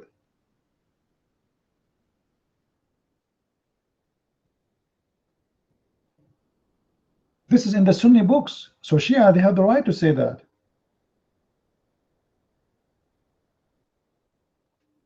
She put makeup on them, perfume on them, and she sent them in the street so young guys will go after them and they come to her house. Remember Aisha, when Muhammad died, she is just 18 years old. And she want to have sex. So what she do? She ordered her young slaves to go out for boys hunting. She cannot go out herself and do that. So they bring her to the house of Aisha and she sleep with them. And this is mentioned in the Sunni books. And I challenge any Muslim to say this is not true. صاحبة الجرار الخضر. Well, Tom, you as a Muslim, you say to me, it's not true for anything I say.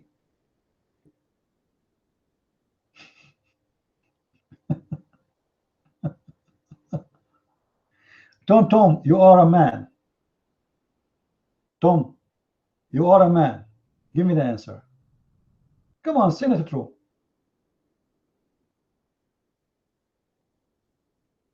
Come on. You always say it true for me wherever I say. Tom, you are a man.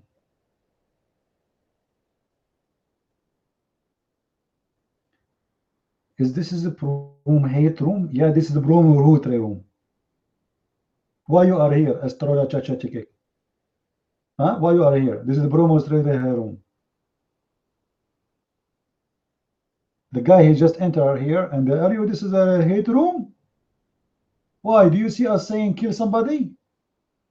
You idiot. A Muslim right away, he will try to play a victim. Immediately. They attack you. They are the one who do beheading. They are the one who kidnapping. They are the one who slaughter. They are the one who burn people alive. And then they speak about hate. They are one who read Quran, which says, I will spread hate and enmity. They follow this God who say, I will spread hate and enmity.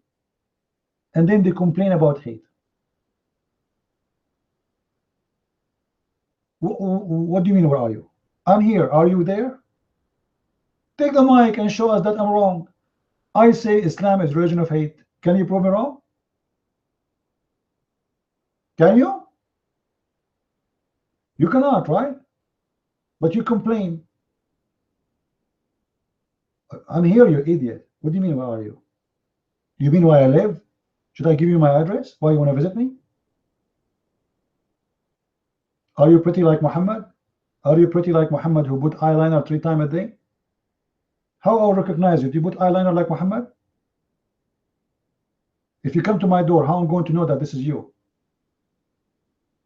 Do you wear your wife clothes like Muhammad? Like I live in USA. Where do you live? Well, this have to do with this.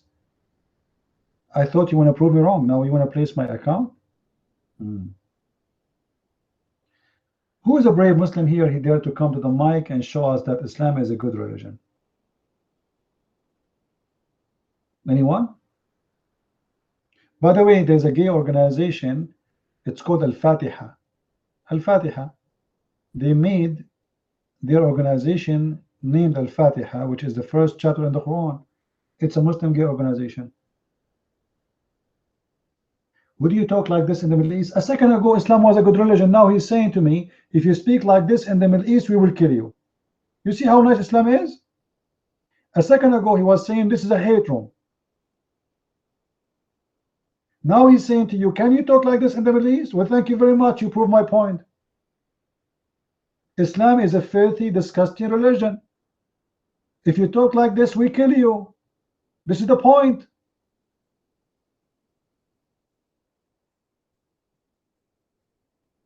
Well, here we go. I know I cannot talk like this in the Middle East. They will kill me. I understand you, and you are right. It's a terrorist religion. People, they cannot say their mind. In my country, in USA, Muslims, they can attack the Bible, nobody kill them. In your country, if we speak against Islam, you kill us. Who is the terrorist?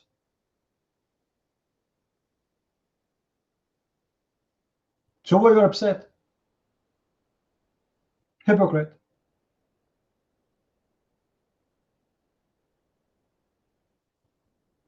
You cannot stop us exposing your faith religion no more. You know, we can go to every house in the Middle East without going there. Internet, TV, you know, everybody. Right now, everybody in any country in the Middle East can watch our program here by the phone. Would you talk like this in North Africa? We get it, we get it. You Muslims are filthy. You killed the one who attacked the Prophet. No problem. I understand. But this is because this is the religion of scumbags. That's not because Islam is good. Because if Islam is good, refute me, answer me. Why you want to kill me? Prove me wrong. I'm not killing you. Talk to me. I'm talking to you. Why you cannot answer? Because Islam is a gang. Can you talk like this? Can you talk like this, brother? When I say Islam is a stupid religion and the followers are stupid, I mean it. Look at this guy. This guy, he's trying to convince us when he entered the room that we are people teaching hate. But then he says to me, if you go to my country, I will kill you. Well, many Christians, they live there, this is their land. You are not doing them a favor. And they stayed as a Christian because they paid jizya for 1400 years. Hello? And if they say one word against Islam, they will be burned alive. That's the truth. You attack us in TV, you attack us in textbooks, you attack us everywhere. Christians are kuffar, they will go to hell. Jews are pigs and monkeys. Huh? You are not even a Muslim? Ah, okay. If you are not a Muslim, then say Muhammad is a false prophet. As long as you don't agree with Islam, it's mean Muhammad is a false prophet for you. Say it. Just say it.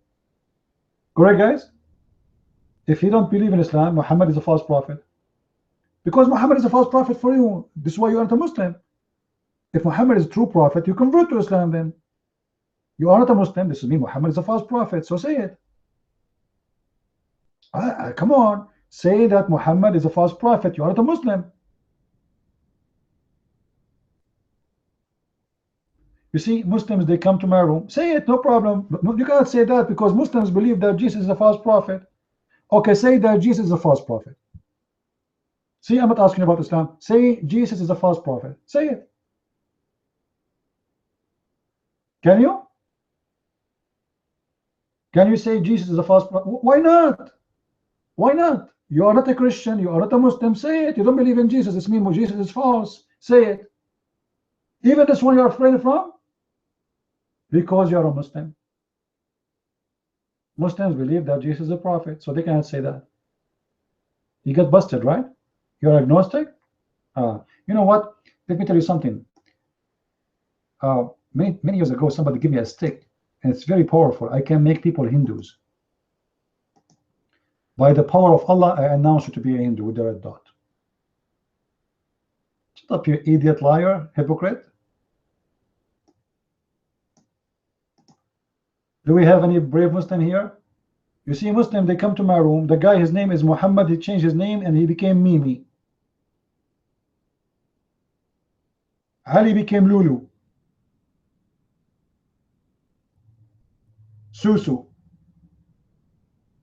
They changed even their gender. The male will become female and the female will become, I don't know, will become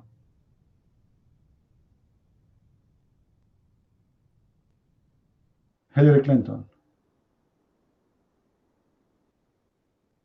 Any Abdul?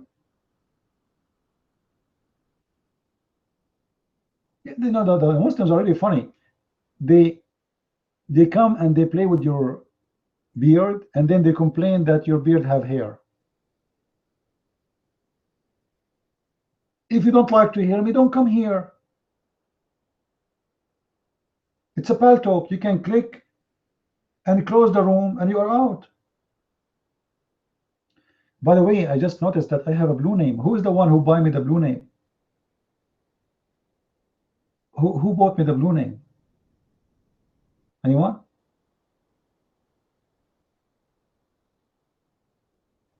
Nobody knows. How I got the blue name? MashaAllah. Allah? Do you think Allah, it's you know?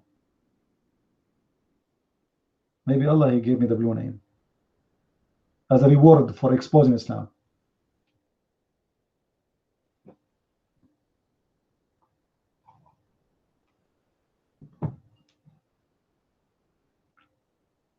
Any Abdul?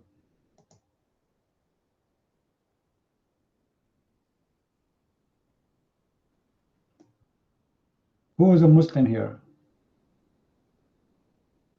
Let me see. I want to see who is the one who bought me the blue name.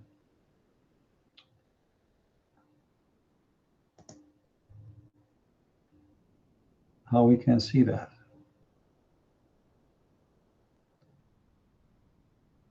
No. Okay. So expired with this blue name in October 2nd.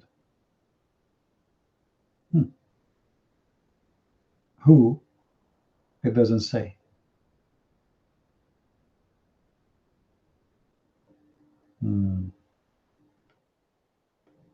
All right, whoever did that, thank you very much.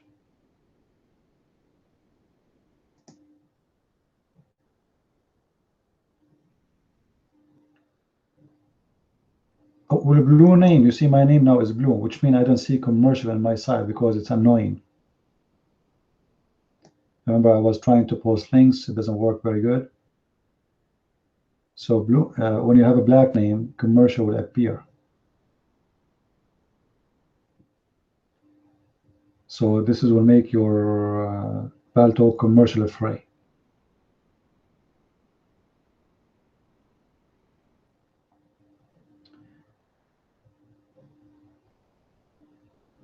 Anyway, any Abdul?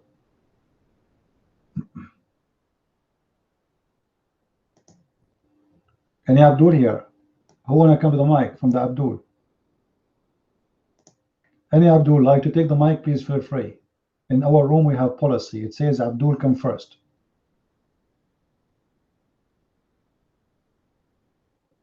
Anyone?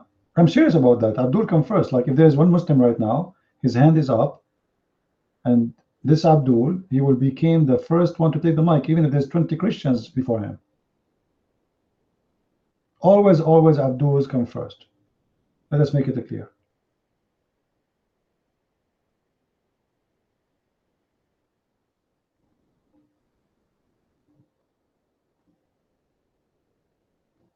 Anyone?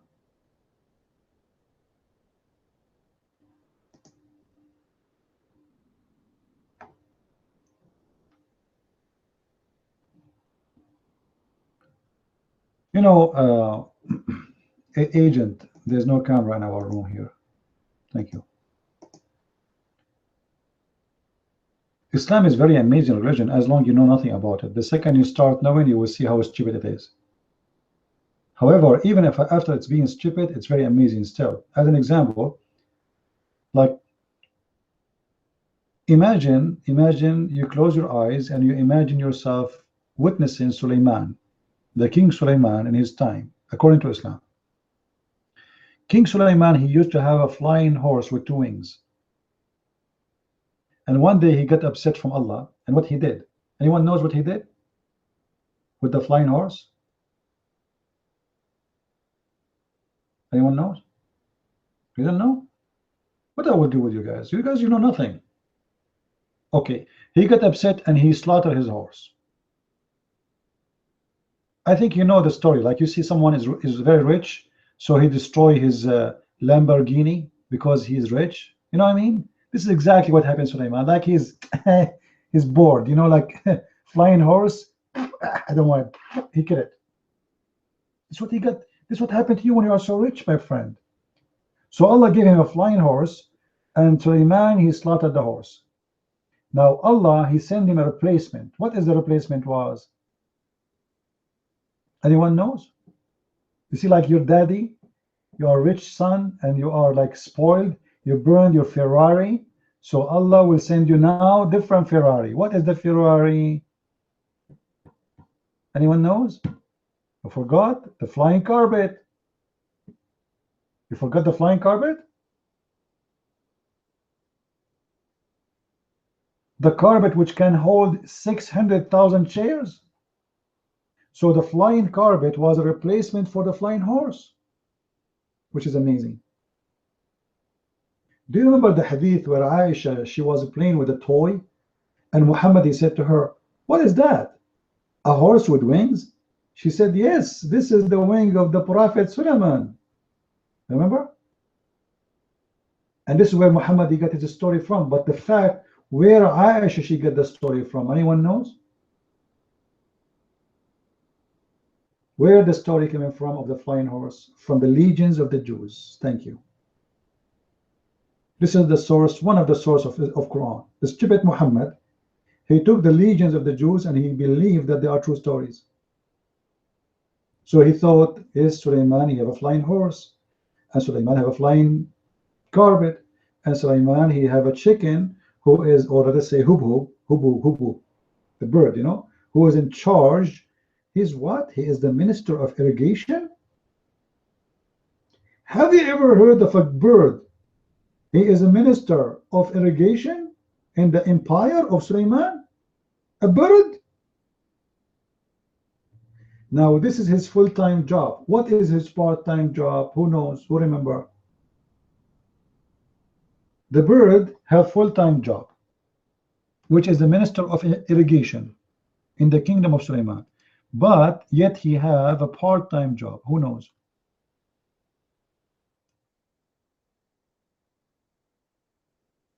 To look for women have no hair in their legs. Thank you, Neo. Isn't it amazing? I would love to find a bird like this, to go around and find me women who have no hair in their legs. That's amazing. Actually, it's astonishing. How this bird, he will know that those women have no hair in their legs? He go under the skirt? No. According to Muslims stories, this bird have a very sharp eyes, so he can see through the clothes, which is proven by science. What do you mean you like? Okay, Tom, do you like to read for me chapter 27, starting from verse number 20? Do you like to read for me?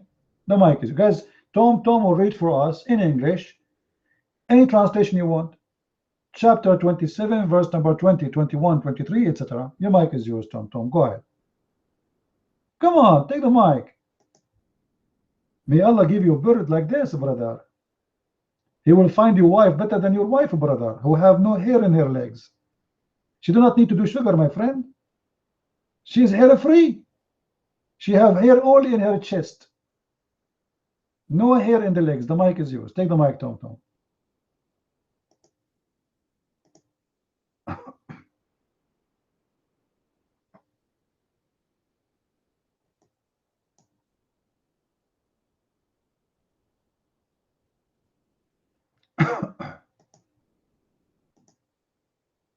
What happened? Tom, what the verse is clear? Okay, read it for us. Guys, the verse is clear. Tom, you read for us the clear verse. Can't you? Am I heard, guys? You hear me? As long the verse is clear, read for us the verse, the clear verse. Read it.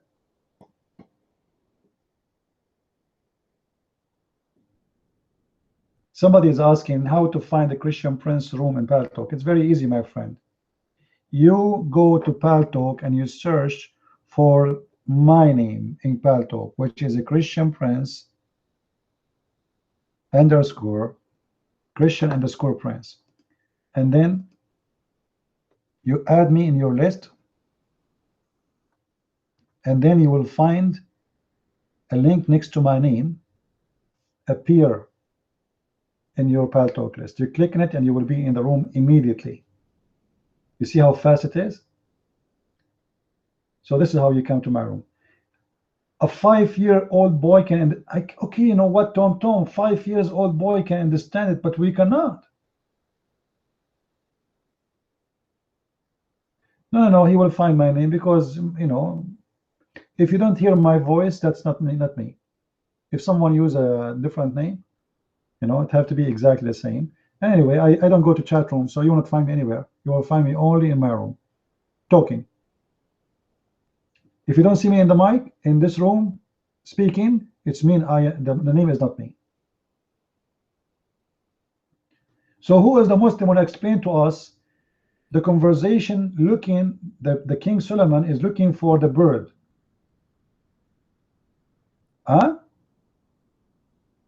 Guys, do you know that Suleiman, he have general in the general chicken in the army? Is that correct, Tom Tom? Tom, he was saying that's true. Is that true, Muslims, that there is general chicken in the army of Suleiman and colonel chicken?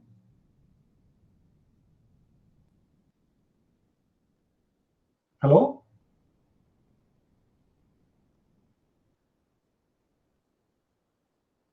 Any Muslim here? I'm not joking. Yeah, chicken, yeah. Chicken, you know, birds, you know, chickens. They are in ranks. You know, the story is very confirmed about that.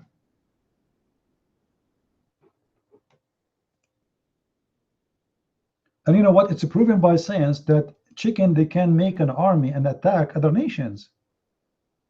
Like, you know, there's a very famous story. It's happened long time ago, before your birth. Okay, this is why you don't know it. That there's a big, very famous general. His name is General Chicken Kentucky. I don't know if you heard of him. Anyone heard of General Chicken Kentucky? He's very famous in his countries. So he decided to attack the neighborhood, which was Chinese chicken. So they made a big attack on the Chinese chicken, and Kentucky won and the Chinese lost. Actually, I will not tell you a secret. Do you know the country is called Chechnya? Chechnya, you know Chechnya? According to the story, Chechnya was not Chechnya, was China. But when the chicken attacked that country, which is Kentucky chicken, they changed the name from China to Chechnya. True story. Allahu Akbar. Any Abdul here? What? If you don't believe me, the story is true, I can show you the reference, my friend.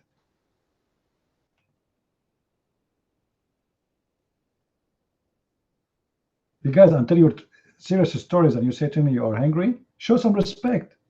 You want to eat the chickens of Allah? Are you serious? Tom, do you have anything to say about this? What do you think, Tom? What is your opinion about this? Don't ask for shish kebab. Your prophet, once he asked for shish kebab, his penis get the power of 40 men. I can show you the story immediately. Don't eat shish kebab. Your wife, she will really be in trouble. Have you ever heard about prophet? He complained that his penis is not working, and his God, he sent him a dish of shish kebab. And then after he ate it, he got the power of 40 men. By the way, why 40 men? Why not 41? I mean, seriously, like, do you think that the shish kebab have limitation of power to 40 men only?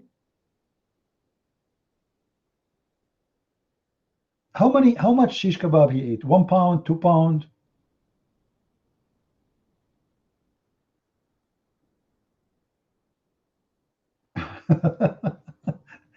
Well, what I know for sure, Muhammad, he have no power at sex at all. This is why he used to exaggerate in his stories to cover his problem. You see, when someone starts speaking about his powerful sex, I think he's trying to say something here. You know, like those who they wish to be rich. Some of them, they fabricate lies, and they claim to, like, especially like in the internet, you know, the one who have no money, he claimed that he's rich. The one who is tall, he claimed to be short. The one is short, claimed to be tall. The one is fat, he claimed to be skinny, etc. You know, the woman who don't look good, she make herself, she have a big eyes, she is very whatever. You know, you say things which you wish for, and look like Muhammad, he speak about those things based on bad feeling. He feel that he's missing something. What is missing? Sex. So he speak too much about sex, and he speak about his own power of sex, not just about sex. Like, why in the world a man, he will go to his followers and he will tell them, yesterday I did bang bang bing bong to all my wives? What their business with that? What kind of man he go in public and he share how many women he slept with yesterday? What he's trying to say? Obviously, he is trying to imply that he is a sex machine. But why he is doing that? Because I believe he cannot do it at all. He's trying to cover a weakness he have by talking about it too much.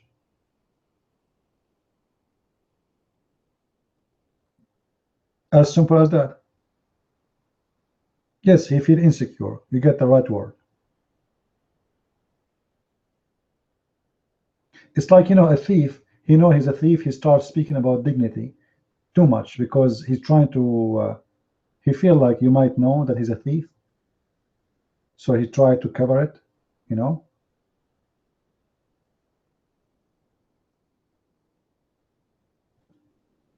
But then Muhammad, he got busted. His wife, she said, the Prophet used to imagine himself having sex, but the fact he never did.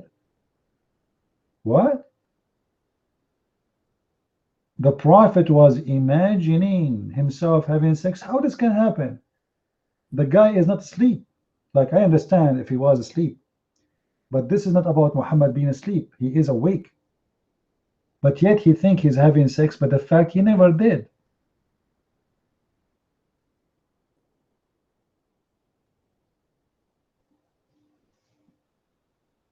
Obviously, Muhammad, you know, I believe the story about imagining, if it's true, it's mean Muhammad is mentally sick. And if it's not true, it's mean Muhammad wives trying to cover his lies. They are trying to cover up his lies. They're saying, you know, they asked him, did you sleep with you yesterday? He said, no. Oh, really? No, he's not. Well, he said he slept with all of you yesterday. He is he imagined himself have sex, right? No wonder Aisha should never have kids. And actually, all the wives of Muhammad never have kids. Muslim, they say to you, Muhammad have kids from Khadija. The fact he never have any. Khadija, she have 2 previous husbands before Muhammad. And all her kids is kids from those men. None of them is the kids of Muhammad. Muhammad was suffering from sexual problem. Not even Fatima. No, he don't have any. Muhammad don't have any. But Fatima, she was the more, let us say, because she grew up in his house when she was a child. So let us say he is her stepfather, but the rest, they are already adult. They are old. Remember, Khadija was an old woman, right? So Fatima, she was a young one, but yet she is not his child.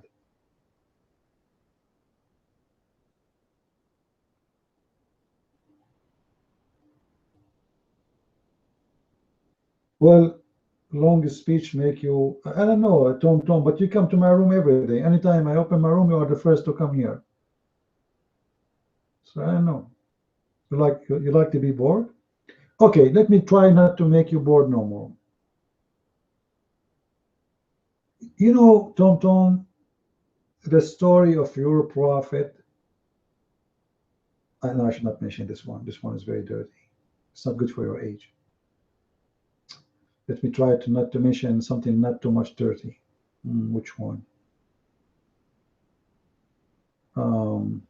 Which one? Yeah. When the cousin of Muhammad and his son-in-law, he came to visit him, Muhammad, he said something very weird, Tom. He said, فَأَمَّا إِبْنَ عَمِّي فَقَدْ هَتَكَ عَرَضِي.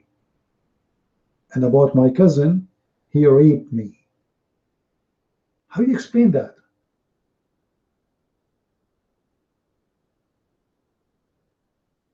Tom, is it true that your prophet was raped by his cousin?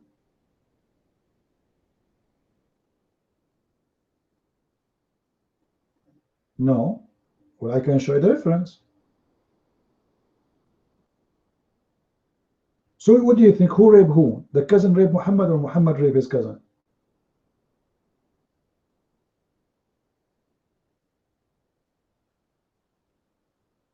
You see, people, they know I never say something without proof. Because what if a Muslim right now, he took the mic and he said, I challenge you to show the proof? It's going to be very embarrassing if I cannot, right?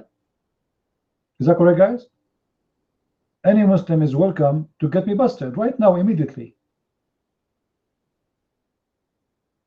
Any Muslim want to do that? No Muslim. See, they know. They agree. You see, when you see Muslims don't want to debate with me about what I say, it's mean they agree. Otherwise, they should refute me, get me busted. Steve, you're mine. Thanks. I was just going to text to Tom. The only thing that he molests, rapes, is his own mind, and then because of his cowardice. Actually, I forgot why I put my hand up for the mic. Give me a few seconds to go and try and backtrack. Oh yeah, CP, you know, Tom's been such a help in this room. Maybe CP, you might mention him in your next book, you know, a little acknowledgement. Many thanks to Tom for helping expose Islam. Of course, he is just a common Muslim, of course, and all a Muslim's capable of, because they know full well that Islam has no truth. All the Muslim's good for is actually proving how much of a lie Islam is. But, you know, maybe a little acknowledgement, maybe think about it, CP. Like free.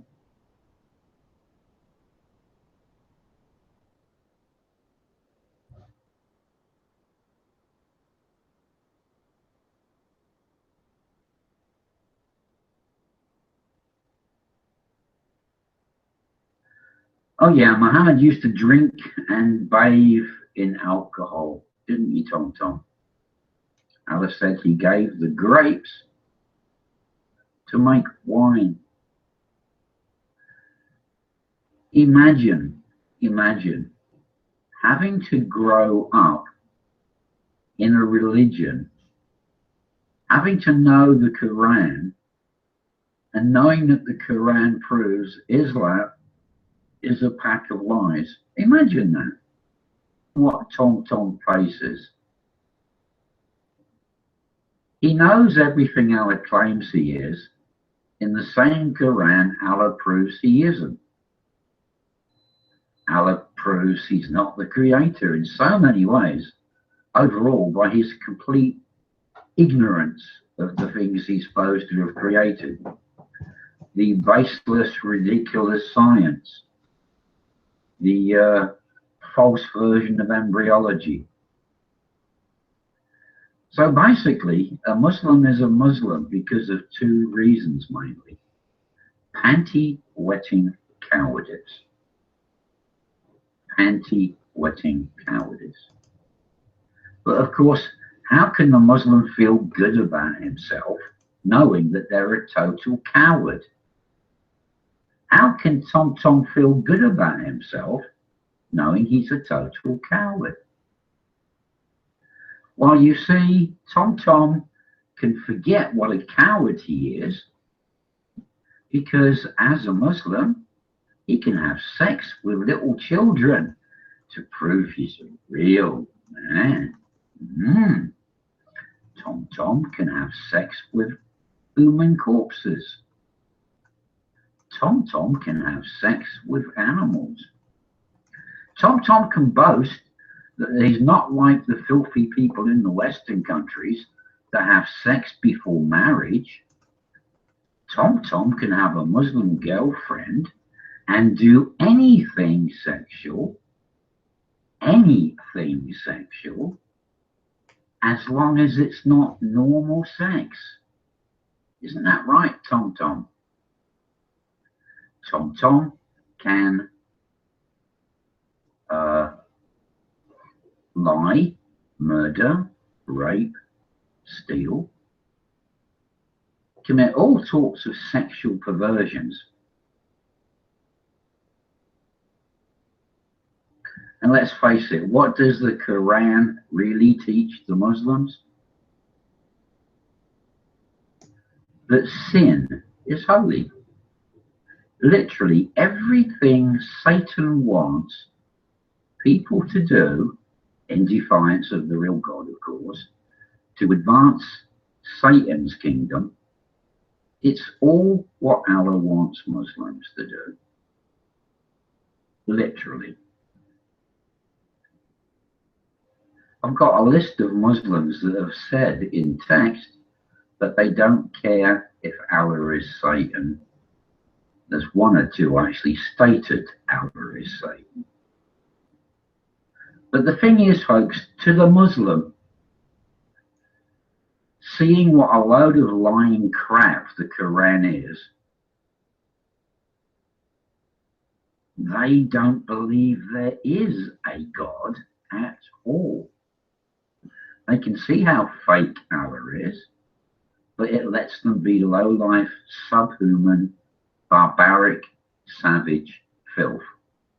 And they think there'll be no punishment. Of course, Satan Allah lies about the real God too. But you only have to read the Bible. I mean, you can do a Google for prophecies in the Bible. Just about Jesus Christ, there are over 360 prophecies in the Old Testament. Some of them written thousands of years in advance. Thousands of years in advance. Hundreds of years in advance. And they've almost all come true, except for those few left in the timeline.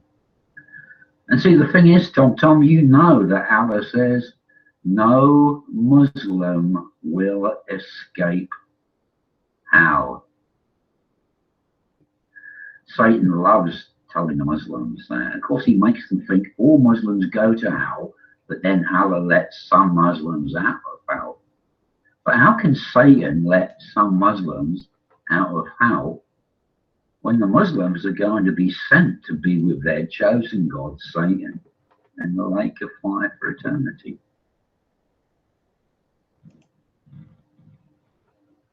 See, Tom doesn't even care how much he exposes Islam in here. Maybe in one way Tom is very brave. He doesn't care that other Muslims see how useful he is to prove what a pack of evil lies Islam is. But there you go.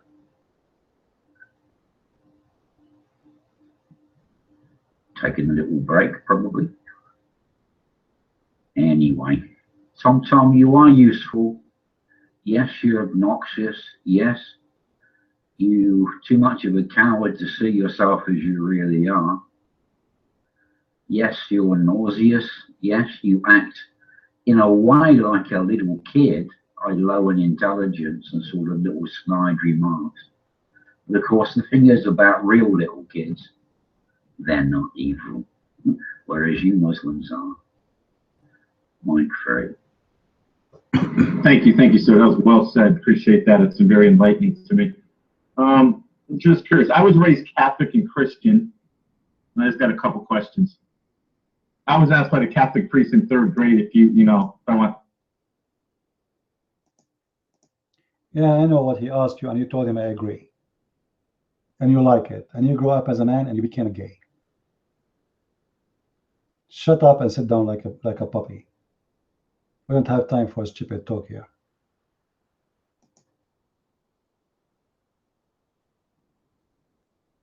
Stupid ones who they think they are funny by saying their stupid things.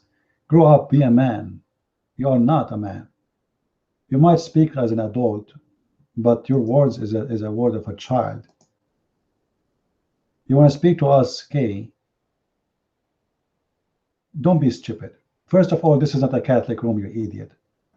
Secondly, if a Catholic priest is a child molester, will he fit exactly with you?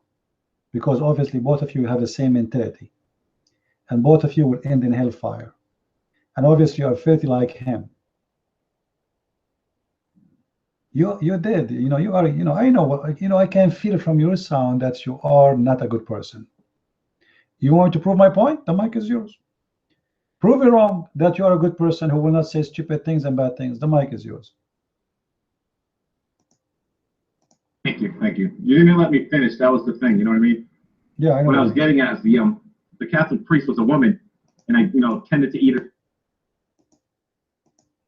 Yeah. You are a son of a whore, and your mother, she was not a good woman. She gave birth to you in the bar. This is the maximum I can give you. I don't call names. I'm describing who is your mother. Because if your mother, she was a good woman, she will not have someone like you. You bring me a prostitute with you. Her name is Sally, coming from the porn section. Don't ever come again to my room, you idiot. Go where you belong. Garbage in, garbage out. Bunch of garbage people. Any Abdul? I am mad? No, I'm not mad. Do I need to know him? Can't you tell they are bad people?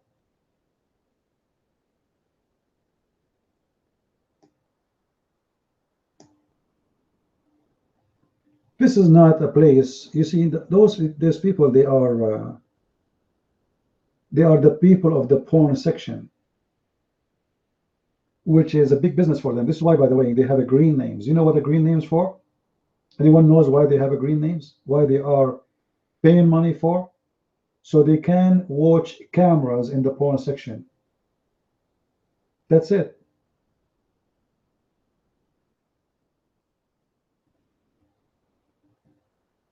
And if you notice your text, maybe you'll not see their text. Your text was always about sex. Very dirty, very filthy.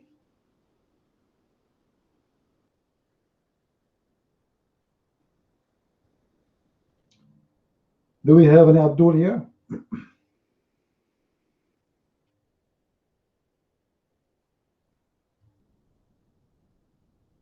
And I'm sure he will not sleep good this day, because he wanted to say that word, but I stopped him before he said it. So he was not successful. He will feel humiliated now. Yeah, today is dry. We don't have Abdul for some reason. I don't know why.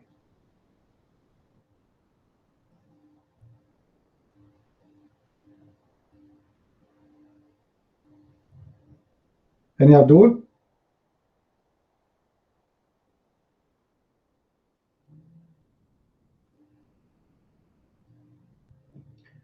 You know, I don't care if somebody he liked the porn section. This is your business. But don't come to here, to my place here, and make my room porn talk. Here we are speaking. I agree Islam is a porn religion. It's a filthy religion. But we speak about things for a reason.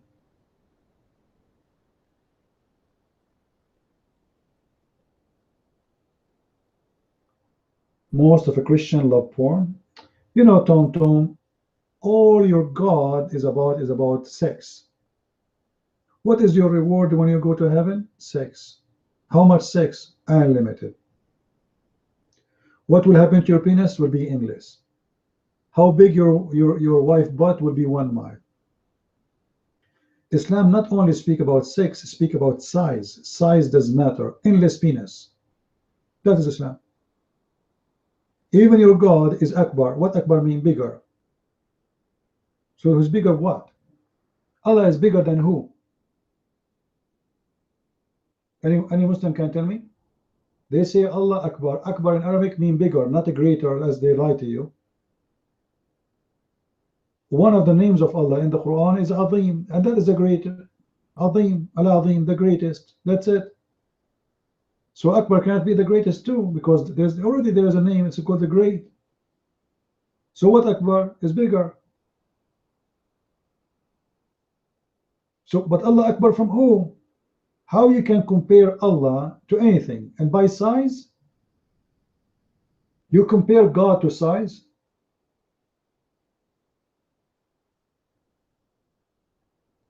Oh, Tom Tom. No, I don't know Arabic. Do you know Arabic, Tom Tom? Tom Tom is asking me, do you know Arabic?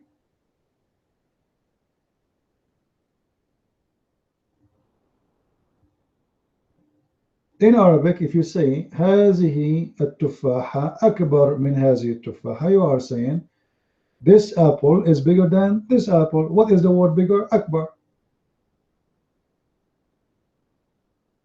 You say that a statement if you are comparing between two objects and they are from the same kind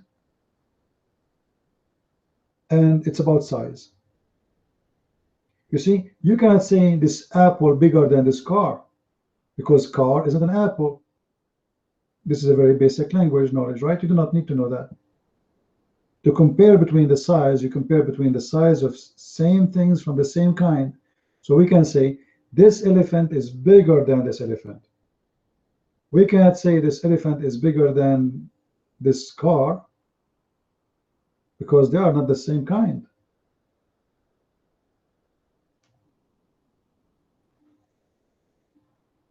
Yes, Kabir is big. Akbar is bigger.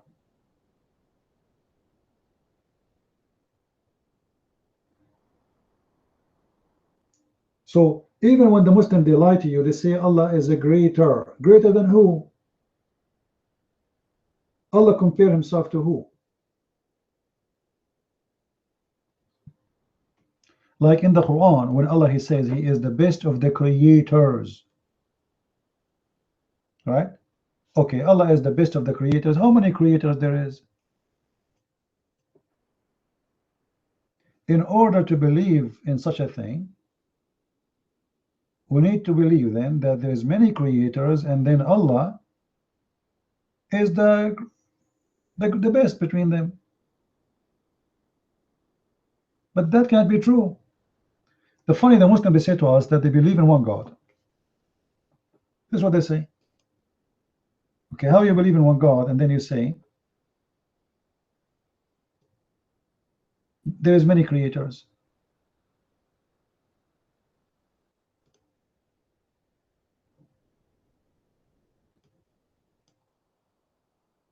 Any Abdul?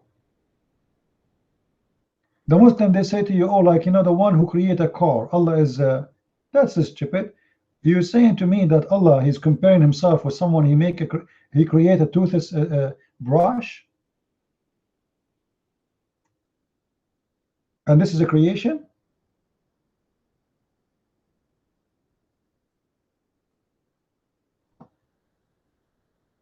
Okay. How are you, miss? Maybe she is drunk. Sometimes some people, they come in Pal Talk, they are drunk or they are short in medication. So take it easy. Take it easy, guys.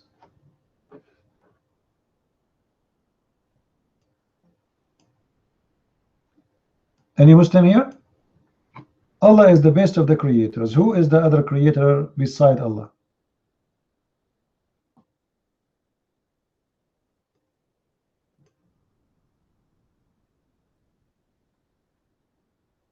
Tom, do you know better creator than Allah or beside Allah?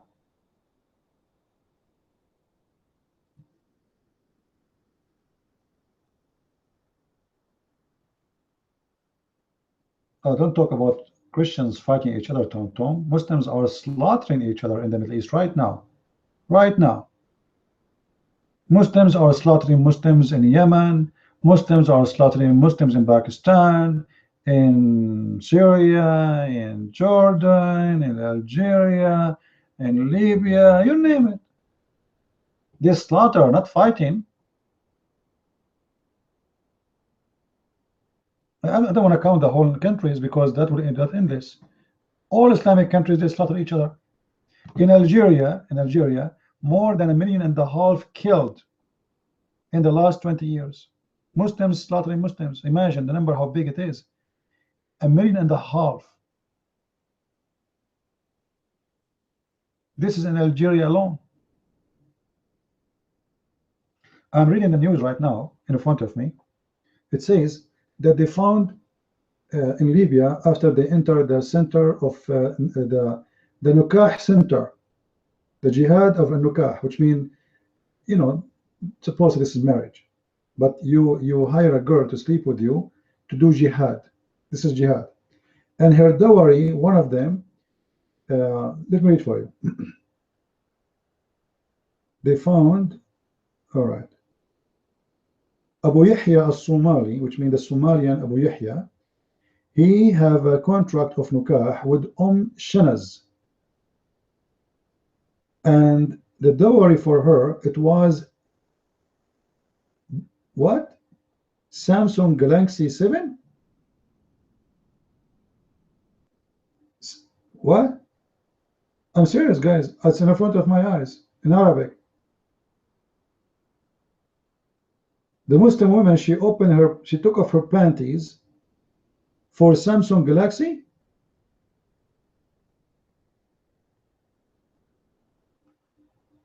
And by the way, this is in RT website, RT, Russia Today. Yeah, for Samsung Galaxy. She must be very beautiful, by the way, because that's a lot of money. Muslim women are a lot cheaper than this. Usually they do it for, you know, a Pepsi Cola. Totil, how are you, Totil? The mic is yours. What do you want to say to us? Go ahead.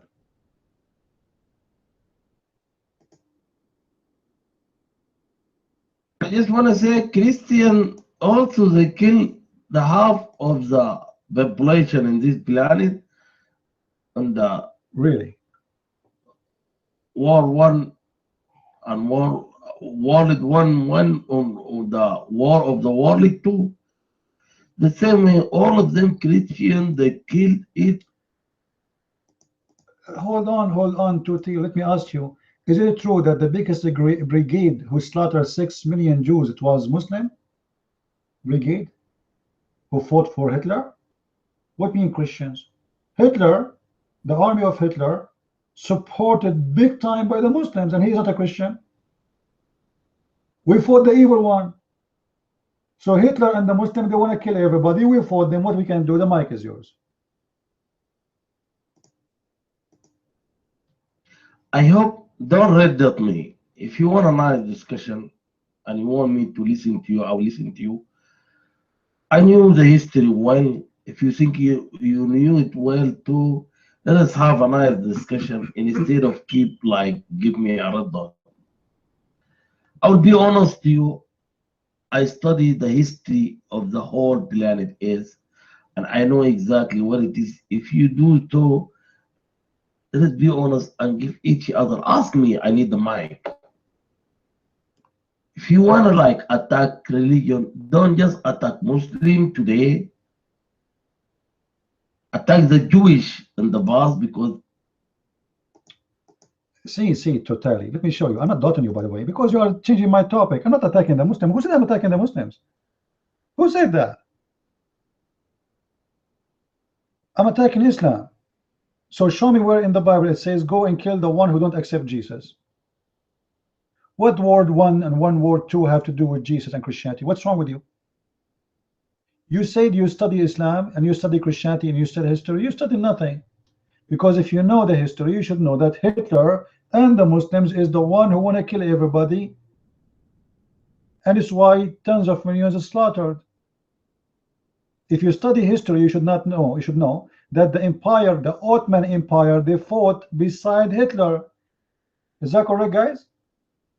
Isn't it the Ottoman which control all the Muslim world? They are the one who fought side by side with Hitler. And they occupy Greece, and they occupy Bulgaria, and they occupy Romania, and they occupy all those. Most of Europe, they occupy it. You see, people, they will remember Hitler only, but the fact the one who was attacking it was the Muslims. So now the question is, Totil, as long as you are educated, I like educated people. I think I'm going to make you an admin in my room when it's closed. All right, so from now on, you are an admin in my room when we close it. The question is, was Muhammad a terrorist? Totil? Was Jesus a terrorist? Let us compare between Muhammad and Jesus and see who is the bad and who is the good. I think this is fair. Because Obama don't present the Christians, and the American government don't present the Christians, and the German don't present the Christians. Christians are people, they are not government.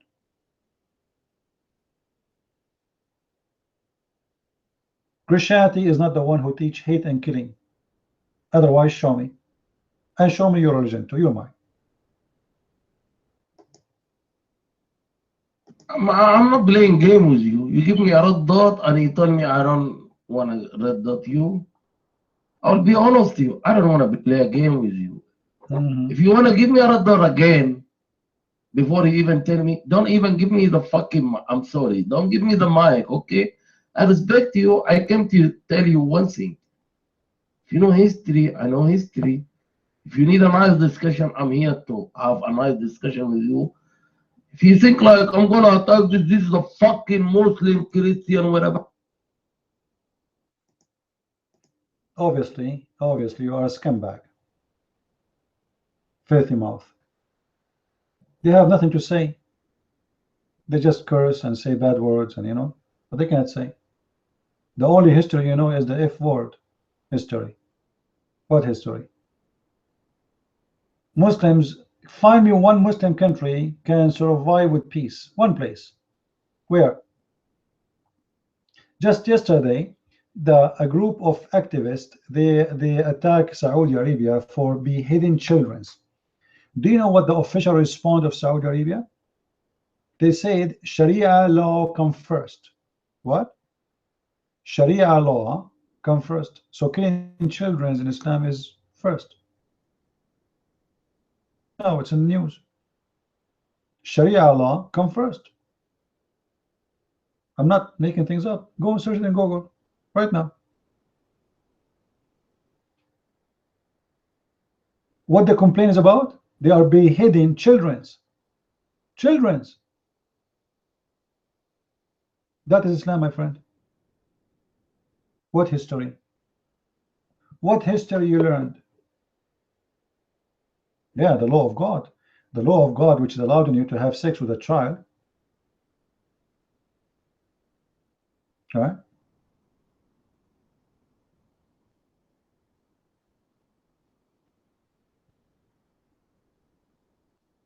The law of God, which allowed you to beat your wife, to rape women, to steal the money of your neighbor, to take false oath in the name of God. That is the Sharia law. What is the punishment of you if you kill a slave in Islam? What is the punishment if I kill a black slave in Islam? Tom, what is the punishment? Do you know?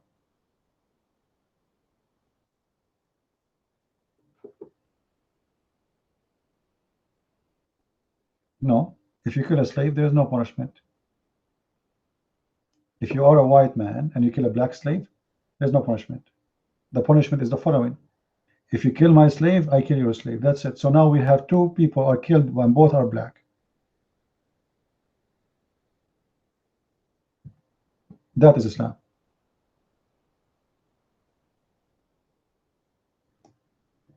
They consider the slave is the same as a goat. You kill my goat, I will kill your goat. Sharia law comes first, right? Where's the justice? Islam treat women and slaves, they are not equal to the man. So if you kill a free, then you will be killed. If you kill a free. But if you kill a woman, no, you will not be killed.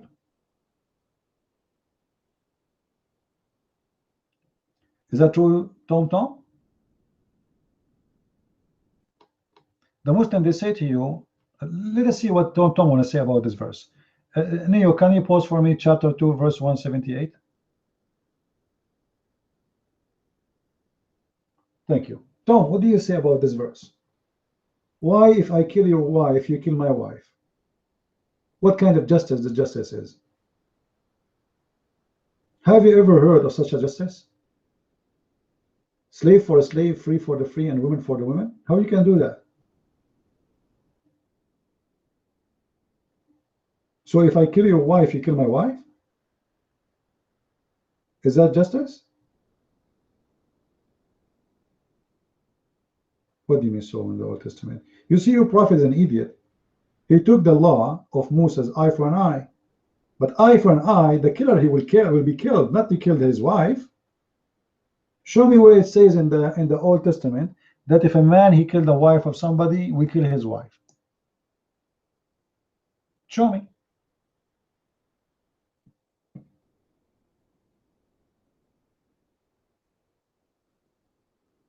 Obviously, your prophet is an idiot. He doesn't understand the law of Moses, eye for an eye.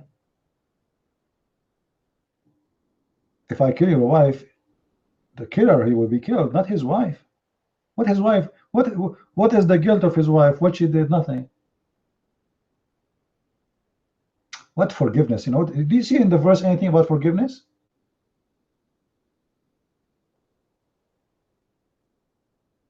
And let us say you are saying you want to forgive you. Okay, forgive, no problem. But it says clearly that free for a free, and a slave for a slave, and a woman for woman. And if you want to forgive, forgive. So what is the justice here? What kind of intelligence your God have?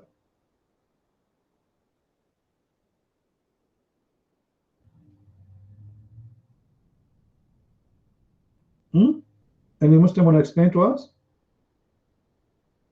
And the funny, they say Islam treat people equally. Is that equally?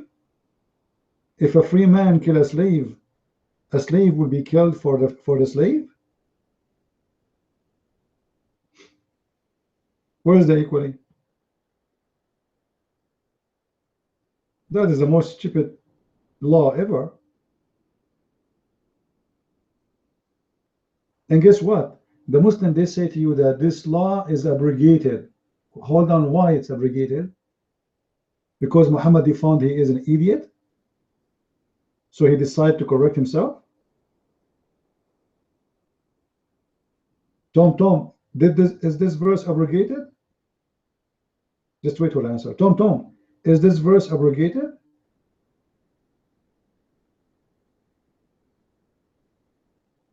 You can search Google.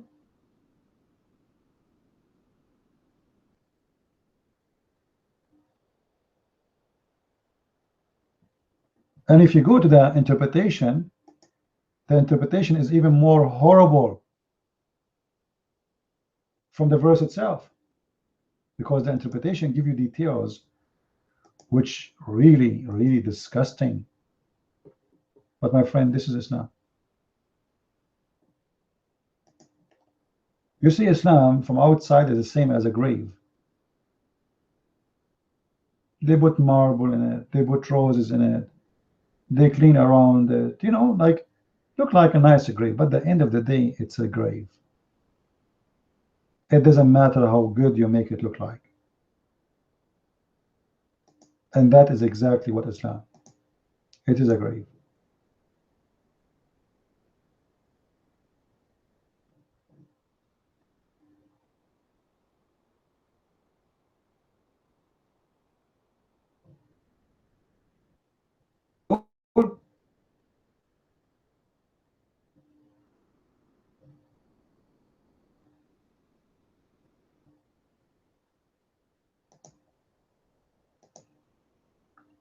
Who was a brave Muslim who just came from the grave? I mean from the mosque. About Islam.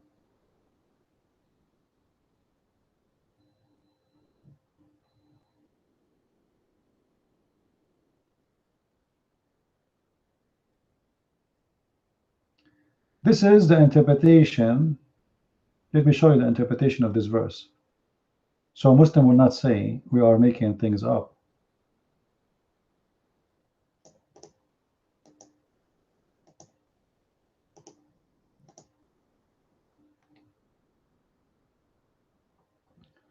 Oh, you believe, prescribed, made, etc., etc. Okay, it says then, A free man is killed for a free man and not for a slave.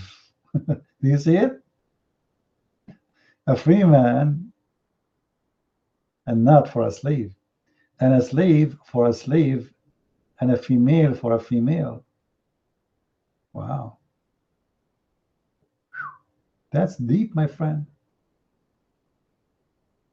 And by the way, one of the justice of Islam, that if a Muslim man, he killed a free Muslim man, he will be killed. But if a free Muslim man, a Christian man who is free, will not be killed.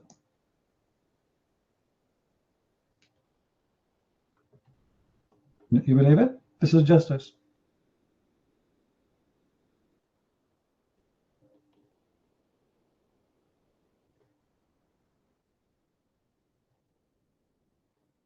That is the justice of Islam.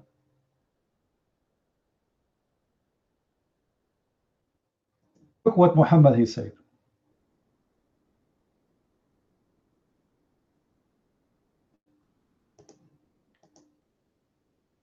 If a free man he kill a free man, he will be killed. But this is not the case if a free man he killed a Christian. It says, Allah Messenger said, the Muslim is not to be killed for disbeliever. And the blood money paid for disbeliever is half of the blood money paid for a believer. You see it? And they say to you, Islam is a religion of justice. So if a Muslim he kill you in Islamic country, he will not be killed for sure for killing you. It's an open invitation to kill non-Muslims, because don't worry, no execution. Same time, the price of your head is half of the price of a normal human being. That is Islam. And yet they try to fool you and say Islam is a perfect justice system. Sharia law, my friend, is a perfect system. What perfect system for what? Imagine we make a law in USA saying if you kill a Muslim, you want to be executed, all what you need to do, you pay half what you pay for a normal human being. Imagine.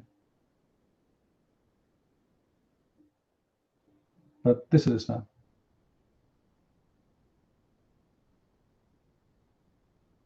And they will say to you, Christians were protected under Islam.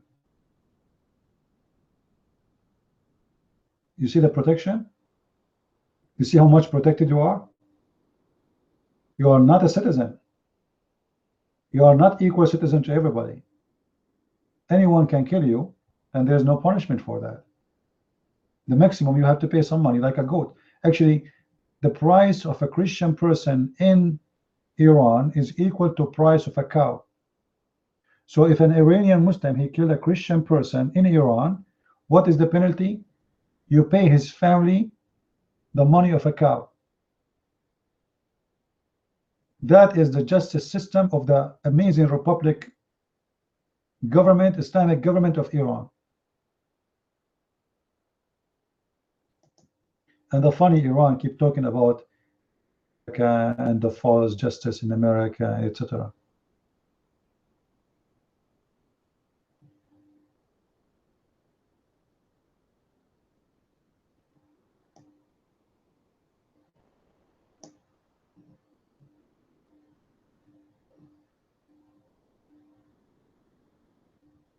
Any Abdul here?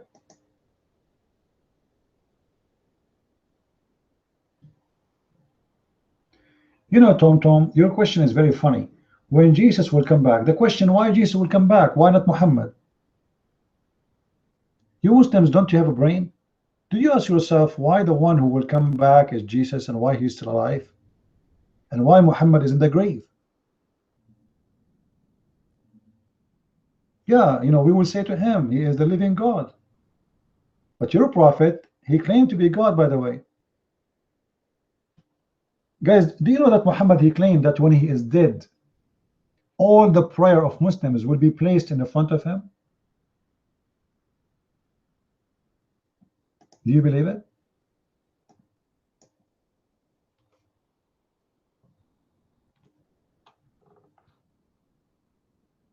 How they will place the prayer of the Muslim in the front of you? You are dead. So the Muslim, they said to him, they said to pray as much as you can, because your prayer will be placed in the front of me. And he's talking about what?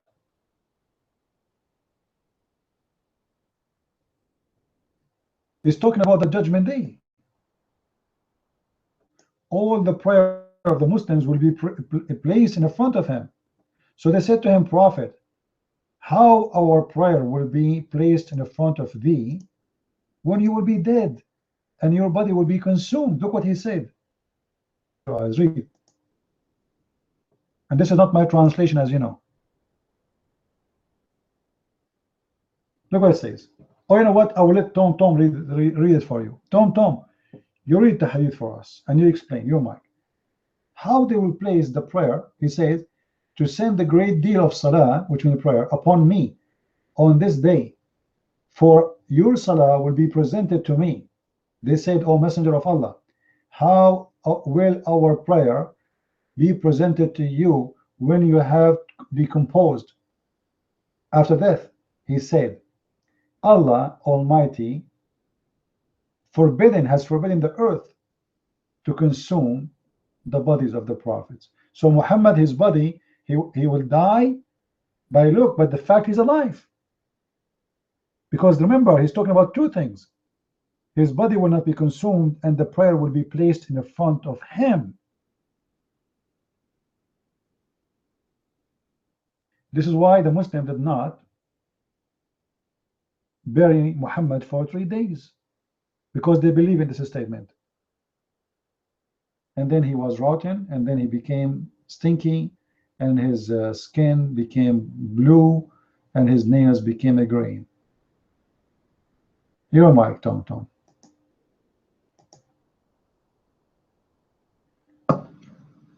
Bismillahirrahmanirrahim. Bismillahirrahmanirrahim. In the name of Allah, the most gracious, the most forgiving. Cut the crap. Go to the topic. Your mic.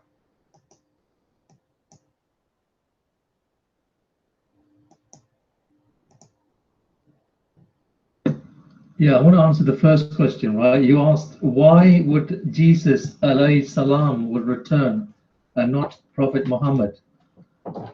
The answer is, Jesus alayhi salam was taken up to heaven bodily. He did not die. Whereas Prophet Muhammad sallallahu alayhi wasallam died like any other human being. Jesus alayhi salam is the only human being who did not die.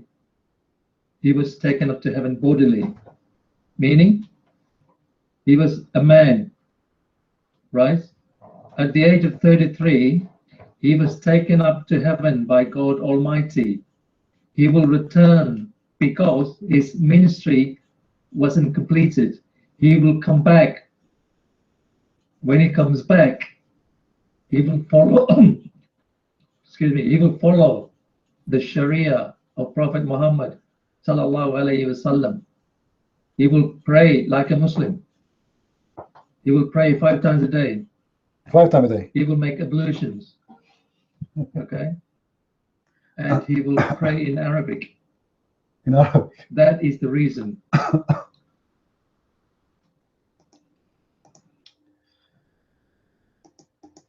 Tom, he will pray even in Arabic? That's new for me. Now listen, Tom, listen. The important is that Jesus Christ is the one who will come back, and your prophet will never come back.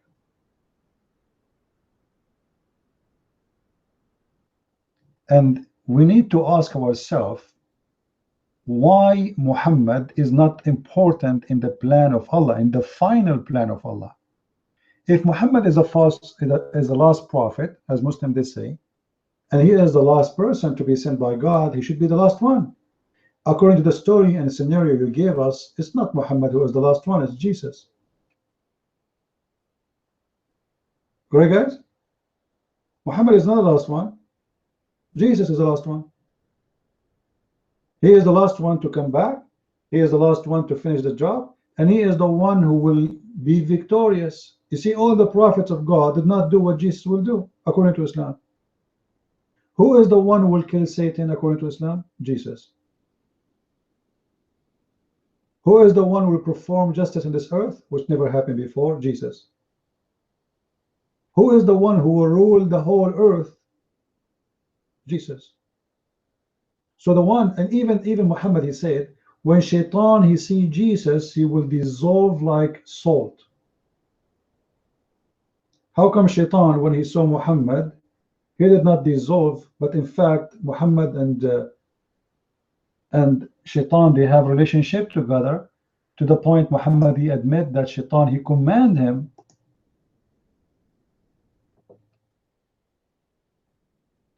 You believe it? Muhammad, look at this. Jesus, when Shaitan he see him, according to Muhammad, Shaitan will dissolve like salt.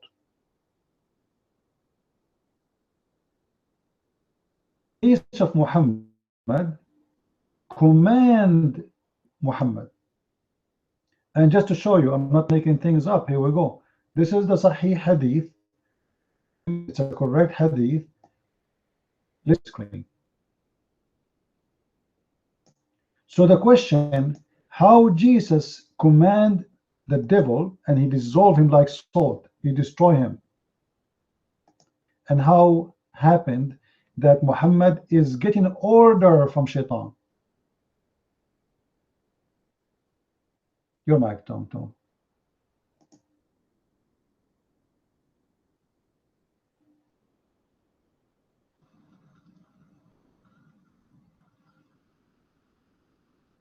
Whenever a human being is created, it allows Satan being in the womb, right?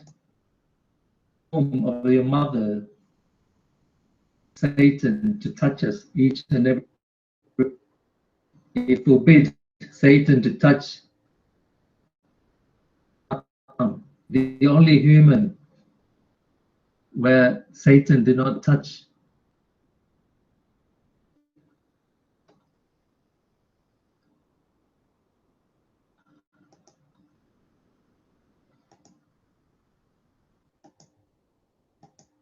See, Tom, you are trying to fix it, but you are making it worse. So you are saying to everybody here that Shaitan, he touched everybody except Jesus, which means he touched Muhammad too. But the only one Shaitan he have no power over is Jesus. Is that bad or good? How come Muhammad he was touched by Shaitan, but Shaitan cannot touch Jesus? Why? You see, you are making it more difficult for you now. I thought you are going to answer about the first one, but now you make it more horrible. So according to Tom, and we heard him saying, according to him, everybody will be touched by Shaitan, except Jesus and his mother. Muhammad and his mother is not included. Muhammad and his mother, they are touched by Shaitan. The exception only for Jesus. This is what Tom he just said to us. The question, why? Why all those things about Jesus? You Muslims don't have a brain? Look at this. Why only Jesus, he is born, but yet he have no father? What's the point? Why Jesus is the only one who speak in the cradle, he just born?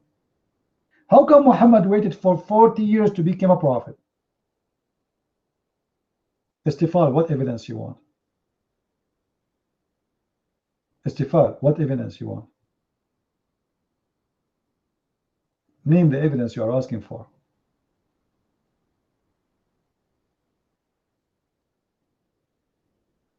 Are you there, Istifal?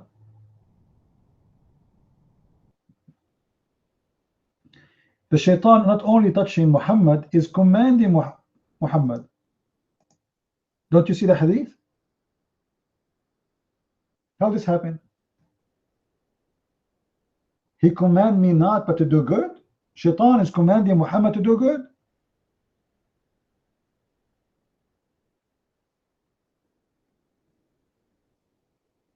You see, the Muslim, they translate, they say amongst the jinn. What jinn? It doesn't say that in Arabic. It says shayateen. Satans. Satans.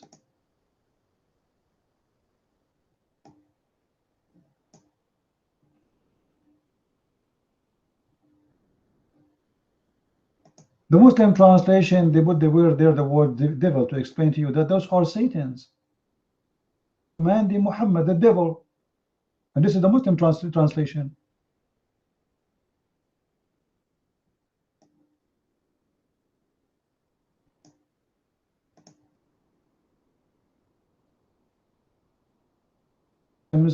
When they enter a bathroom, Shaitan, he play with their anus.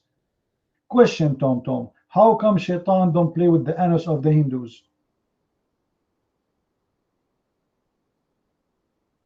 Why only Shaitan, he play with the anus of the Muslims? Huh? Do you have explanation?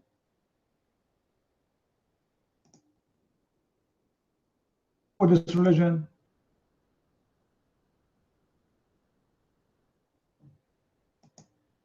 Adhan or something. The Shaitan will, I tell you, Hadith of Tirmidhi, it says, yeah, when you give the Adhan, the Shaitan, he not only runs, but the Hadith says, Lahu Durat. You know what Durat is? Durat is, he runs, and as he's running, yeah, his fart comes out. Lahu Durat. I'm not making this hadith. I'm not making this hadith. So you, that Shaitan made me do sin. Get up. Yeah, just get up. Just give the adhan. Right? That Shaitan, you're gonna make him leak some serious gas. Serious gas. He won't be coming near you for some time. Now don't feel bad about, you're a human being end of the day. Serious brothers, sisters. You're a human being end of the day. If he knocked you down once, you knock him down 3 times. And listen to the ahadith, like for example, what the deen is about. The deen is about getting the Shaitan away from you. So you go into the toilet, Bismillahi Allahumma inni a'udhu bika min al-khubuthi wal khaba'is. So Allah protect me from these devils. You go in there with your left foot. The left foot you went in, you get a reward for that. The dua you said, Shaitan will not see you. You're in the toilet, Shaitan can't see you anymore. That's in the hadith, right? If you don't say this, see guys, see, brother, before you enter the bathroom, you became invisible for Shaitan. Invisible.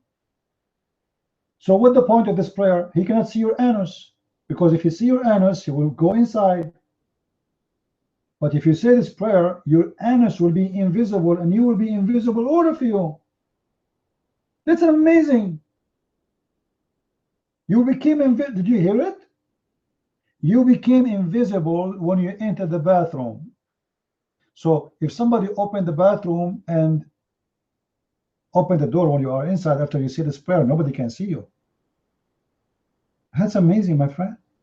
That's a miracle. And too. From these devils, you go in there with your left foot. The left foot you went in, you get a reward for that. The dua you said, Shaitan will not see you. You're in the toilet, Shaitan can't see you anymore. That's in a hadith. Right? If you don't say the dua, what happens is the Shaitan not only comes inside, but the hadith of Tirmidhi says he plays with your bowels. Wisdom. He plays with the bowels. So you're inside there, you think you're going to be out there in 5 minutes. He's taking you 20 minutes and you're still not halfway there. You know why? Because Shaitan is going like that. Shaitan is in your anus and he is pushing your poo-poo out. In. You try to make it go out, he put it inside. This is the explanation of Muslims why you have sometimes a problem in the bathroom. But if you say that prayer, and this is why actually this topic actually today is the topic of Jordan. Tens of thousands of Jordanians, they complain to the government They are asking even for the resignation of the Minister of Education. Why?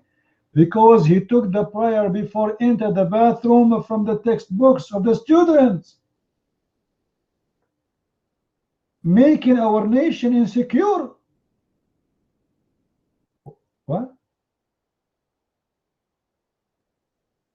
Let me see if I can find the news in English.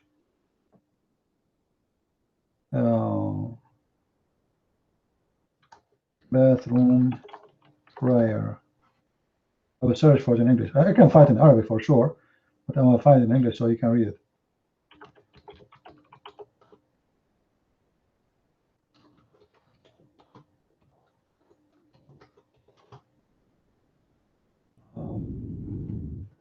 Let's see, Jordan textbook.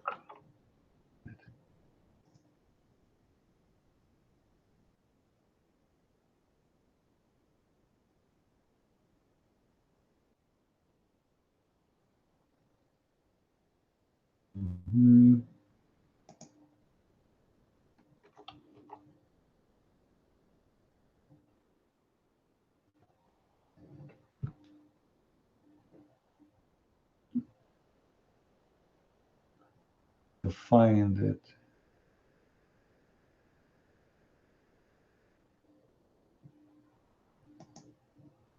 Let me see it in Arabic, and then you can take it to Google Translation.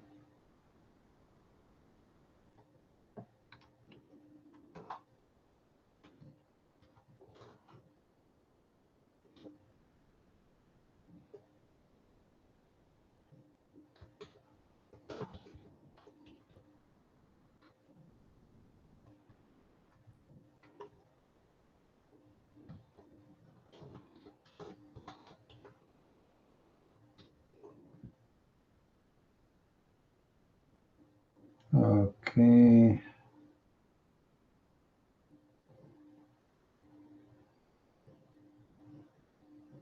You see, because when you put in the search, you will find millions of websites are talking about this topic.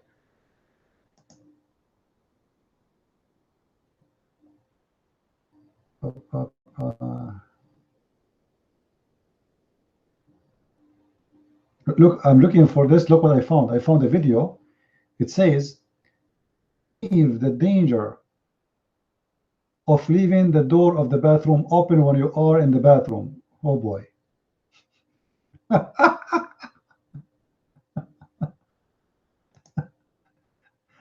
There is a security involved in here, and they have a video, and there's a scholar speaking about the danger of leaving the bathroom door open.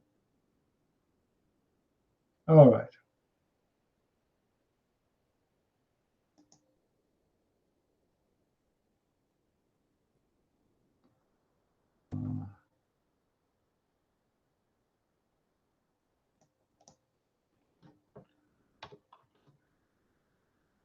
Let's change the search.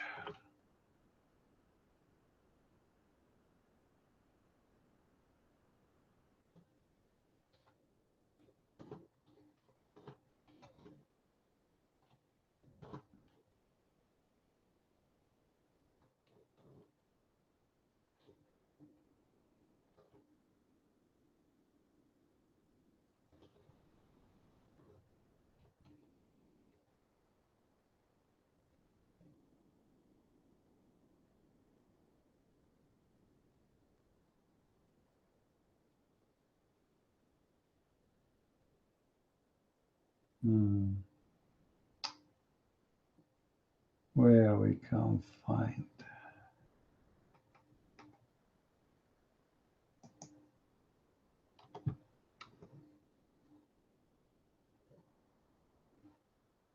Hold on. Here we go. I found it. Link, and you can take it to Google Translation. Look how many thousand go in the street. All of this because they took the prayer before you enter the bathroom off the textbook. Tell me if the link can open. Do you see the link, guys? Is the link showing or it's not showing? You see a link? No? Okay, hold on.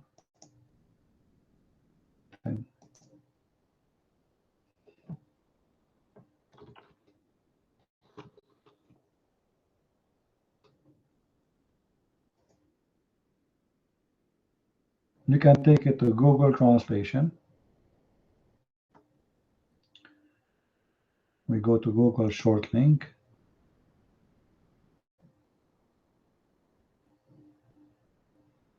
Okay.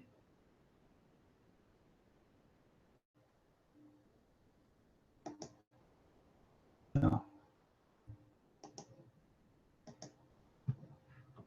Okay, open the link, guys. Tell me if the link is working.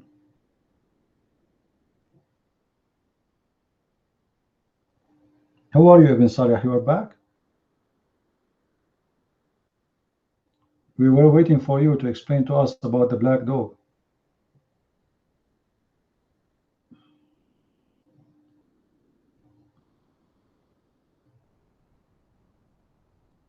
You know, Patrick, yeah, we heard of the biblical law. Yeah, we know it. So what the problem there? You see, in the Bible, there's two laws. There's the law of man and there's the law of God. God gave Moses the Ten Commandments. That is the law of God. And then Moses, he made a law for his nation fit with the time of Moses, thousands of years ago.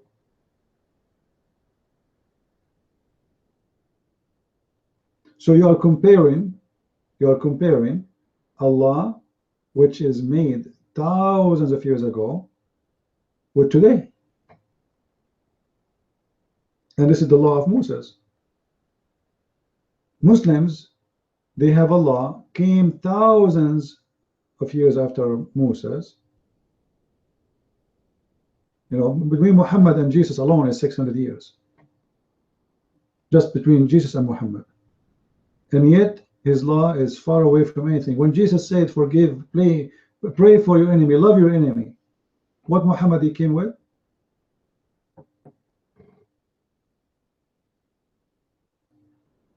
No problem, you believe in Moses or not, but you are not being decent. Because in order to understand the law, you have to understand what people live at that time. You know, in certain time, soldiers used to get paid by salt. Is that correct, people? Soldiers and police, they used to get paid by salt by the king. He gave them salt, not gold. Is that correct? Anyone knows what I'm talking about? Guys, forget about him. He's just disturbing your thought. Don't worry about him. Obviously, he's has nothing to say. He's just disturbing. So if I say to you, I'm going to pay, guys, go and make a donation for me and send me salt. People will laugh at me. Correct? People will laugh, but at that time, salt was more expensive than gold. So in order to understand what's happening, you have to understand the timing too, the history. Otherwise, things can look ugly or bad or funny or stupid, depending on your time.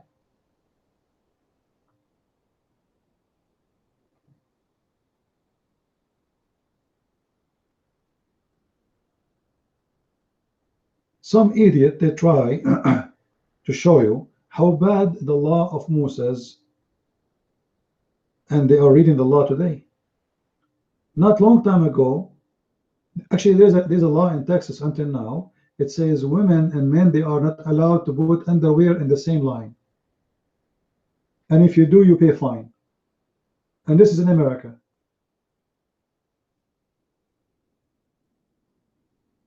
Funny and stupid, isn't it? People are not allowed to put the underwear of a female with the underwear of a male in the same line in the yard.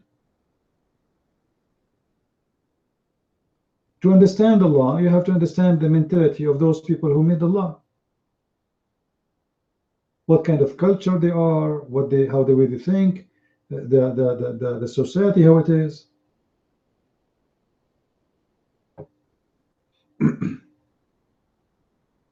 Are we getting the point?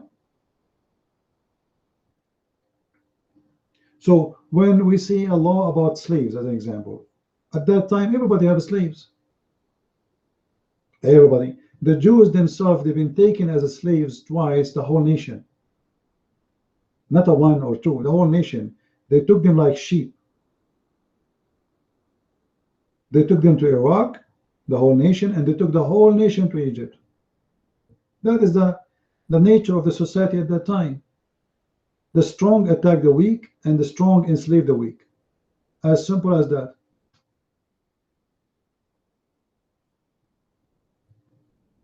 So if you try to read a book of history, forget if it's about a book of religion or not, you have to understand the culture at that time and how much it fit with that time, and don't judge it by today. Because what is today is good for you, it is ugly for them too. They will make fun of you. If I go right now to the time of Moses and say to you that today in our country we have a law, it says gays and lesbians are equal to all of us, they will laugh at you.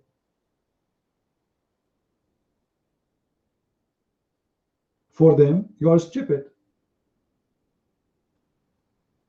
For you, they are the stupid one.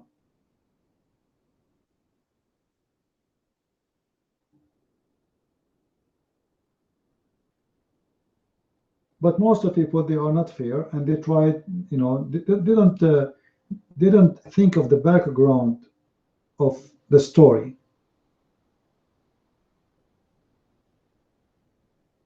Well, Tom, then why you Muslims did not stone your prophet?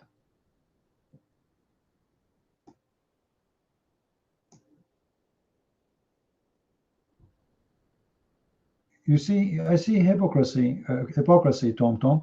Even your prophet, he promised you in heaven you will have sex with men. He said in the heaven there's a market. In this market there's nothing but except pictures of men and women.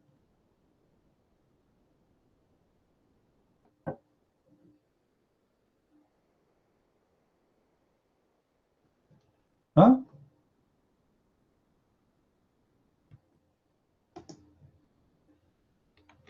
Why you want to stone them if your prophet teaching you that you will be a gay, you will sleep with men and women? That doesn't make sense. You can sleep with men in heaven, but you can't sleep with men in earth? What do you mean? Here we go. This is your prophet words. Indeed, in paradise, there is a market in which there is no buying nor selling, except for images of men and women. So whenever a man desire an image, he enter it. The image is for what? Men and women. And who is the one who desire it? A man. And what he do to have sex with it? He enter it. Do you see it?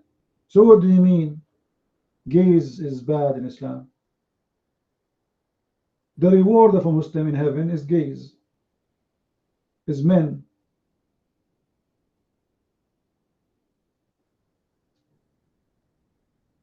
Your God Allah have a huge market like a Playboy magazine full of images. You know, Tom, weak hadith is a good hadith. You see, the Muslims, they try to fool us with the weak and strong. The weak hadith is a good hadith. This is why they cannot take it out. Who said that weak is not good? Weak is the same as what they call strong. And by the way, this book does not include any weak hadith. Muslims, they put next to it weak because they are ashamed of it. But this is Jami' al-Tirmidhi, and Jami' al-Tirmidhi is a sahih, authentic book. Or let us say his books, all of it is authentic. So how you call it weak? How you call six books or 6 writers, all their hadith is strong, and then you say, oh, this is a weak?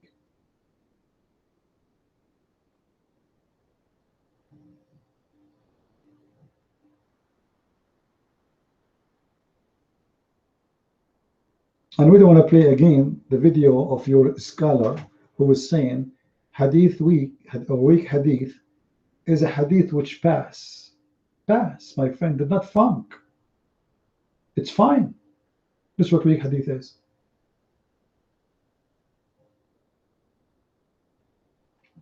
Why the man in the heaven of Allah can sleep with men, but the women in the heaven of Allah can't sleep with women?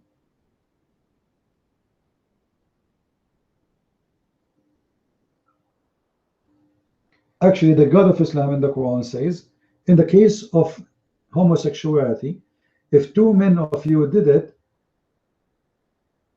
insult them. In the bad scenario, beat them with sandals, which gays would like very much, and they will get excited for it. But in the case of lesbian, what you do for them, you jail them until they die. Where is the justice? How come the women, they are lesbian, we jail them until they die, but if a man and a man have sex together, we just insult them and we let them go? Where is justice?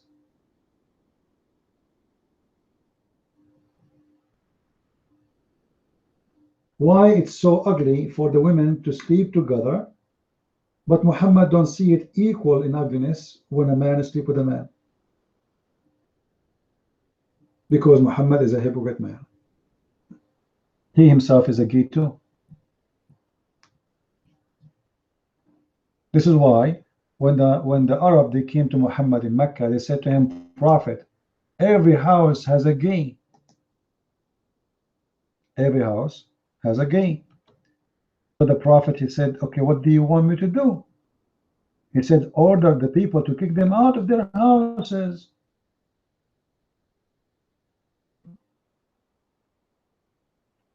And then they said to him, and what about the gay in your house? Like, what?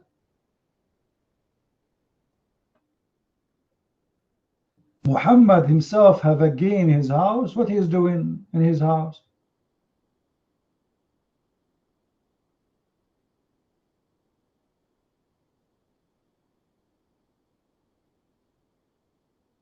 Any Muslim can tell me what the gay was doing in the house of Muhammad?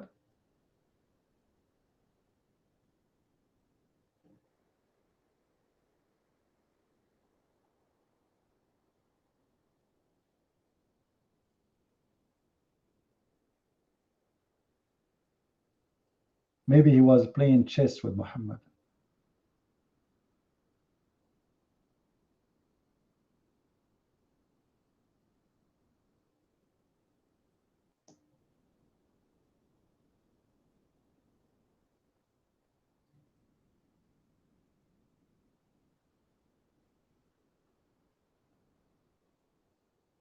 Any Muslim?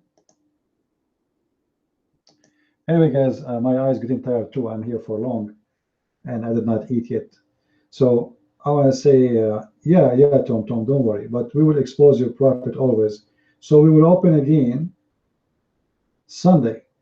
Are we good to come Sunday, guys? You want to be here Sunday? Do you want me to open Sunday? Well, just take a note that we always open Saturday and Sunday. Unless people don't want to open, then that is a different story.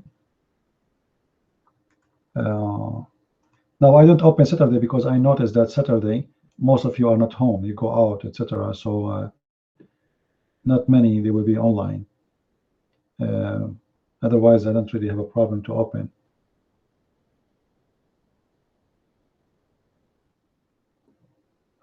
Put your hand up, Jesus. Okay, I see you. Here we go. But you know me, I don't like private text.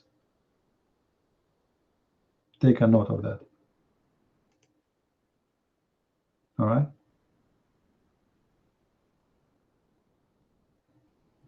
Maximum, you are not on my list. I think you are.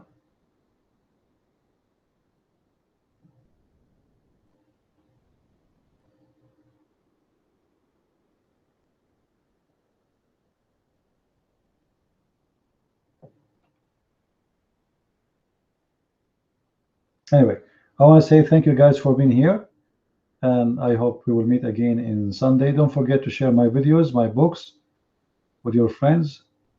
If you are on Facebook, you know, just inform them, especially those who speak French, to help us to spread the French book, because most of people who listen to me, they are English talking people. to spread the French book too, so people will know about it. So we say thank you, God bless, and until we see you again Sunday afternoon in USA Eastern Time. Us, Christ is Lord, Islam is false. I mean to that.